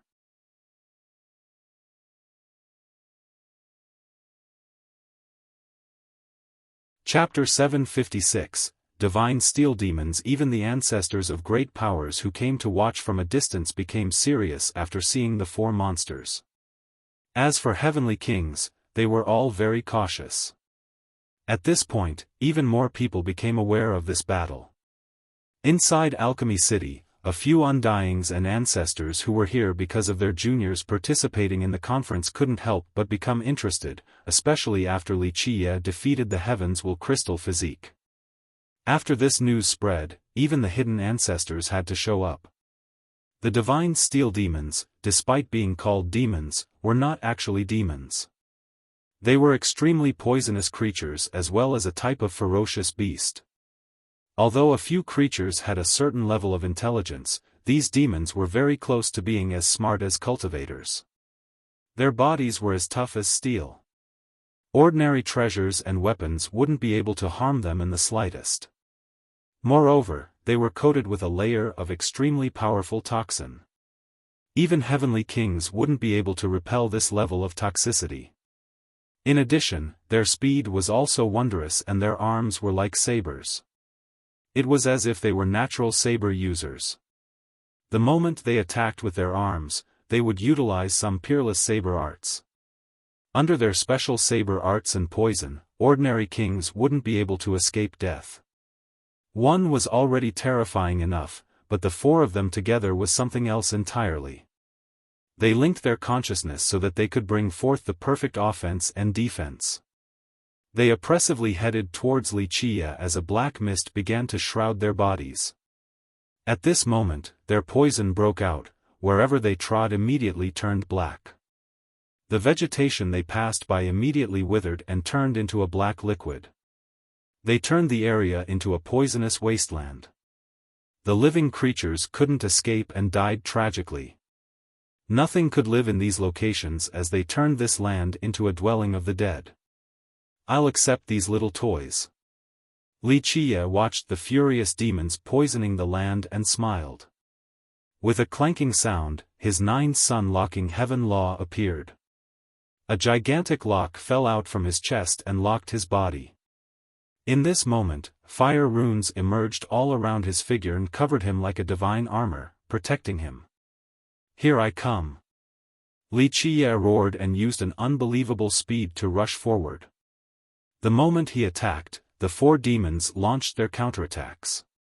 They formed a formation as their saber-like arms unleashed a wondrous art. In the blink of an eye, it seemed like stars were being cut down from the sky. When their saber formation slashed forward, a poisonous energy filled the air, engulfing the world within its mist. Any living creature that touched this mist would instantly die and turn into a black liquid. Could he stop the four demons without using his invincible treasure? A few stone kings and demon monarchs watching the fight couldn't help but murmur after seeing Wuxia rush forward with his bare hands. Back when the four demons rampaged over the lands of the Stone Realm, the number of heavenly kings that died at their hands was not few. They even destroyed an archaic sect.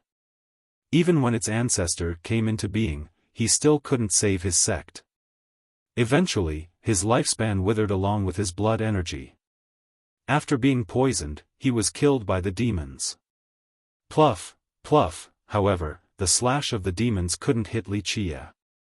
They might be fast, but they were far from being comparable to Wuxia's soaring physique. Wuxia then used his mighty weight along with his supreme speed to slam into the four demons. Just imagine the terrifying impact from the combination of the two physiques. Even the steel demons couldn't handle it and were blown away instantly. One could even hear the sound of something breaking. Due to the collision with Wuxia, cracks actually appeared on their tough bodies. It was a shame that they met Wuxia. Wuxia's body could even destroy treasures of the Heavenly King level, let alone their bodies. It didn't matter how tough they might be. Impossible. Even Chao Guiyao was in disbelief after seeing this sudden development. He knew just how powerful his four demons were. Deadly poison, unsurpassed speed, incredible saber technique, perfect and inscrutable offense and defense. All of these things allowed his demons to triumph over all in the Heavenly King realm. They could even have a chance of harming an ordinary virtuous paragon. Because of this, he wasn't afraid of powerful enemies with them guarding him. However, Wuxia not only blew them away, he showed no signs of being poisoned even after directly confronting the monsters. How could Chao Guiyao accept this? As a great alchemist, the moment he came into contact with the four demons' poison, he would still need to use precious medicines to protect his own body. Otherwise, death was assured. However, Wuxia was unharmed even after direct contact, as if the poison couldn't hurt him. How could Chao Guiyao know that Wuxia also cultivated the void imperfection physique? Imperfection was not to be found on this physique, and myriad laws were unable to invade it. Great toxins were not able to harm it.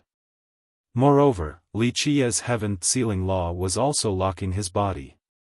The endless refined fire would not allow the poison to invade his body. Just what physique does this brat cultivate? What kind of emperor law is this? Even an old Undying was shaken after seeing this. His unparalleled speed and absolute force left others in dismay. Just what kind of physique or merit law might this be? After the four demons were blown away, four refined fiery laws like divine chains flew out from Wuxia's hand while issuing clanking noises. They instantly coiled around the four monsters and sealed them. At this point, only strange sizzling sounds could be heard. Under the terrifying flames of refinement, its law imprinted itself on the monsters' bodies. Green smoke came out but was sealed right away so they couldn't run. Bang! Bang! Bang! All of a sudden, detonations due to collisions could be heard non-stop. Wuxia swung the four fiery laws around as if he was playing with kites. The four demons were swung around in the sky powerlessly and slammed into each other. After continuous impacts, even more cracks appeared on their bodies. If this were to continue, even their tough bodies would eventually shatter.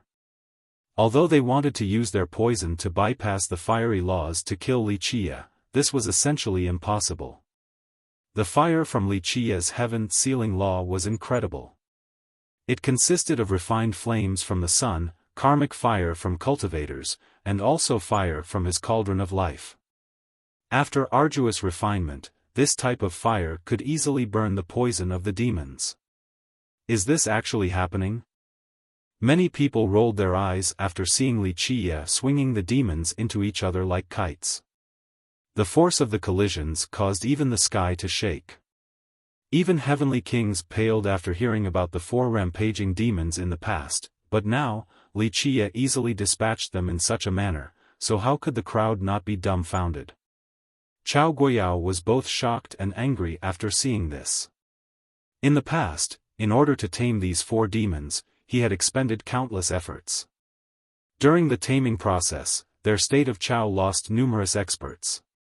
But now, his 4 strongest demons seemed extremely fragile before Wuxia. Boom! Eventually, the 4 demons fell onto the ground and couldn't tell north from south. Under the numerous collisions, their bodies almost broke apart. Before they had the chance to fight back, a chapter appeared in Wuxia's hand. Alchemy laws came out from it to form runic symbols. With a buzz, these runic symbols instantly imprinted themselves into the heads of the 4 demons before disappearing. After this process was over, the 4 demons suddenly became frozen as if a martial arts expert had knocked on their meridians. Wuxia clapped his hands and cheerfully said after sealing the 4 demons, "I'll accept these little things from you," with some reluctance of course. With an ugly expression, Chao Guiyao shouted, "Return." He commanded the 4 demons, but they had no response. After issuing the command several more times without any response, he became even more livid. After overpowering the demons, he needed several more years to tame them so that they would show absolute obedience to his commands. But now, Wuxia managed to gain control of them so quickly. He simply couldn't believe it. How could he know that Wuxia cultivated the alchemy god's grand canon? Inside were many writings about techniques for controlling poisonous creatures. The angry Chao Guiyao yelled at Wuxia in a deep tone, "Wuxia, our bet was about insect mastery, not brute force." At this point, he had no time to call Wuxia brother any longer. The only thing he wanted to do was to kill Wuxia. "Yes, we are competing in insect mastery." Wuxia cheerfully responded, "Earlier, you were controlling the 4 demons, and I have now tamed them. Therefore, it is my turn to control the demons and your turn to tame them. Don't disappoint everyone here, they initially belonged to you after all. If you can't even tame them again, then I cannot guarantee what will happen." Having said that, a universal law flashed on his forehead and reached the 4 demons.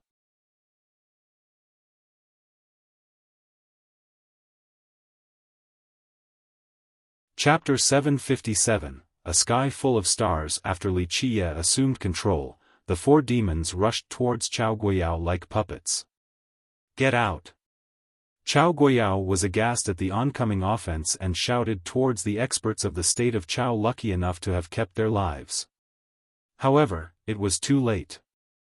Chao Guiyao's words had just come out, but the demons already arrived with their unbelievable speed and were accompanied by a poisonous storm that enveloped the mansion in an instant. Many disciples quickly took out antidotes, to varying success. Some were able to withstand this poison, but most were not. After being infected, the unfortunate disciples screamed pitifully and fell prey, one after another, to the poison. The shocked Chao Guiyao immediately summoned a cauldron to release a huge amount of the antidote. Although his antidote could dissolve the poison, flashing glints appeared. Blood spurted everywhere as those who did not die to the poison were all killed by the demon's blades. Personally witnessing a tragedy like this made his heart bleed. All of the remaining experts and disciples from the state of Chao were massacred by his own former guardians. They didn't even have the chance to run. Wuxia shook his head and said, "What a pity, you couldn't even control your own pets." At this point, after killing all the people from the state of Chao, the demons changed their target to Chao Guiyao. His countenance was completely blanched at this moment. Even if he could handle the poison, he wouldn't be able to escape their saber techniques. "Senior, save me." In the face of death, Chao Guiyao let out a cry. Boom! With a loud explosion, a terrifying presence erupted forth. Before the people knew what was going on, the 4 demons that were flying towards Chao Guiyao were blown away by a sweeping aura. Many people trembled before this sudden surge of might.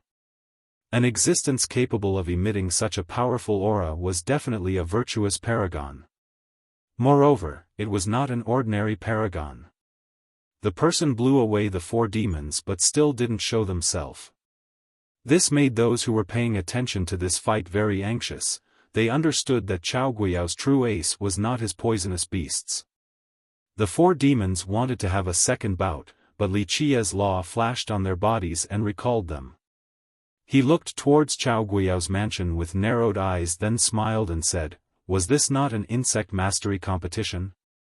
Why go back on your words?" Chao Guiyao was trembling with rage. His face was pale and his eyes were red. Li Qia had killed so many of his disciples that he wanted nothing more than to eat his flesh and drink his blood. "Li Qia, you leave me with no choice. I will grind your bones to ashes," Chao Guiyao madly uttered. He swore to never let this go. Amidst his descent into madness, he opened up a box. With a buzz, countless silver specks came flying out the moment it was opened. Screams could be heard coming from wherever these silver specks passed. They first attacked the closest cultivators. Many nearby spectators screamed, then suddenly grew quiet. The cultivators in the way of the silver specks were immediately turned into ashes and dispersed. In the next second, these specks swept everywhere and covered the sky. Plants and animals were annihilated wherever the specks flew. In a short period of time, the entire area became barren. If one were to compare it to a head, then it would be a bare skull that was scraped by a sharp knife until there was nothing left. After one clean sweep, a number of specks doubled as if they had their fill and continued to multiply. This scene scared many people. The spectators who were lucky enough to be alive were shivering in fear and immediately ran back to Alchemy City. They no longer dared to come back out. Myriad Stardust. A few big characters, old undyings, and real ancestors were surprised to see these specks. This is Myriad Stardust. An old alchemist that gazed at the scene through an observatory was scared off his seat and fell to the ground.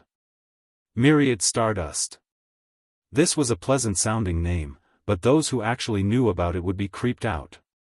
Some said that this stardust consisted of poisonous insects while others believed that they were just fierce beasts.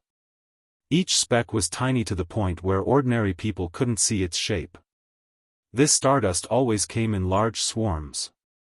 If they left their group, they wouldn't be able to survive. They weren't poisonous, but they were more frightening than any poisonous insect. They numbered in the thousands and could eat through anything by instantly drilling countless holes into their prey before draining the creature dry. After doing so, these victims, no matter who or what they might be, would instantly turn into powder. Moreover, after they devoured a sufficient amount, they could instantly reproduce and double their numbers. Without a method of restraining them, they would sweep through everything in a brief moment, truly worth palpitating over. However, they were very rare. Obtaining these creatures were prohibitively difficult.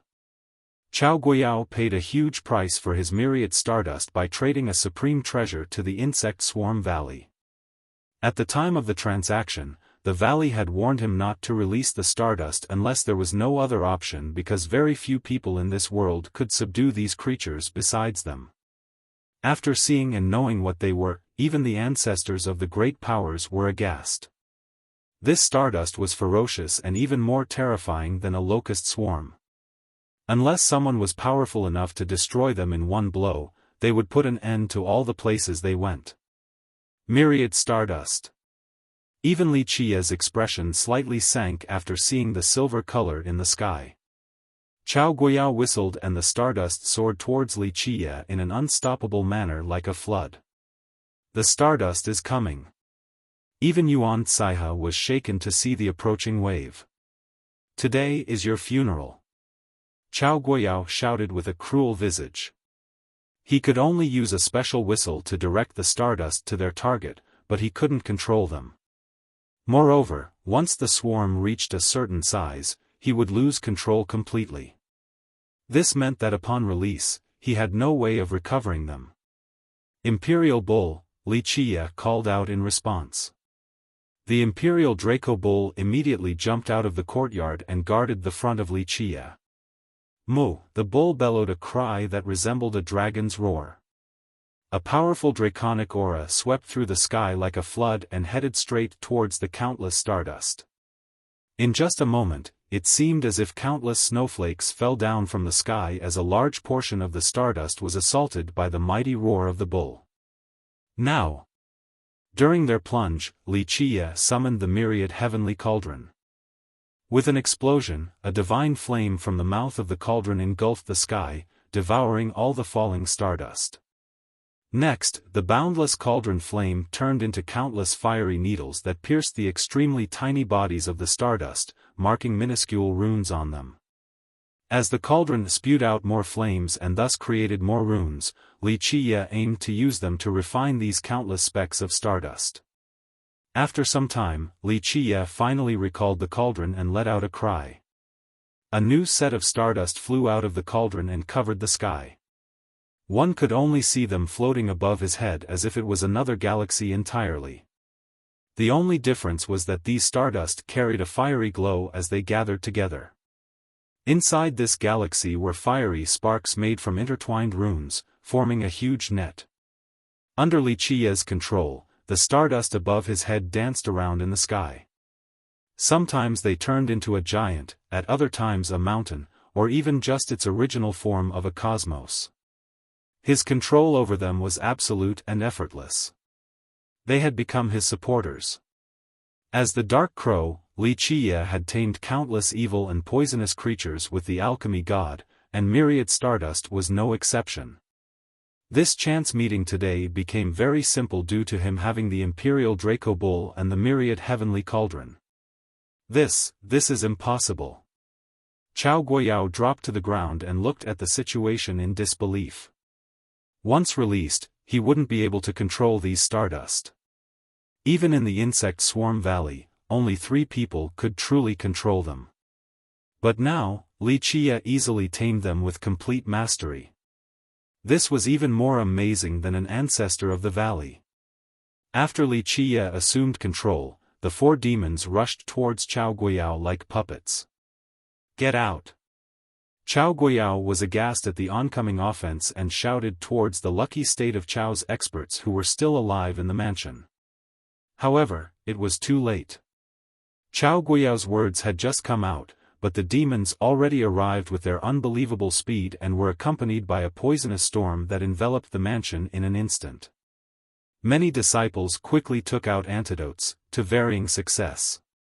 Some were able to withstand this poison, but most were not. After being infected, the unfortunate disciples screamed pitifully and fell prey, one after another, to the poison.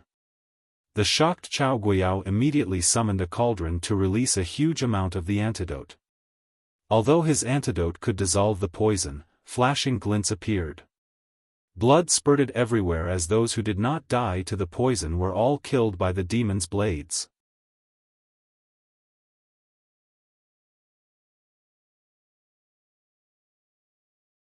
Chapter 758, Xian Clan of the Alchemy Kingdom. Many people gasped at the stardust-changing masters.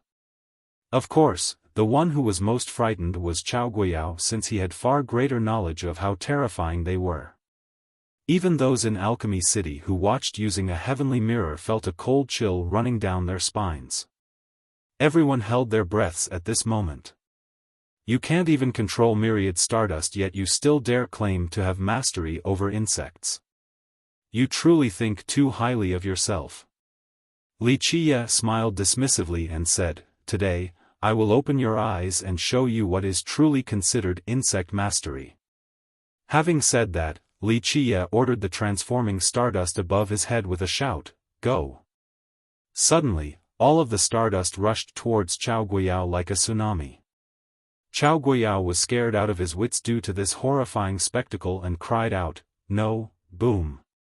In this hour before death, a dark shadow emerged and carried Chao Guiyao towards Alchemy City at an incredible speed. They disappeared in the horizon in just the blink of an eye.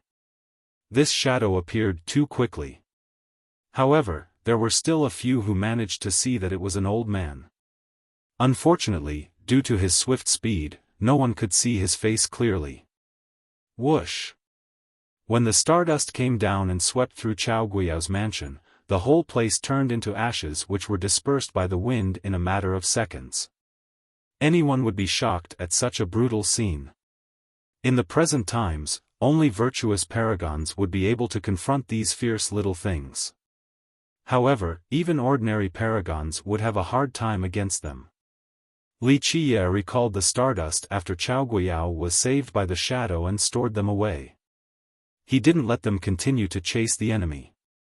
Looking at the location where Chao Guiyao ran off to, Li Qiye smiled and said, "This is one of the 4 alchemy prodigies? In my eyes, he is just a beaten dog." How could people not be taken aback? Challenging the Xian clan at Alchemy City. Not to mention the younger generation, very few from the older generation would dare to do this. A ruler was startled after hearing Li Qiye's demand. A demon monarch murmured, "This kid is truly ruthless. First, he killed the Huangfu ancestor and now, he is challenging the Xian clan.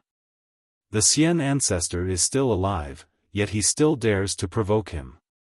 In addition to surprise, many thought that this was an extremely unwise decision. Li Qiye was on a victorious streak, but challenging the Xian clan could only be described as suicidal. Brotherly, dying is but one's head falling to the ground. After Li Qiye revealed his intention, the current master of the Xian clan, the World Pillar monarch, had to show himself and communicated with Li Qiye out in the open. Brother Chao had acknowledged his defeat, so why the need to be so aggressive? Calling me brother now? Li Qiye spared the monarch no cordiality and said, "You can call me brother after you hand over Chao Guiyao. And what is this about heads falling to the ground? What nonsense! He had lost, so according to our agreement, he has to hand over his life. If not, then don't blame me for being merciless." The monarch's expression sank after Li Qiye refused to give him any face. Not mentioning the entire stone medicine world, at the very least, very few people in Alchemy City would not show his Xian clan some respect. But now, a human junior like Li Qiye was being so audacious. He could no longer bear this affront. "Brotherly, I am sincerely trying to mediate things between you two." Xian Miao lowered his tone and said, "If Brother Li is willing, then our door is always open for negotiation regarding Brother Chao's matters." Although this was a conversation out in the open, Li Qiye still interrupted him and said, "There is nothing to discuss. One has to face the consequences of defeat. Let Chao Guiyao hand his life over, and I will pretend as if nothing had happened." "Li Qiye, don't push it." Eventually, Xian Miao lost his cool and uttered, "Alchemy City is not a lawless place for you to do as you wish." Li Qiye raised his brow and said, "So what if this is Alchemy City? Even if this was the immortal world, would still do as I pleased. If your Xian clan wants some respect, then I'll give you some. Hand Chao Guiyao over, and I will not go to your Xian clan to cause trouble." Li Qiye stated indifferently. Xian Miao coldly responded, "And if we don't?" Li Qiye smiled cheerfully and said, "If not, then I will annihilate your Xian clan. Of course, I am a merciful person. I will give your Xian clan 3 days to reconsider. Within 3 days, feel free to send away your young and old or dismiss your disciples. All in all, 3 days later, I will personally come to your Xian clan." Although this conversation echoed across the sky so no one could interrupt them, many shuddered after hearing Li Qiye's declaration of annihilating the Xian clan. Many people gasped at the stardust-changing masters. Of course, the one who was most frightened was Chao Guiyao since he had far greater knowledge of how terrifying they were. Even those in Alchemy City who watched using a heavenly mirror felt a cold chill running down their spines. Everyone held their breaths at this moment. You can't even control myriad stardust, yet you still dare claim to have mastery over insects. You truly think too highly of yourself. Li Qiye smiled dismissively and said, "Today, I will open your eyes and show you what is truly considered insect mastery." Having said that, Li Qiye ordered the transforming stardust above his head with a shout, "Go!"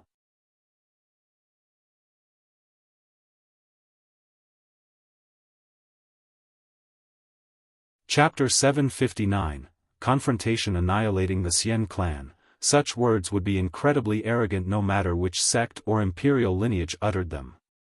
The Alchemy Kingdom would not idly sit by and do nothing as the Xian clan was destroyed.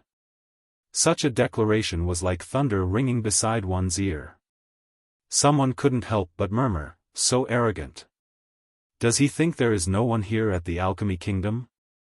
Xian Miao's expression was unsightly to the extreme.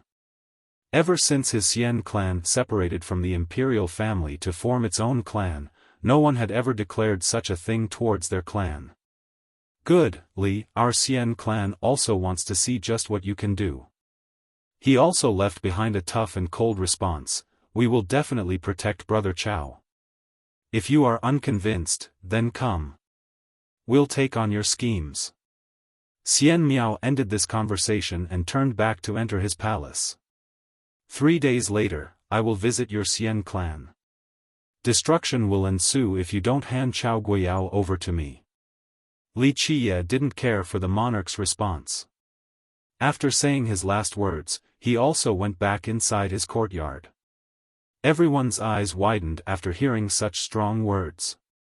They all thought that both sides would reach an agreement regarding this matter.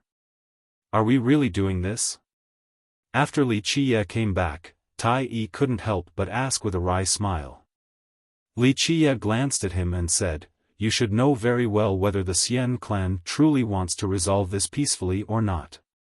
They are just posturing and want nothing more than for me to come to their door.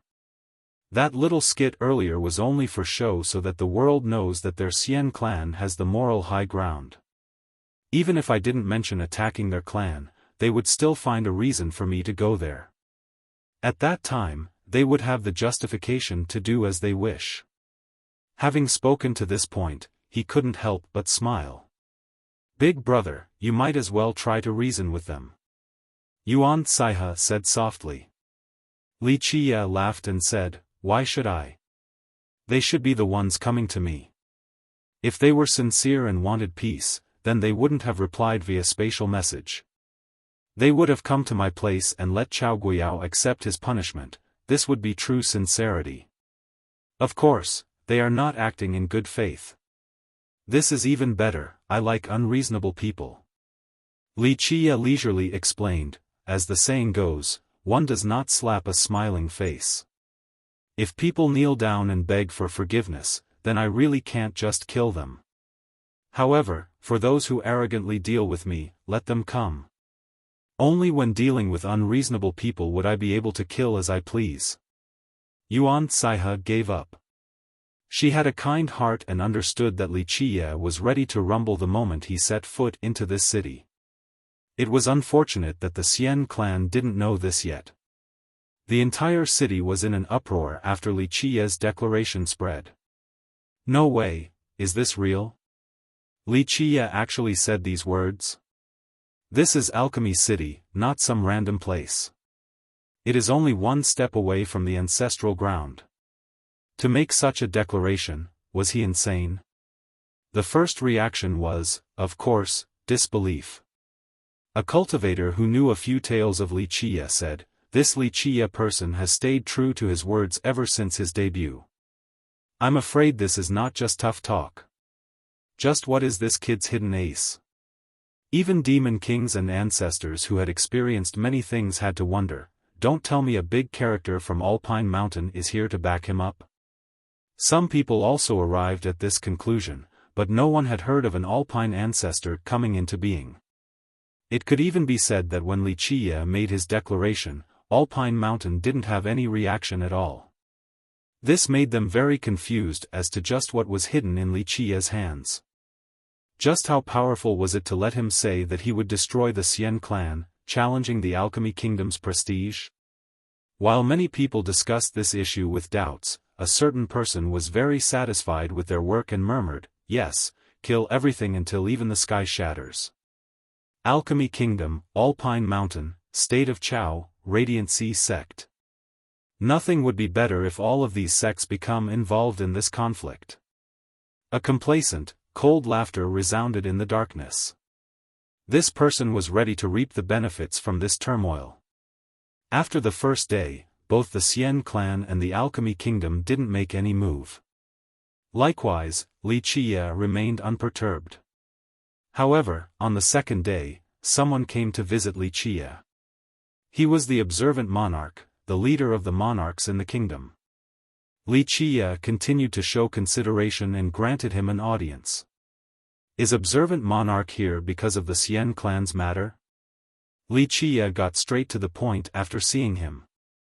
The monarch had a bitter expression as he responded, "Young noble Li, I am also very helpless here. The other monarchs chose me as the envoy, so I had no choice." Wuxia looked at him and spoke calmly, "The other monarchs?" The monarch exasperatedly replied, "The monarchs don't want this matter to reach the point of no return. Our Alchemy Kingdom has always maintained a low profile and does not wish for a grand battle to occur inside the alchemy realm. Moreover, the Alchemy Conference is about to take place. Even if the ancestors from the imperial family do not blame us, we monarchs will still feel responsible. We are unable to ignore this matter, but we also don't have the ability to settle it." "Settle this matter?" Wuxia smiled and shook his head in response, "Observant monarch, it is not that I am refusing to give you or the other monarchs from your kingdom any face. You should know very well that the issue is not on my side, it is the Xian clan's." The monarch couldn't help but smile wryly at Wuxia's reply.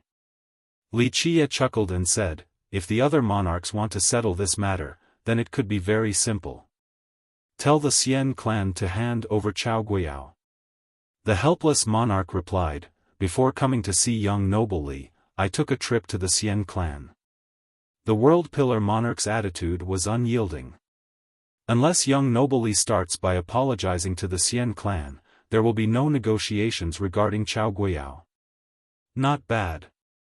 Wuxia was not surprised at all and said, "Then we'll deal with it 2 days later. I am more than happy to personally visit the Xian clan." The monarch softly sighed. He knew that there wouldn't be a peaceful resolution. In fact, he knew a lot more than the other nobles. Before coming, he already predicted this result. However, the monarchs pushed him here, so he had to take the trip regardless.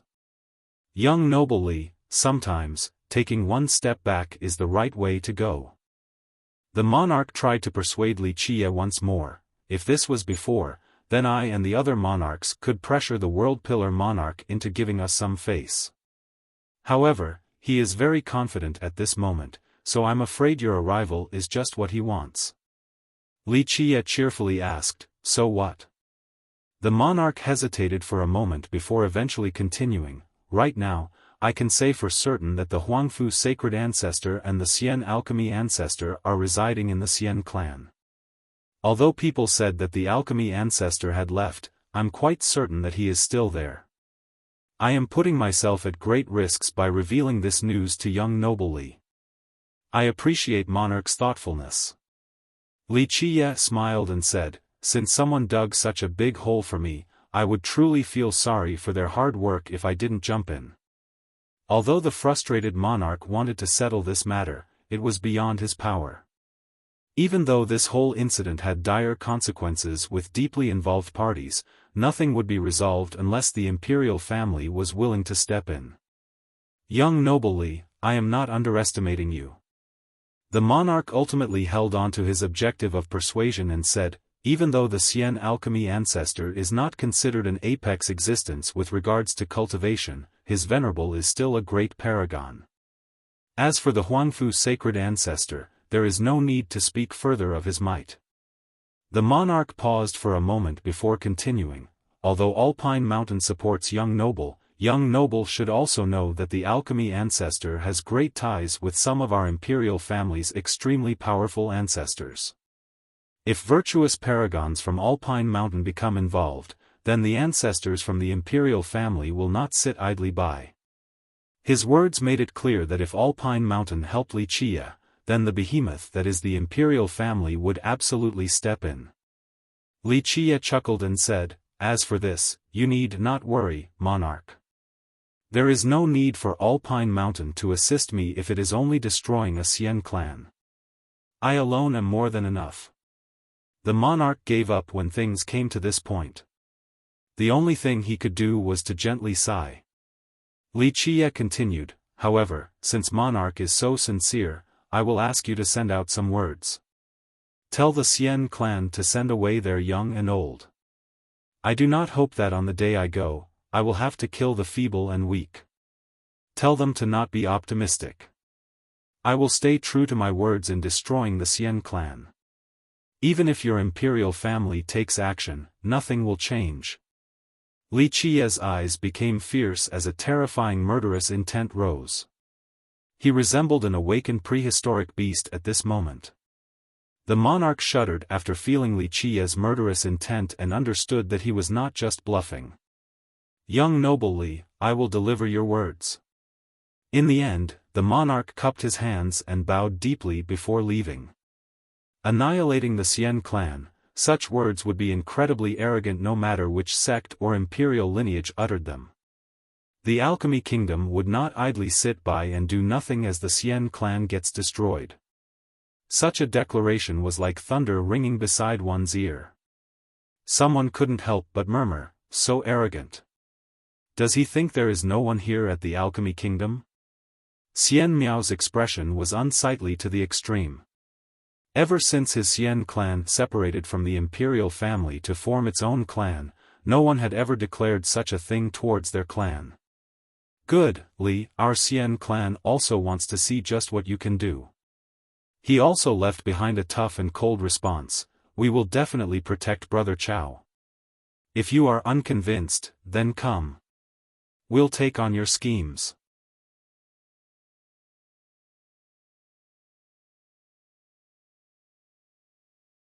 Chapter 760, Surging Undercurrent. These 3 days seemed particularly slow, as if each day was as long as a year.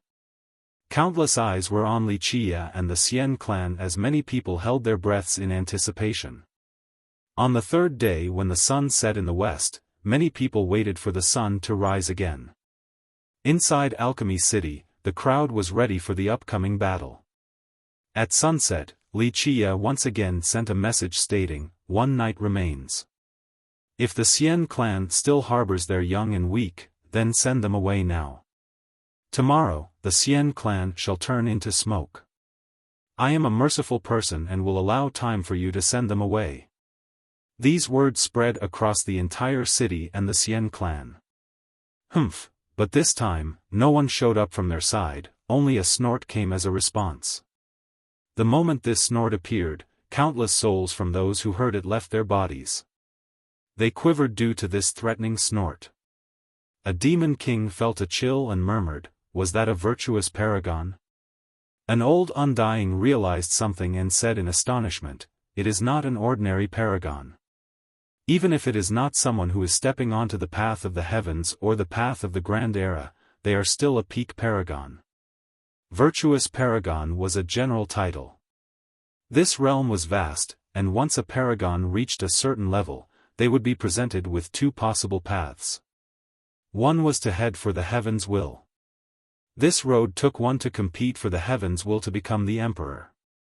The other path was to reach sublimation of the paragon realm so that they could obtain the divine investiture. This path would not compete for the heaven's will. Once they reached the apex, these beings would be bestowed the title of God King or maybe the even higher title of being an emperor assailant.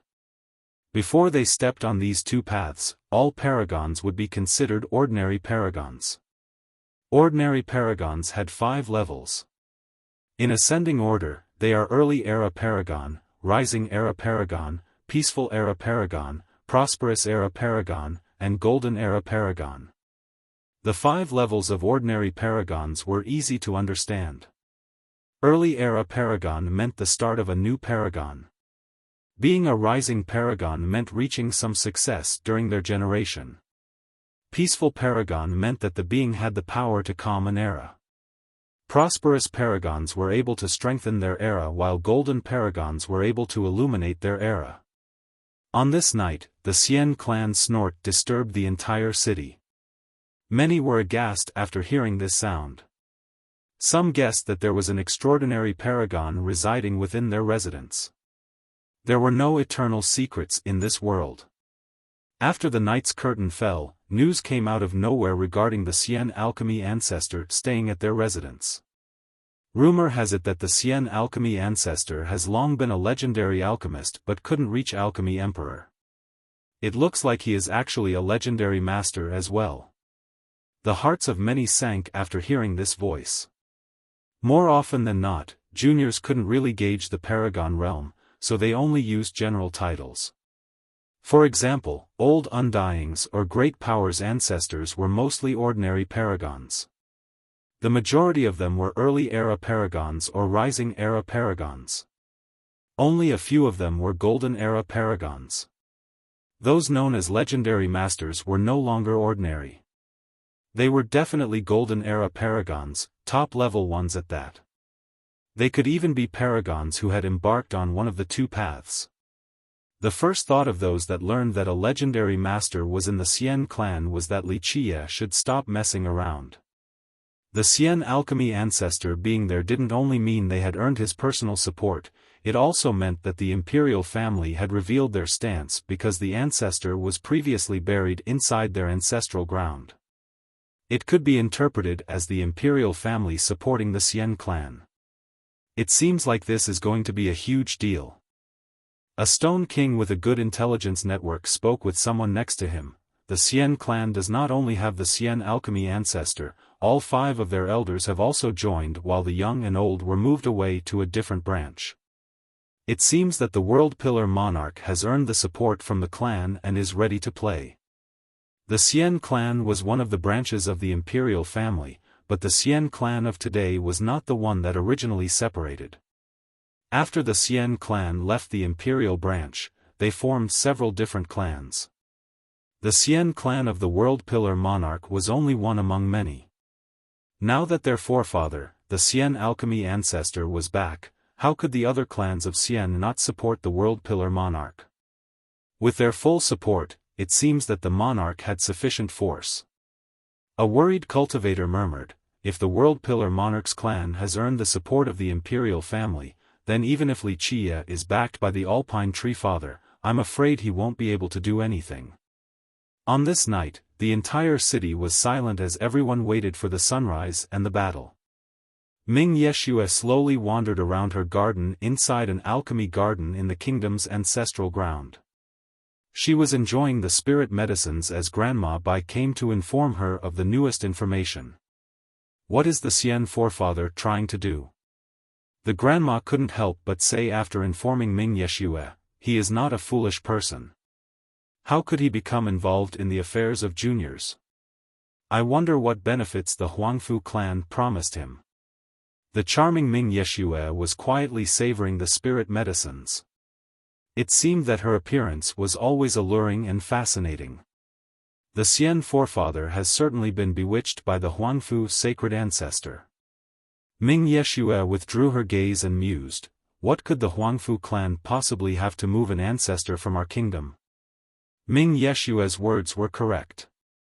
As an ancestor from the kingdom, the alchemy ancestor could have whatever he wanted. A clan like the Huangfu had nothing that could tempt him. The Xian forefather didn't mind coming into being and letting go of all pretenses. He even prepared a trap for Wuxia.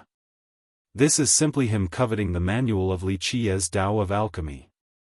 Ming Yeshua spoke graceful words that would enchant all those who listened. Grandma Bai couldn't help but wryly smile and say, the Xian forefather is being too greedy. He is already at the peak and is only one step away from becoming an alchemy emperor. Plus, our kingdom has the alchemy manuals from 4 different alchemy emperors, this should be more than enough. Grandma, this is different than before. Ming Yeshua shook her head and said, if, say, the Xian forefather was only a simple legendary alchemist, then it would be a different story. However, he has been just one step away from alchemy emperor for so long now. Does that mean he still has aspirations of becoming one even now?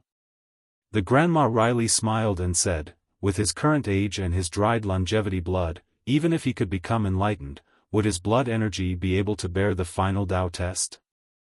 Ming Yeshua nodded and said, yes, he does want to become an alchemy emperor. He cultivated the supreme manuals of our ancestors, but he still couldn't fathom all of it or surpass the final test. He needs a different alchemy manual to help him become an alchemy emperor. Li Qia's Tao of alchemy can't help him become an alchemy emperor. The grandma didn't believe such a thing. Regarding the Tao of alchemy, their kingdom was untouchable in the entire stone medicine world. They had produced 4 alchemy emperors, so they had the most complete Tao of alchemy manual in this world. No lineage could compare when it came to their alchemy Tao. Ming Yeshua gently shook her head and said, it's hard to say. However, after the forefather heard about Li Qia refining pills like frying beans, he was certainly tempted. At the very least, he would not be able to replicate it, so he must witness it with his own eyes. I'm afraid the moment he saw Li Qia's wood mastery and insect mastery was when he became determined to capture Li Qia. After all, he requires Li Qia's supreme Tao of alchemy. Ming Yeshua gently sighed after revealing her speculation. Li Qia's mastery over insects and wood is indeed very scary. The grandma had to admit this. She then had some doubts and asked, however, the 4 manuals from our alchemy emperors were not enough for him to become an alchemy emperor, so can Li Qia's manual do it? Who knows? Ming Yeshua also pondered for a moment before responding. Our 4 alchemy emperors could be said to be from the same origin. Their possible paths had been expended. The Xian forefather needs another angle, a different sublimation to understand the final Tao test. Moreover, young noble Li's Tao of alchemy is indeed scary. I have never seen or heard of such a thing before. I even suspect that his manual is not from any alchemy emperor, he might have obtained the legacy of the alchemy god. The alchemy god's legacy. Grandma Bai was shocked.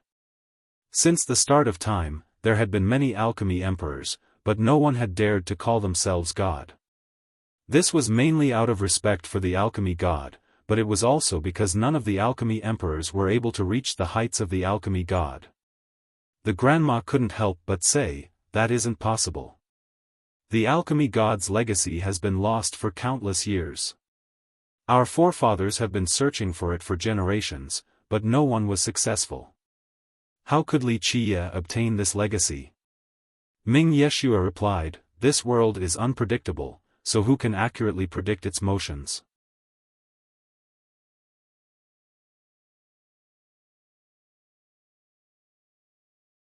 Chapter 761, Ming Yeshua's plan. The grandma eventually sighed, not knowing what else to say. The matter was settled the moment the Xian forefather decided to make a move. This was not something that she could control. Ming Yeshua asked, what do the ancestors think? The grandma wryly smiled and said, young miss, the ancestors didn't reveal anything. In fact, I'm afraid that they think this is only a small deal, so there is no need for them to show their stance. Li Qia is only a junior, so there wasn't a need for them to worry. Young noble Li is indeed a junior. Ming Yeshua said, however, age does not represent everything. Moreover, he is extraordinary. Anyone who takes him lightly will definitely lose out in the end. Young miss, not everyone thinks like you. Grandma Bai said, our kingdom is entrenched in our imperial foundation. Not to mention people like us, but even the ancestors think that no one can shake our kingdom. Why should the ancestors become involved in such a trivial matter? Things will be settled swiftly since the Xian forefather is taking action, so why should the other ancestors bother with this sort of thing? Ming Yeshua deepened her tone and asked, what if the Xian forefather dies? Grandma Bai's expression changed as she responded, young miss, that is impossible. It would be unbelievable for Li Qia to actually be that powerful. And even if he has such capabilities, killing our ancestor inside Alchemy City. Even the Alpine forefather has to think twice before doing this. Grandma, you are mistaken. There is nothing young noble Li can't do. Do you really think that he puts our kingdom in his eyes? Ming Yeshua gravely spoke. These are harsh words, but essentially, he has never taken our kingdom seriously. Grandma Bai's heart sank as she thought about all the things Li Qie had done before. Everything he did was on a whim. It seemed that he really never considered their kingdom in his plans. Grandma Bai pondered for a bit before speaking. Li Qie should know that if he truly has the skill to kill the Xian forefather, our kingdom's ancestors will not just sit and watch. She felt a bit helpless at this moment.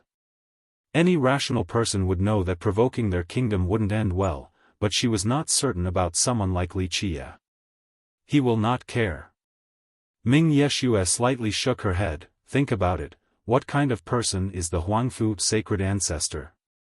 A sly fox like him would have already destroyed Li Qie if he was able to. How could he leave the supreme manual to us? Why did he come to our kingdom? It was simply to drag us in as well.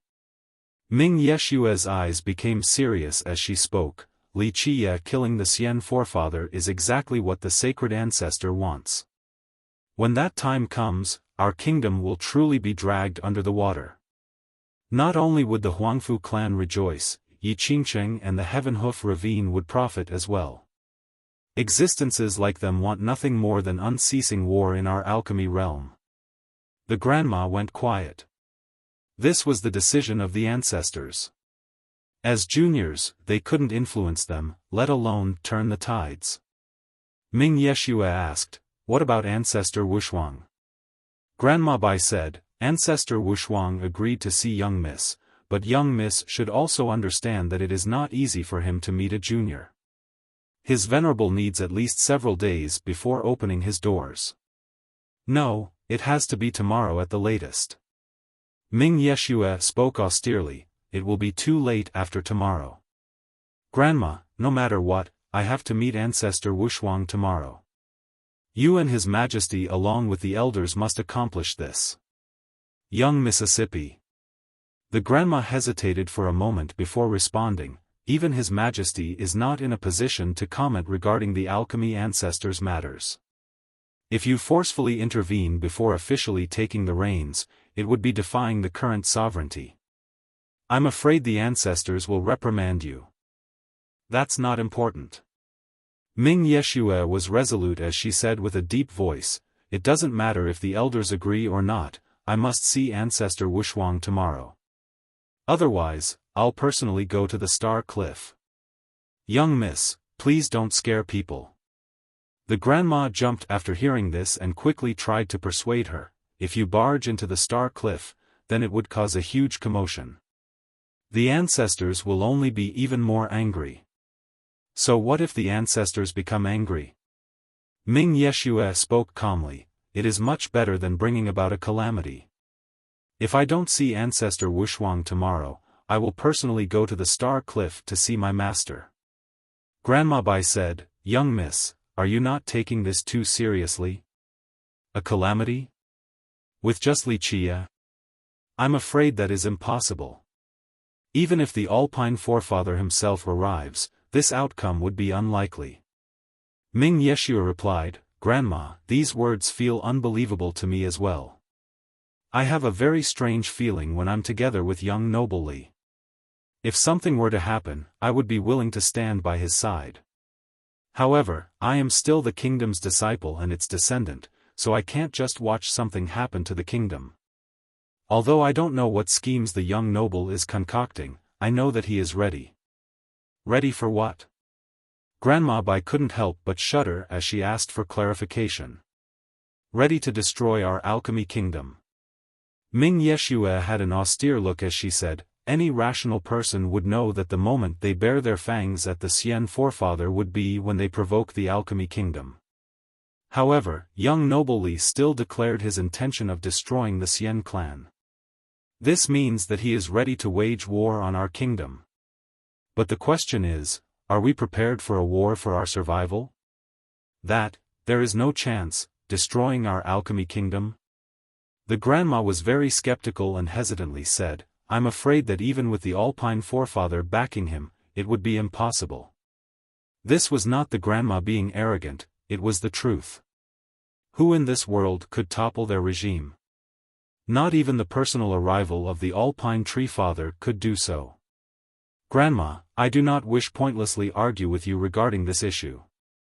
Ming Yeshua responded, just answer my one question, is our alchemy kingdom prepared for a crisis involving our continued existence? The grandma began to wonder. She knew that their kingdom naturally was without such preparations. The ancestors simply didn't care for a little problem like Wuxia. Because of this, I will have to make the trip tomorrow if I can't see Ancestor Wushuang. Let His Majesty and the elders know of my determination. Since young Miss is so adamant, I will go arrange for it immediately. The grandma responded in a sober tone and quickly took her leave. She didn't believe that Wuxia could actually destroy their kingdom.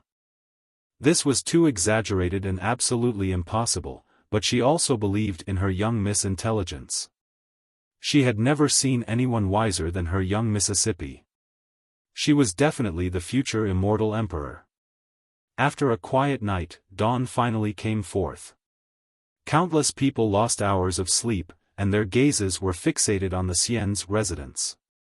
When the sun shone on the stony pathway towards the Xian clan, the shadow of a carriage appeared along with dull clacking noises that echoed around the mountain. The eyes of many spectators lit up after seeing the appearance of this carriage. One of them couldn't help but raise their voice, Wuxia is here. Instead of calling the Xian's residence a palace, it was more apt to call it a treasure ground. It was built in a valley surrounded by peaks. Instead of a clan, it was closer to a sect or lineage. At this place, rolling hills and vine-decorated valleys were everywhere. Old pine trees took root along with many green bamboo shoots. Pavilions and old temples appeared within this area, giving the royal residence a very archaic look. In fact, although the Xian clan was known as a royal family, they had formed their own branch and lineage. The imperial Draco bull slowly pulled the carriage forward with Tai Yi as the driver. Wuxia was resting his eyes inside with Yuan Caihe and the madam beside him.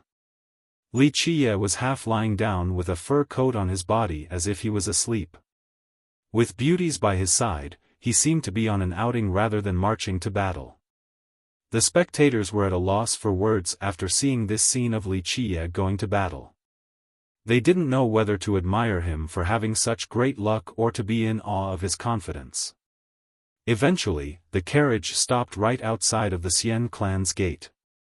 The madam next to him softly said, "Young noble, we are here." Wuxia opened his eyes and brushed away the fur coat. Under the gentle support of the madam, he got down from the carriage. Him requiring support to get down from the carriage once again dumbfounded the spectators. His appearance seemed more like a feeble playboy rather than a soldier going to war. "It's about time." Wuxia smiled and raised his eyebrow before commanding Tai Yi, "Go inform them." Tai Yi had always been a coward, but he somehow mustered courage out of thin air. He arched his chest and went to the gate and shouted, "Xian clan, listen well, our young noble is here to take Chao Guiao's head. Hurry up and hand it over."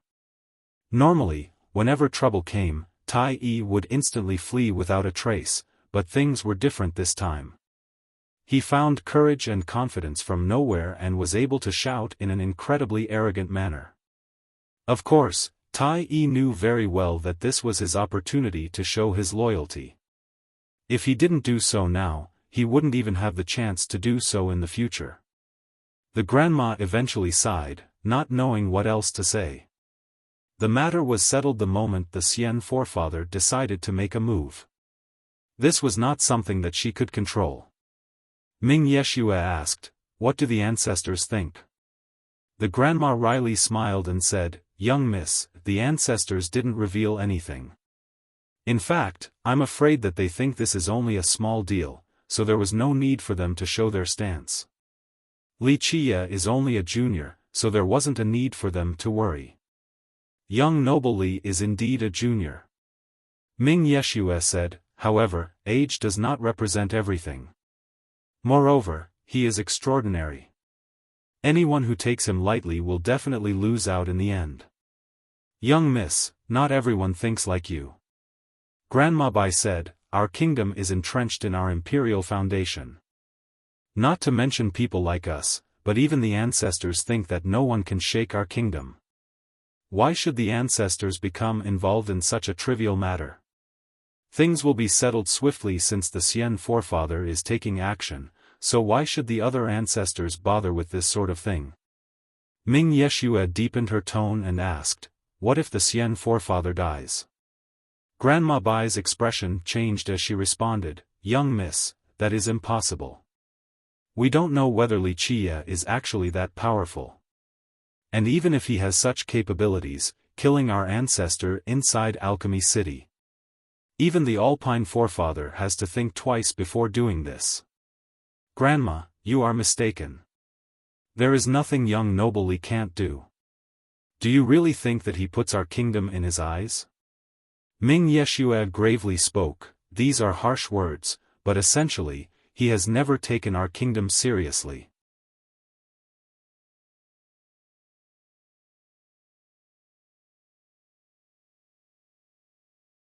Chapter 762, Xian Clan's Alchemy Ancestor, Clank. A loud knock on the wooden doors came about. At this time, the Xian's gates slowly opened as if they weren't prepared and were actually welcoming Li Qie's arrival. Many watchers shuddered at the sight of the welcoming doors without any guarding disciples. This posture clearly showed that the Xian clan was not afraid of Li Qie's attack and that they had complete confidence in their victory. Li Qie. Don't even dream about taking Brother Chao's head. The World Pillar Monarch, Xian Miao, appeared on top of a mountain within the land of the Xian clan and gravely uttered, those who stay at Alchemy City are our guests. Our Alchemy Kingdom has the responsibility of protecting their safety. This remark carried another meaning. This was not a problem for the Xian clan alone, it was also a problem for the entire kingdom. Those who were paying attention to this battle felt a cold chill after finding out that the kingdom indeed wanted to take action. Suddenly, no one favored Li Qie any longer. No opponent would have a good end after the entire kingdom became involved in the conflict. Li Qie raised his brow and leisurely said, I am not here to negotiate with you. I give your clan two options, 1, hand over Chao Guiyao, 2, allow me to destroy your clan. Such a big tone. Xian Miao coldly countered, do you really think Alchemy City is a place where you can act so wantonly? Be smart and beg for forgiveness, then we might settle this matter peacefully. Our Alchemy Kingdom's prestige will not allow for dissension. The monarch once again brought up the Alchemy Kingdom as if he was its representative. Taking on this stance was very scary indeed. All right, it seems that you won't cry until you see the coffin. Very well, I will help you. Li Qie slowly shook his head and said, I have been merciful and gave ample time for your young and elderly to evacuate. It is now time for me to wash your clan with blood. Child, you dare to utter such outrageous words outside of my gate? A shout came at this moment. Although it was not particularly loud, it rang like thunder in everyone's ears. The entire city could hear this statement. An old man appeared inside the grounds of the Xian clan, standing above a peak. The moment this old man appeared, myriad existences prospered and hundreds of flowers bloomed. An alchemy aura as vast as a sea immediately flooded the entire Xian clan. Any vegetation that sensed this aura immediately came alive with rich vitality. One could only imagine just how frightening this old man's Tao of alchemy was to be able to immediately invigorate the plants and trees in this land. Xian Alchemy Ancestor. Even ancestors from the great powers were astonished at his appearance and exclaimed in horror. There had been early rumors of the alchemy ancestor staying at the Xian's residence, but this was merely hearsay. Seeing his appearance in the flesh was quite different. Xian forefather, one of the ancestors of the imperial family, a legendary master, a peak legendary alchemist. A great character listed all of the alchemy ancestors' titles as he shuddered. Those who were called legendary masters were very powerful. At the very least, they had to be a golden era paragon or even an existence that had taken their first step onto one of the two paths. The Xian alchemy ancestor was not only a legendary master, but also a peak legendary alchemist. Just how prestigious was this status? For any great power, he was simply a priceless treasure. The World Pillar monarch immediately prostrated on the ground to greet his ancestor's arrival. As for Wuxia, he was not surprised as if everything was within his expectations. Back when my Xian clan showed its dominance, it caused storms in this world and myriad realms lost their colors. The alchemy ancestor had a stately yet intimidating appearance. He looked straight at Wuxia and coldly uttered, "Today, when my Xian clan chose to maintain a low profile, an ignorant junior dares to come to our door to shame my Xian clan. Any other junior would be incessantly trembling with weakened legs after getting stared at by a legendary master like this." However, Wuxia was unperturbed without a care. "If you are finished boasting, then it is time for me to take action. Any other serious statements you want to make?" Wuxia lazily stared at the ancestor. "Of course, I can say them all for you. For example, I don't know life from death, daring to provoke your Xian clan, challenging the might of the alchemy kingdom, not knowing the immensity of the heaven and earth. After a bunch of righteous and solemn rhetoric comes the real goal." Wuxia smiled. "Aren't you just after my Tao of Alchemy manual? Why the need to talk so much? That old geezer Huangfu is also at your place, right? You've been meticulously planning yet you still pretend to be innocent and righteous. Why bother? Just be straight if you want to rob people. The world of cultivators is where the strong reign over the weak. Murder and robbery are nothing shameful. The most disgusting thing is being a prostitute while pretending to be pure, so nauseating." Wuxia took the initiative and mocked the ancestor. This made others take deep breaths. A few big shots already guessed the Xian clan's goal, but no one wanted to expose this thin layer of deception. Now, Wuxia's brief remark made everything very obvious. "How slanderous," Xian Miao harshly shouted, "our alchemy kingdom has 4 alchemy emperors, your Tao of alchemy is not worthy of entering my ancestor's sight." Wuxia interrupted him with a lazy expression. "Okay, like I said earlier, don't waste time acting pure if you are a prostitute. To be frank, I want to trample your Xian clan. Who told you to mingle with the Huangfu clan geezers? Of course, destroying your alchemy kingdom is fine with me as well. There is nothing shameful to reveal these things. Since everyone is here today, go ahead and let it out." These words made all the spectators open their eyes wide. Declaring the destruction of the Xian clan was already bold enough, but now he stated that he wanted to destroy the alchemy kingdom. This made others feel as if Wuxia had become crazy. "Your words just now are beyond redemption, even with death." The Xian alchemy ancestor glared at Wuxia. With a terrifying aura, he spoke awe-inspiringly, "Junior, will you give up, or do I have to personally take action? Okay, stop acting cool in front of me. I simply don't give a damn about you." Wuxia retorted, "Today, I will sharpen my blade starting with you." With that, his eyes narrowed as a murderous intent shot out like a ray.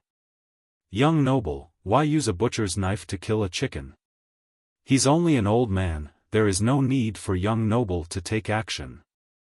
Before Wuxia could attack, Tai Yi stepped forward and volunteered to be the vanguard. "This little demon is ready to pave the way for young noble." An inconspicuous little demon like this suddenly coming up surprised all the spectators. Earlier, everyone saw and thought that Tai Yi was only Wuxia's driver. But now, this little demon dared to utter these bold words and called the ancestor an old geezer. This was too incredible. Some people even thought that Wuxia purposely arranged for this in order to humiliate the alchemy ancestor. Even the madam was astonished to see Tai Yi suddenly volunteering to fight. The Xian alchemy ancestor was a legendary master, but this unknown little demon still dared to fight him. How unbelievable was this? Good, good, I have not come out in a very long time, so even a random dog on the streets thinks that I am so easily bullied. The ancestor laughed due to his overwhelming anger. He was nearly driven mad from Tai Yi's statement. He was a famous ancestor. In the stone medicine world, who wouldn't fear his name? But now, a little demon came running, wanting to take care of him. How could he not be driven insane? Huh, you're only a golden era paragon. Calling yourself a legendary master is merely flattery. Tai Yi hid his usual cowardly look and arched his chest forward with an engulfing aura while looking down on the ancestor. Very well, if I don't break you into pieces today, I will cease being human. The ancestor vomited blood from rage. His eyes became fierce and his great bloodthirst spanned for thousands of miles.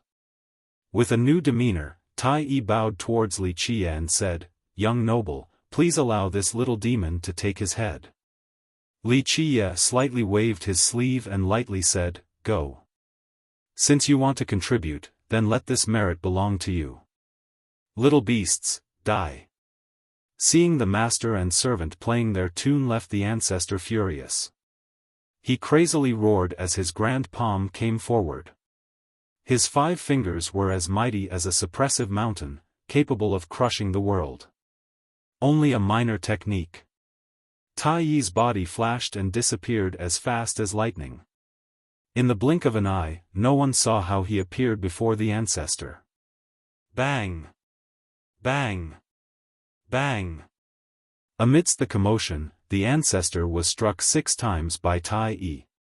Even if the ancestor had energy protecting his body, he was still one step too late.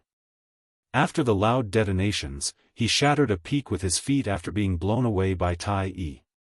His face was pale and his breathing ragged. Without a doubt, the 6 strikes from Tai Yi had wounded him. However, it was not serious. This sudden change amazed everyone.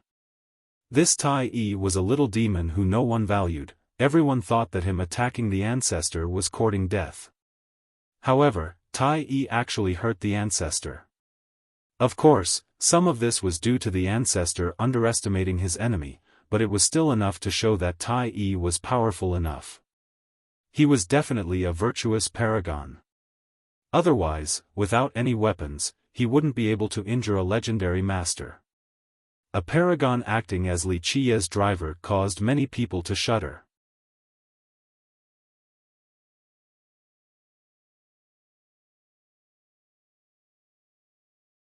Chapter 763, The Mighty Tai Yi. The madam herself was shaken by Tai Yi's strength. Normally, Tai Yi always had a cowardly look and escaped at the first sign of trouble.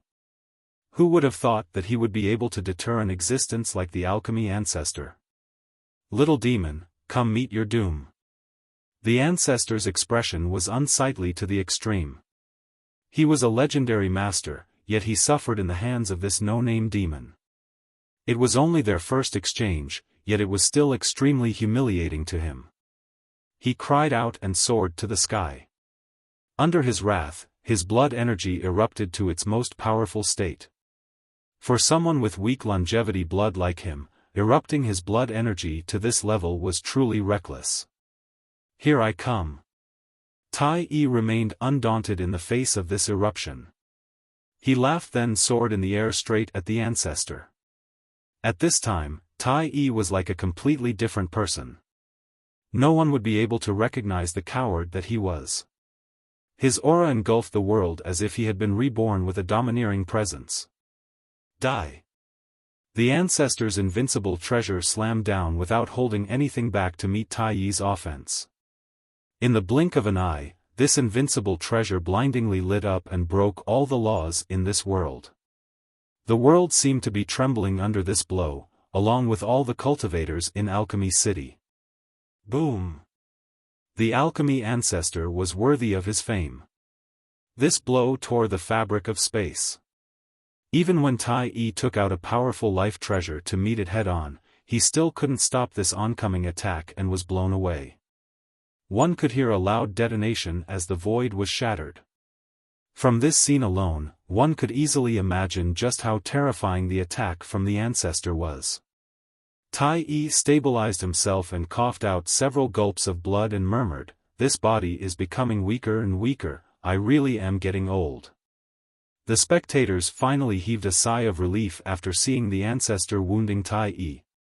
If a legendary master like the ancestor was defeated by an unknown little demon, it would be too hard to take in. However, outsiders didn't know that this was not the ancestor wounding Tai Yi, it was Tai Yi's old wounds coming back due to the battle. Die. The ancestor didn't give Tai Yi an opportunity to breathe. The invincible treasure lit up again and carried with it an unstoppable momentum. For the ancestor, if he couldn't kill this unknown little demon, then it would be difficult to re-establish his reputation. Who's afraid of who? Tai Yi also laughed wildly and pounced forward to meet the ancestor head-on. It was as if he was an awakened lion, ready for battle. Wuxia watched the battle between the two for a bit before losing his interest.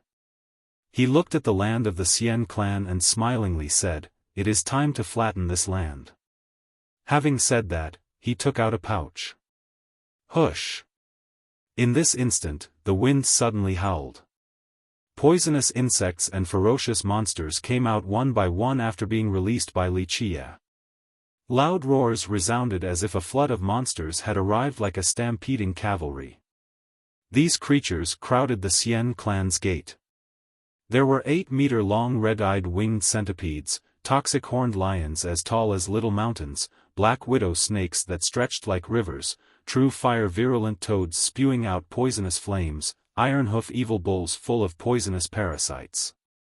Many people gasped at the sight of Wuxia quickly releasing so many poisonous creatures. The infestation wreaked havoc across this land, left them with a terrifying and creepy sensation.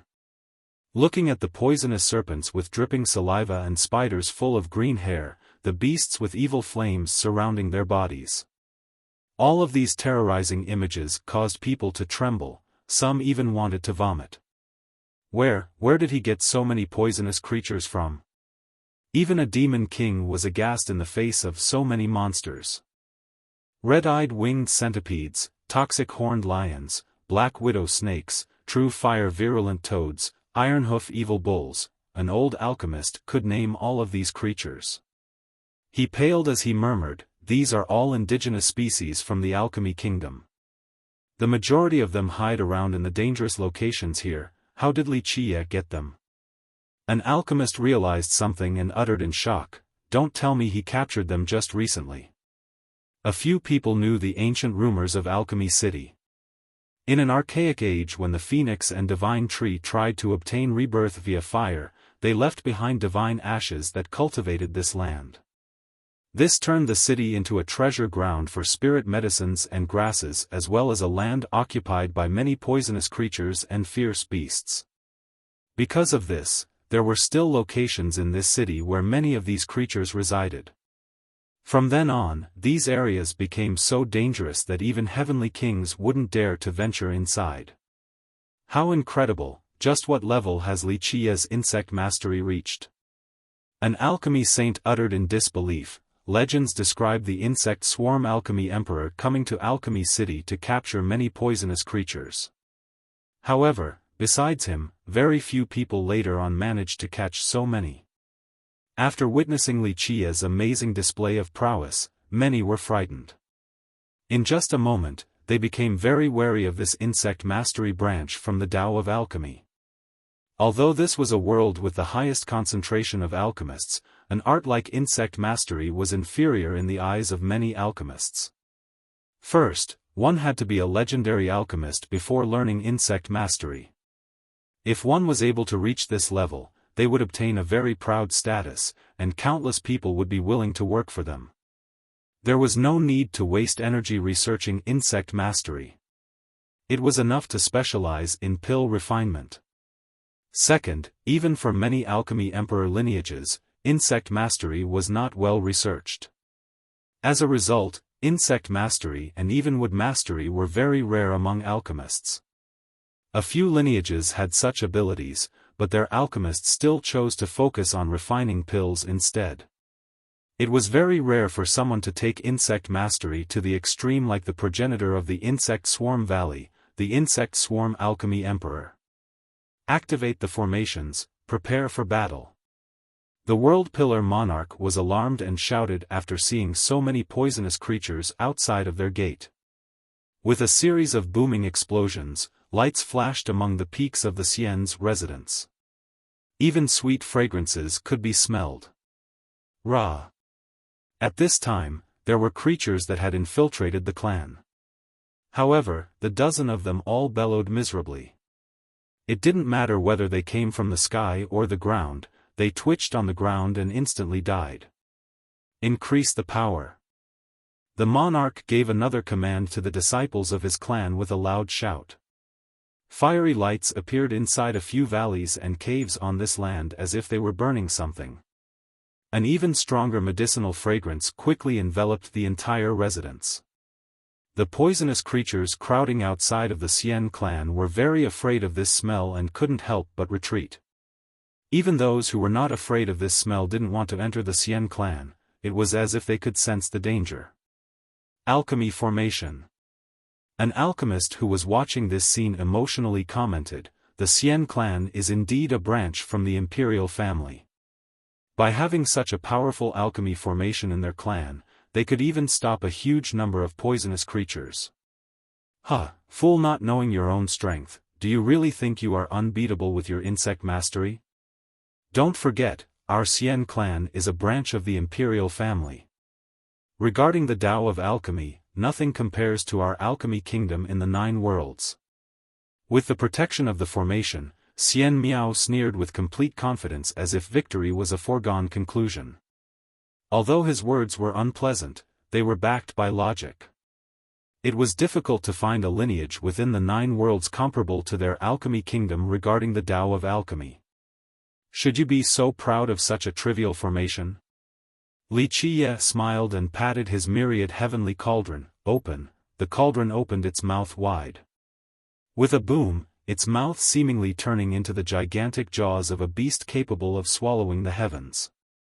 Its raging flames immediately turned into a giant vortex. In the blink of an eye, this fiery vortex sucked in all the medicinal fragrances that covered the Xian clan. With another loud bang, the cauldron spewed out its own fragrances. Moreover, all of these fragrances suddenly caught on fire. They created a sea of fire that ran along the alchemy formation's runes from the Xian clan, causing the entire formation to blow up. Bang! In an instant, explosions could be heard from within. Under the raging flames, the formation initially powered by cauldrons blew up. The central area of the formation exploded as well. Many mountains collapsed instantly due to the explosions. Suddenly, loud screams came from everywhere as flesh and blood spattered in the sky. With the formation's collapse, the experts that were controlling the formations were blown away, many headed to their deaths.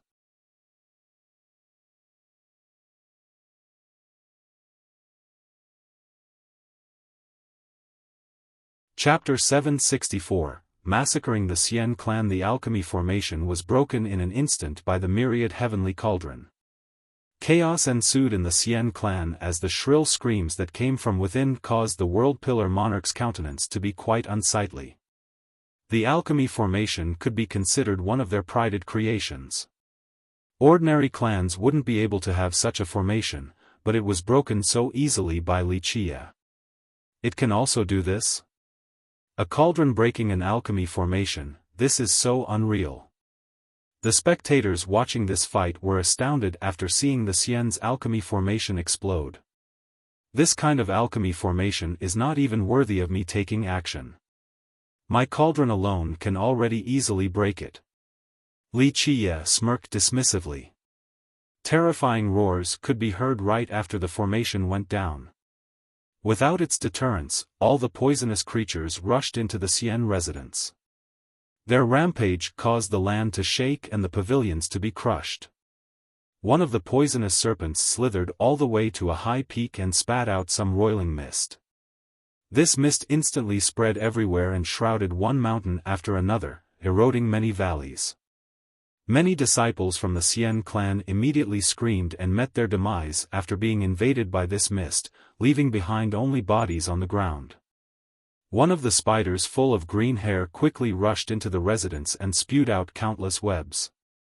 These webs covered the sky and surrounded the disciples before they could fight it. Sizzling sounds could be heard after they were covered by this silk. Amidst their screams, their bodies began to rot. Some golden bees flew inside and swiftly shot out a barrage of poisonous needles as thin as hair. Many disciples couldn't dodge in time, they weren't ready to escape as they were hit by the needles. Once stricken, no matter their cultivation, their body instantly froze up as if petrified. Poisonous toads, ferocious rhinos, and dark bulls, all kind of creatures invaded the Xian residence like a tsunami. They trampled this land with devastating force. Buildings fell one after another from their onslaught. Wuxia only smiled while watching the fight from outside of the gate. There was no need for him to personally take action. Screams came left and right from within the residence. All the Xian disciples came to fight. The World Pillar monarch didn't have time to watch Wuxia as he rushed to the front lines to fight these monsters. Many people had begun to pay attention to this battle as early as 3 days ago, but no one had ever thought that it would begin in such a manner. There were many speculations regarding how things would begin. Some believed that a great character from Alpine Mountain would act as the vanguard. Others believed that Wuxia would take out that invincible treasure to bombard the Xian clan. However, no one thought that Wuxia didn't need to take action and would just leisurely stand there, directing his horde of monsters to attack the Xian clan. The crowd was dumbfounded and sent into a daze. This offense from Wuxia was indeed too powerful. Who would ever dare to say that alchemists had weak combat potential from now on?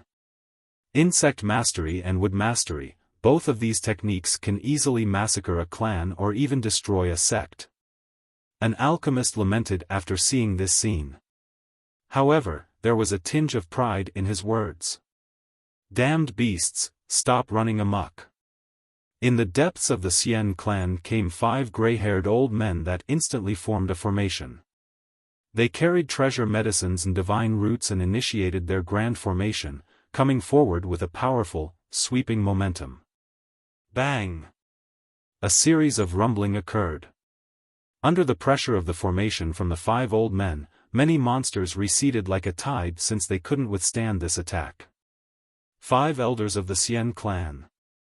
They are all amazing alchemists and were once renowned in the world. An alchemist who recognized the 5 was startled from seeing their formation. These 5 elders were the most exceptional alchemists of the Xian clan. Although they couldn't compare to the Xian alchemy ancestor, they all had remarkable accomplishments. They formed another alchemy formation to expel and kill these poisonous monsters. This was enough to prove their worth on the Tao of alchemy.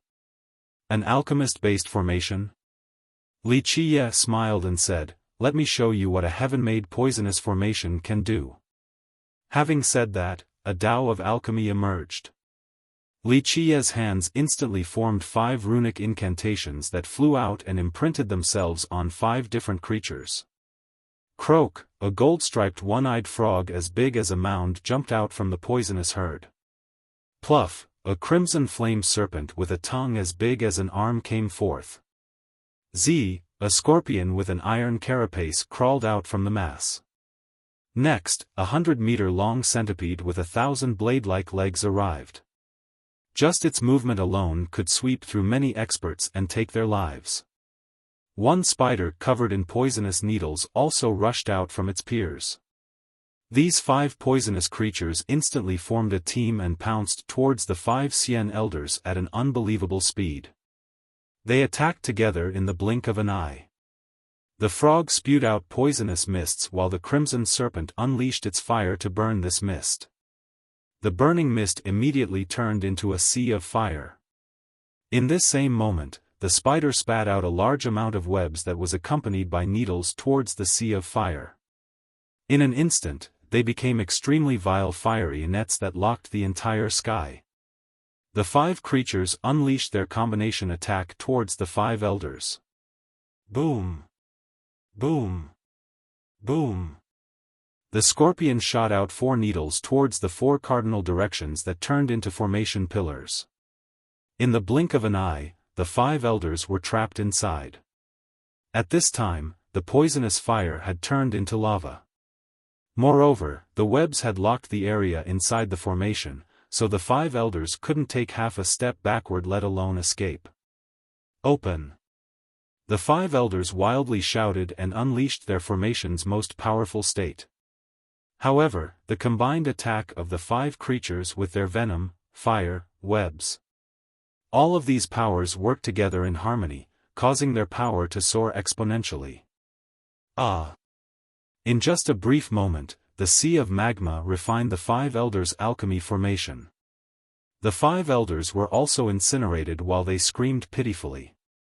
What is this? The spectators were amazed. From the start, the 5 elders were able to push back these creatures. But now, these 5 monsters instantly reversed the situation and killed all 5 of them. This is the legendary 5 poisons mutual generation, a natural formation that abides the laws of the world. There is no need for formations or techniques since the 5 poisons rely on their natural harmonizing affinity to create this formation. A legendary alchemist who didn't want to show his face understood this particular method. His eyes widened as he murmured, 5 poisons mutual generation, this is easier said than done. To be able to display this natural effect in a formation in an instant. This allows for the strength of the poisons to rise by at least 10 times. Scram! When the poisonous creatures invaded the depths of the Xian clan, Chao Guiyao finally showed himself. He summoned a cauldron and spewed out an alchemy mist to stop the flood of monsters. Chao Guiyao was indeed a great alchemist, especially after obtaining the insect mastery arts of the Insect Swarm Valley. He alone was even stronger than the 5 Xian elders as he stopped the incoming horde. Not bad, let's see if you can stop this. Li Qiye saw this scene and smiled. He took out a tiny bottle and let out a creature. Buzz! Chao Guiyao, who was battling the poisonous horde, suddenly heard a small humming sound. He lifted his head and noticed a little white silkworm flying forward. This silkworm had a pair of wings, so it flew very quickly.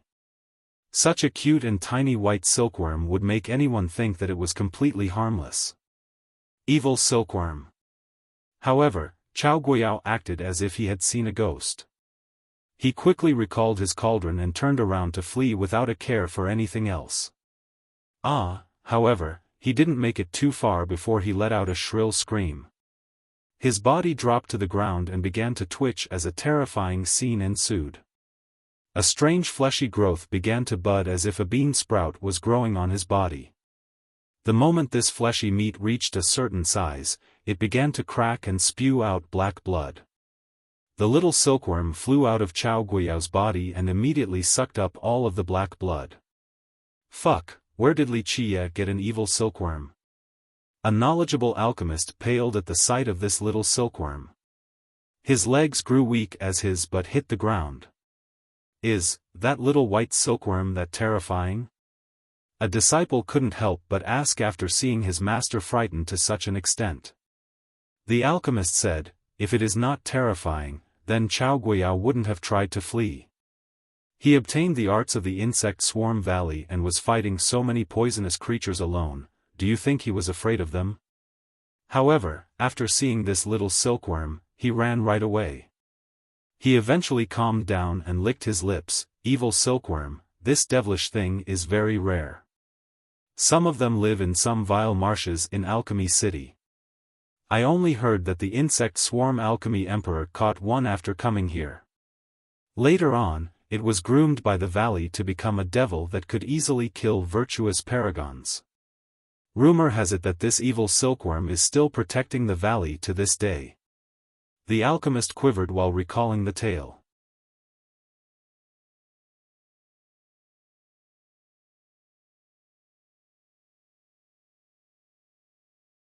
Chapter 765, Sacred Ancestor Chao Guiyao dying just like that caused the onlookers to grow silent. They were unable to describe their own thoughts at this moment. He was once one of the 4 alchemy prodigies, a genius flattered by many great powers and experts. It could even be said that when he was alive, he was a mighty figure that no one dared to offend. But now, he died miserably, and to a poisonous insect at that. Even his great insect mastery couldn't save his life. He once proclaimed that outside of the insect swarm ancestors, no one in this world could compare to him regarding insect mastery. Just how ironic was his ultimate demise today? Screams continued to emanate as the beasts rampaged in the Xian residence. Blood ran like rivers in the area as countless disciples died. Even the effort from the counteroffensive of the older experts was useless. From start to end, all the disciples and experts wished to defend their clan. However, after being surrounded, they couldn't even break through the swarm to escape. Such a scene left the spectators with tingling palms. No one thought that this would happen since they assumed that the Xian clan would clearly have the upper hand. Who would have thought that in such a short period of time, the Xian clan would be swept away and decimated? The clan that held great pride in their Tao of alchemy couldn't stop the rage of the poisonous beasts and were eventually massacred. Old dog Huangfu, what are you waiting for? The Xian alchemy ancestor couldn't help but cry out. He was gritting his teeth as his heart bled. If you don't take action, my alchemy kingdom will not forgive your Huangfu clan. The alchemy ancestor was driven insane after seeing his clan being abused like this. Despite his great mastery of alchemy, it was of no use. He was busy dealing with Tai Yi and couldn't do anything to save his clan. He was indeed wondrous. With his non-stop offense, he pushed Tai Yi back into a disadvantageous position. However, Tai Yi's might was unexpected as well. At this moment, Tai Yi's old injuries resurfaced and he would occasionally spit out blood. Moreover, him taking on the ancestors' continuous attacks only worsened his state. Nevertheless, he was a raging dragon despite his bloodied self. In his frenzy, he unleashed his most powerful attacks again and again until the sky collapsed. His bloodthirst and hostility erupted. Anyone would be horrified by this scene. They would rather run instead of battling with this dire wolf who was fighting without regard for his own life. Tai Yi fought with the aim of bringing the enemy down with him, so no one could connect him to his prior cowardly form that fled at the first sign of danger. The alchemy ancestor had the upper hand early on in this battle, but he couldn't suppress Tai Yi's rampaging state since he was not a paragon capable of divine investiture. He was not what people called an eternal existence. Despite his advantage, if he was not careful against Tai Yi's recklessness, then the tides would turn. It could even result in both of them going down together. The ancestor was full of remorse at this moment. With one wrong move, he lost the entire board. He was confident that this war would be easy since it was just killing a junior like Wuxia. He didn't expect to bring about a disaster to his own clan. What made him even angrier was that the Huangfu sacred ancestor just loitered around without showing his face. They had a pact that the moment Wuxia came, they would instantly attack and kill the virtuous paragons on Wuxia's side. But now, Wuxia's poisonous horde had destroyed the Xian clan while the sacred ancestor had yet to show his face, causing his Xian clan to suffer great casualties. How could the alchemy ancestor not go crazy? The regretful ancestor felt that he had fallen into the trap of the Huangfu ancestor, becoming nothing more than cannon fodder. I'm here, brother alchemy. My cultivation was tampered with and I almost suffered chi deviation, so I am late. The sacred ancestor finally showed up. When he emerged from the Xian clan, the stars seemed to have shifted. A terrifying aura swept through the entire alchemy city as if a deity had arrived. In the end, the sacred ancestor still took action. Although this was against his will since it was better to play the waiting game, he was forced to take action. After the Xian ancestor uttered those words, he would truly break all ties with the alchemy kingdom if he remained hidden. That would bring about a disaster to his own clan. Kill the little bastard. Although the enraged ancestor didn't believe this drivel about chi deviation, he had no time to care for it. He needed the sacred ancestor to reverse the tides of this battle. Boom! The sacred ancestor's attack resembled a blow from a god monarch. Myriad laws were destroyed, blowing away all the poisonous creatures from the Xian clan. As for the beasts closer to him, they were instantly rendered to ashes. At this second, he didn't care whether the creatures that went flying were alive or not. He stepped out of the Xian clan with his invincible aura and suppressed the 9 heavens and engulfed myriad realms. Sacred ancestor, is he a god monarch? Even great powers' ancestors felt a cold chill. As for other people, they were naturally trembling with fear. The most powerful ancestor of the Huangfu clan is still alive. So this is a god monarch. An ancestor who knew the sacred ancestor became nervous. The sacred ancestor took one step forward. His 2 eyes were as dazzling as the sky when he coldly uttered while emitting a terrifying aura, "Little bastard, today marks your demise." That being said, with one palm blotting out the sun, he reached straight for Wuxia. This encroaching palm seemed to be capable of grasping the entire world, causing all the experts in the city to feel fear. A god monarch was indeed brilliant. Go! The moment Madame Ziyan saw that Wuxia was about to be captured, she acted without any hesitation. In the blink of an eye, she carried the immortal devouring evil jar forward and used all of her blood energy to empower it. The jar spewed out an endless black brilliance like a star flying all the way to the firmament, blowing away everything in its trajectory. The immortal devouring evil jar had a monstrous origin and was no weaker than even an emperor assailant's true treasure. With the madam not sparing anything, even if she couldn't exert its ultimate power, the strike would still be devastatingly powerful. All existences in the city trembled before this endless black brilliance that crossed the sky.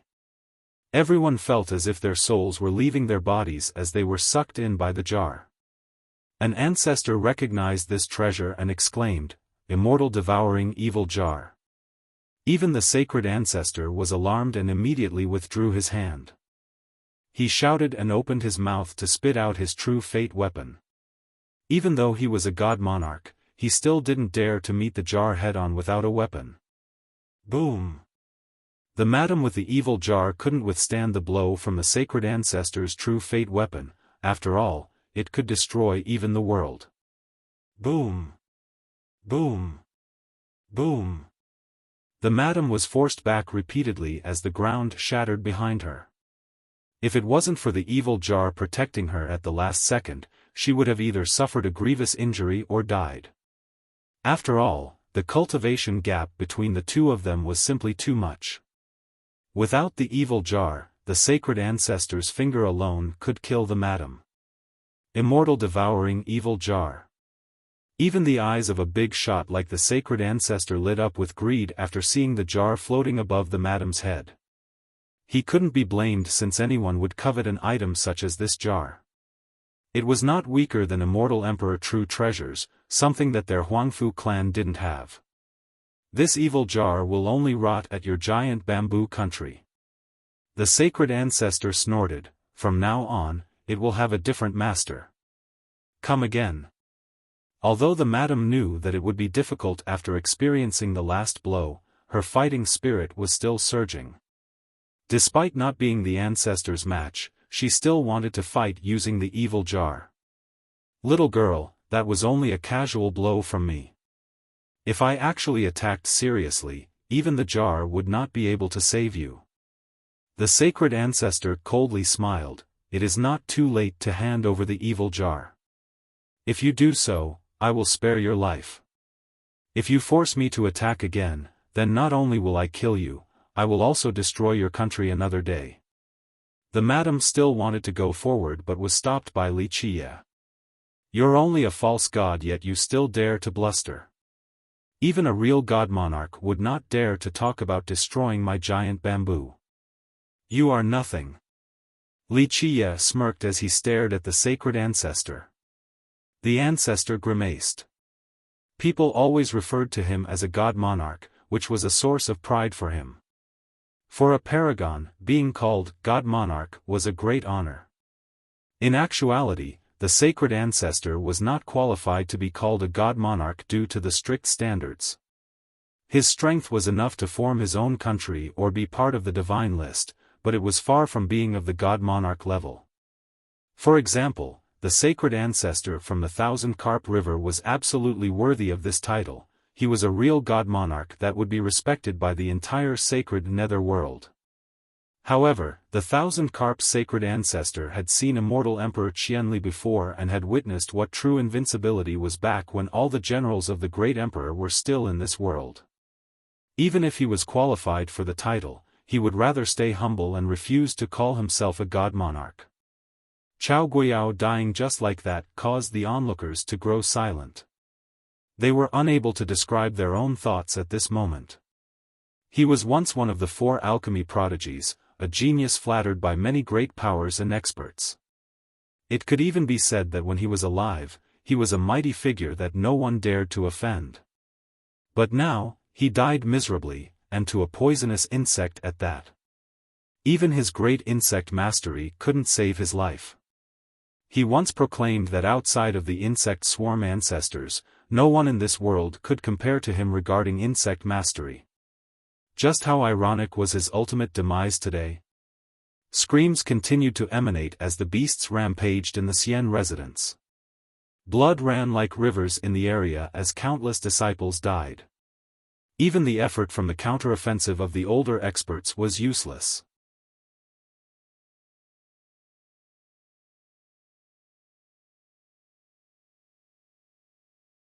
Chapter 766, Black Bones. This was not the case for the Huangfu sacred ancestor. With regards to cultivation and qualifications, he couldn't be bestowed the title of god monarch. However, as the strongest existence in the Huangfu clan, he struggled to reach such a level, so he grew very prideful and complacent. At that time, many experts flattered him and all called him god monarch.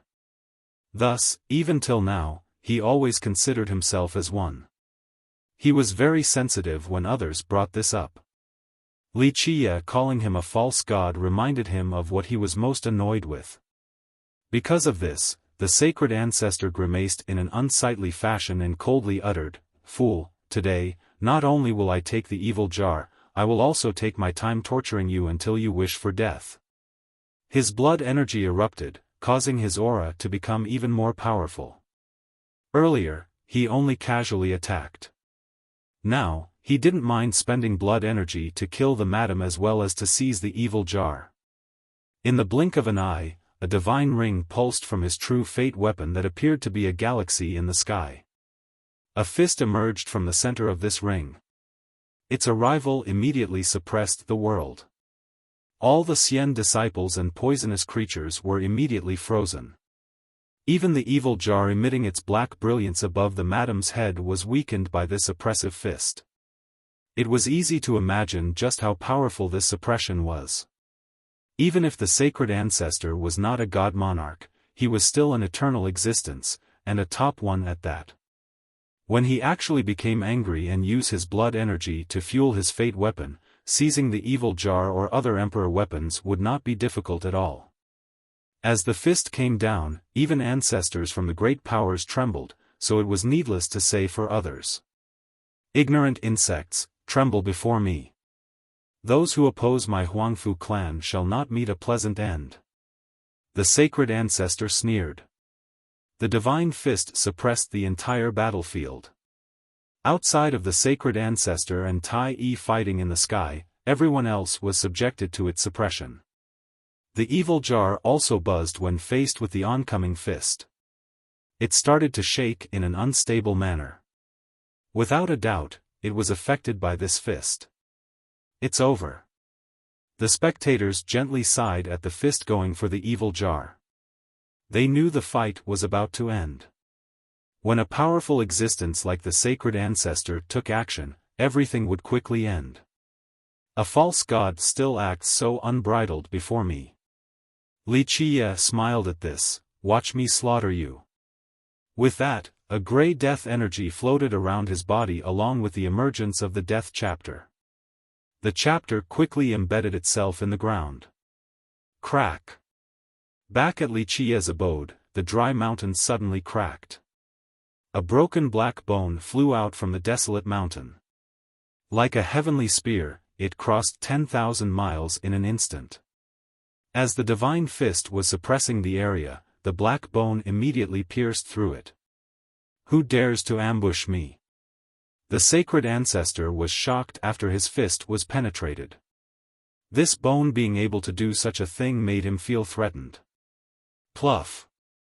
Even more black bones flew out from the desolate mountains. Die! As these incomplete bones flew forward, the shaken ancestor roared. He no longer held back any of his blood energy. His true fate weapon shot out even more fists from its divine ring to meet the approaching bones. Boom! Boom! Boom! The earth was torn asunder.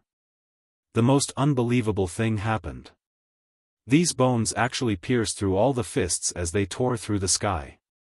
Everyone had the feeling that the heavens itself was being penetrated. What are those things? An ancestor saw these black bone fragments clearly. They were burnt crisp black as if they had caught on fire countless times. Moreover, their lengths varied. A few bones were cracked as if they had been destroyed after being incinerated numerous times. Such bones, in anyone's eyes, were useless. However, they managed to pierce through the sacred ancestor's fists. This was simply terrifying. Many became dumbfounded at this scene. They didn't know just what these bones were to be able to accomplish such a task. Descent of the gods. The aghast ancestor howled. He spewed a blob of longevity blood onto his true fate weapon to unleash the most powerful attack of his life. For an existence like the ancestor, his longevity blood had already dried up. Expending this large of an amount right now was akin to taking his own life. However, if he didn't take such a risk, then these bones would take his life anyway. Fear began to consume even an existence like him. Boom! As this unbeatable attack descended, a sacred image emerged. Many godly figures took form as if they had sent down their most powerful attacks. In the blink of an eye, they imprisoned myriad realms as they unleashed their onslaught to destroy all laws. Bang! The area immediately exploded. Under this ultimate attack, these black bone fragments were blown away. However, even the most tattered ones among them remained unharmed. Die! Wuxia's eyes turned fierce as all of his death energy erupted. The death chapter began to rebuild and derive a boundless profundity. As Wuxia empowered his chapter, these broken bones began to come together and rebuilt a new body in an instant. What kind of bird is that? Someone finally saw the shape of the restructured bones. This was the skeleton of a huge bird. Moreover, it was far from being complete as many pieces were missing. Just one incomplete skeleton was already so powerful. The moment it was successfully put together, it spread its wings with a force capable of stretching even the 9 heavens. Screech! A phoenix soared to the sky. This skeletal bird swooped down from above. Its bony wings swept by with a force capable of destroying the heavens above and annihilating all devils below. A flap of its wings left behind terrible scars in the sky. The heads of these godly figures started to fly as the wings of the creature swept forward. The most powerful attack of the sacred ancestor was instantly destroyed. Bang! His true fate weapon was torn apart under this pressure while the ancestor was blown away with his blood crazily spraying everywhere. Whoosh! One bone fragment flew out and immediately penetrated his chest, suspending him high in the sky. No, this can't be. He couldn't move at all after being immobilized in the sky. His wide eyes started to roll as he couldn't accept this reality. He was a god monarch and yet was defeated by the skeleton of a bird. No one could accept this result. This is impossible. The spectators watching this scene with their own eyes felt that this was impossible as well because it was simply too terrifying. A skeletal bird defeating a god monarch. Even if he wasn't a real god monarch, this was still too much to take in. Nothing is impossible. Wuxia smirked, it is just that you cannot understand what true power is in this world. Pluff. With a sweep of a bony wing, the sacred ancestor's head flew to the sky as a spring of blood erupted from his neck all the way to the sky. Even at his moment of death, he didn't understand how he lost to a mere skeleton, he couldn't accept this fact. The world suddenly turned silent. Many people were creeped out, chilled by this astonishing development. Is this really happening?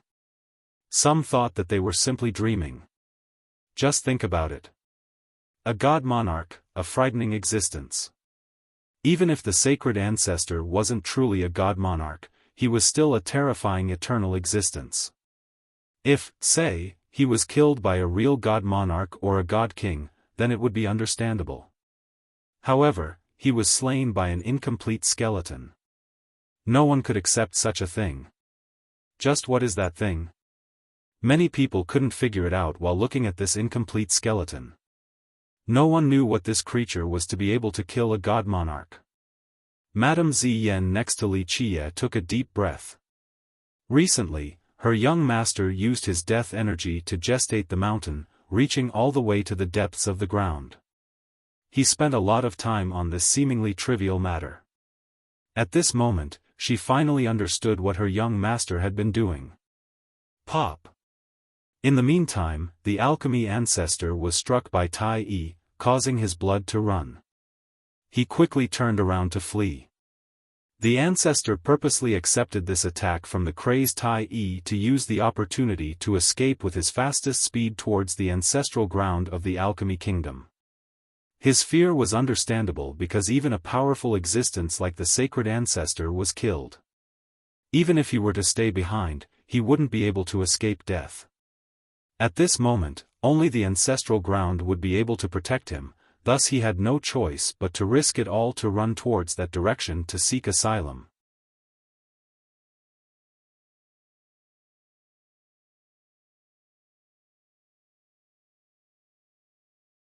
Chapter 767, Invincible Bones. This reversal caught everyone by surprise. When the alchemy ancestor escaped, the surviving experts and disciples of the Xian clan were overwhelmed by despair. Even their most powerful forefather had escaped, so they were caught in a hopeless situation. Want to run? Too late. Wuxia snorted at the sight of the fleeing ancestor. The death chapter rotated and the skeletal bird in the sky flapped its wings again. Before the ancestor could reach the ancestral ground, the bird instantly caught up to him. Its speed was too fast. Even someone like the ancestor couldn't compare to the bird in this regard. Pop! Before he could counterattack, the bird's wings swept him flying. He fell down from the sky while vomiting blood and heavily slammed into the ground, creating a huge pit. His blood began to stain the soil. Before he could stand up to try to escape again, the bird swept down and smashed the surroundings. Its claws instantly pierced his shoulders as he was caught by it and carried into the sky. He couldn't move at all. When the bird gripped his shoulders, it also sealed his true fate. No, the lucky survivors from the Xian clan cried out as they were plunged further into despair. The spectators were even more frightened by the sudden appearance of this bird. First, it killed the Huangfu sacred ancestor, and now, it captured the Xian alchemy ancestor. Just an incomplete skeletal version was already this powerful, so wouldn't it have unimaginable might if it were still alive? They quivered uncontrollably while watching the ancestor being gripped by the skeletal bird like a little chick. The majority expected the alchemy ancestor to win while Wuxia's side suffered total defeat. Who would have thought that the sacred ancestor would be killed, the Xian clan annihilated, and the alchemy ancestor captured alive? I have never been reserved towards those who aim for my life. Wuxia cheerfully smiled while looking at the ancestor. Junior, you can't kill me. The ancestor was extremely pale. He knew just how close to death he was. Until now, he was always imperious, the one to control the life and death of others. A junior like Wuxia would never be able to enter his sight no matter the occasion. But now, his life was in the hands of this exact junior. Is that so? Wuxia smiled. Do you really think that I wouldn't dare to kill you because you are a denizen of the Alchemy Kingdom? You truly think too highly of yourself and the Alchemy Kingdom. There is no one in this world that I do not dare to kill. The ancestor's soul left his body after hearing this response. He knew that he had met his maker, so he shouted, "Senior uncle, save me." With that, he spewed out an arrow made of blood that flew all the way to the ancestral ground of the Alchemy Kingdom. With his life hanging by a thread, the ancestor used this blood arrow to ask the ancestors and seniors in the ancestral ground for help. Boom! When this blood arrow reached the ancestral ground, a divine light soared from the place all the way to the sky. Although its entrance was still closed, it was as if one deity after another awakened when this terrifying light reached the sky. A vast and invincible aura suddenly hit the world. Such a terrifying aura from an awakened being was able to shake all of the alchemy realm and even the entire stone medicine world. At this moment, many imperial lineages were alarmed by this powerful aura. The Jianlong clan, the Beastmaster Citadel, and the Heavenhoof Ravine had many sleeping ancestors that woke up due to this powerful disturbance. What is going on? Ancient existences were woken from their slumber by this force. They couldn't help but look towards the Alchemy Kingdom. Is someone attacking the Alchemy Kingdom, or did something strange happen to the world? Why is it that so many ancestors of the kingdom woke up? Even an ancestor from the low-profile Jianlong clan spoke emotionally after sensing this disturbance. The cultivators inside Alchemy City became nervous. Many even prostrated to the ground since they couldn't handle this aura. It was as if all the powerful subjects of an archaic dynasty had woken up overnight. These powerful auras were not necessarily weaker than the arrival of an immortal emperor. Countless people lost their minds out of fear of this horrifying power. For the masses, the might of the Alchemy Kingdom was only something from legends and gossip. In fact, for many cultivators, especially the younger generation, they simply couldn't imagine the magnitude of the kingdom's true power. Some even felt that the kingdom's power might have been exaggerated. But at this very second, when divine rays soared to the sky from the ancestral ground and powerful auras swept through the 9 heavens, people finally felt the true prestige of the kingdom. This was the limit of power, a might that could shake the entire stone medicine world. Even heavenly kings had the urge to prostrate on the ground. This left a permanent mark in many people's minds. Although no one could see how many ancestors actually woke up from the ancestral ground or what they looked like, their auras alone showed that it was not just one. Moreover, they were all fear-inspiringly powerful. Long live the imperial family, long live the invincible ancestors. The despairing Xian disciples finally caught sight of a thread of life and couldn't help but rejoice. Fu! With a single breath, the wind started to howl. A god monarcha's power engulfed the world.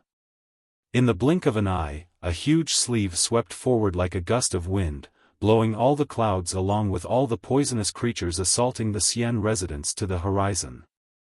Just one sweep of his sleeve was enough to blow all the monsters away. Just this one move was enough to show that the person who had just taken action was much more powerful than the Huangfu sacred ancestor. "Senior uncle, save me," the captured alchemy ancestor shouted with a hint of embarrassment and joy in his voice. When he came into being and left his blood-era stone, he told the imperial family that he was going to refine a longevity medicine cauldron. Right now, he couldn't face them after things came down to this. Within the endless lights in the ancestral ground, a figure emerged. They carried the endless light with their back leaning on countless mountains and rivers. Just this figure alone was enough for his god monarch aura to cover Alchemy City. His aura was vast and majestic, leaving people breathless. They couldn't help but want to prostrate before his imposing might. Although the sacred ancestor also emitted a powerful aura earlier, there was something missing in his aura compared to the aura emitted by this figure ahead. The sacred ancestor's aura was indeed oppressive to the point where people would quiver, but it still had a feeling of putting on airs. However, the aura from this current figure was exalted and regal, as if he was a true god monarch sitting above the firmament just to allow his subjects to prostrate to him. People felt their lips drying up with cold chills running down their spines after seeing this figure from the ancestral ground. One of them couldn't help but murmur, "A true god monarch." Even those who had never seen a real god monarch before knew that this person was the real deal, while the sacred ancestor was truly lacking. A true god monarch had no need for flattery from others. An existence like the sacred ancestor that needed the acceptance and praise of others to be a god monarch was ultimately lacking. He couldn't reach this true level. Although few could guess which ancestor the senior uncle of the alchemy ancestor was, the entire city was completely silent at this moment. Many people didn't even dare to breathe as they watched this scene. Only Wuxia remained calm and at ease as he stared at the figure. "Young friend, the storm ends here. Let go of my alchemy kingdom's disciple." The figure eventually spoke. His voice was ancient and resoundingly powerful. The crowd held their breaths and stared at Wuxia. Many people assumed that he would back down in this situation since so many ancestors of the kingdom had woken. Wuxia smiled and leisurely responded, "And? For me, this is just the beginning, things are far from over." Wuxia's words rendered many speechless. He had already breached the Xian clan, killed the sacred ancestor, and captured the alchemy ancestor. This was enough to make him famous in this world, enough to make him become a peerless genius comparable to Yi Qingcheng and Mei Aonan overnight. However, Wuxia still didn't falter after reaching this level. This was too aggressive and overconfident. You're tuning into the Xiaofan's Wuxia Tales YouTube channel. Don't forget to subscribe and join us on this journey to catch the most captivating stories.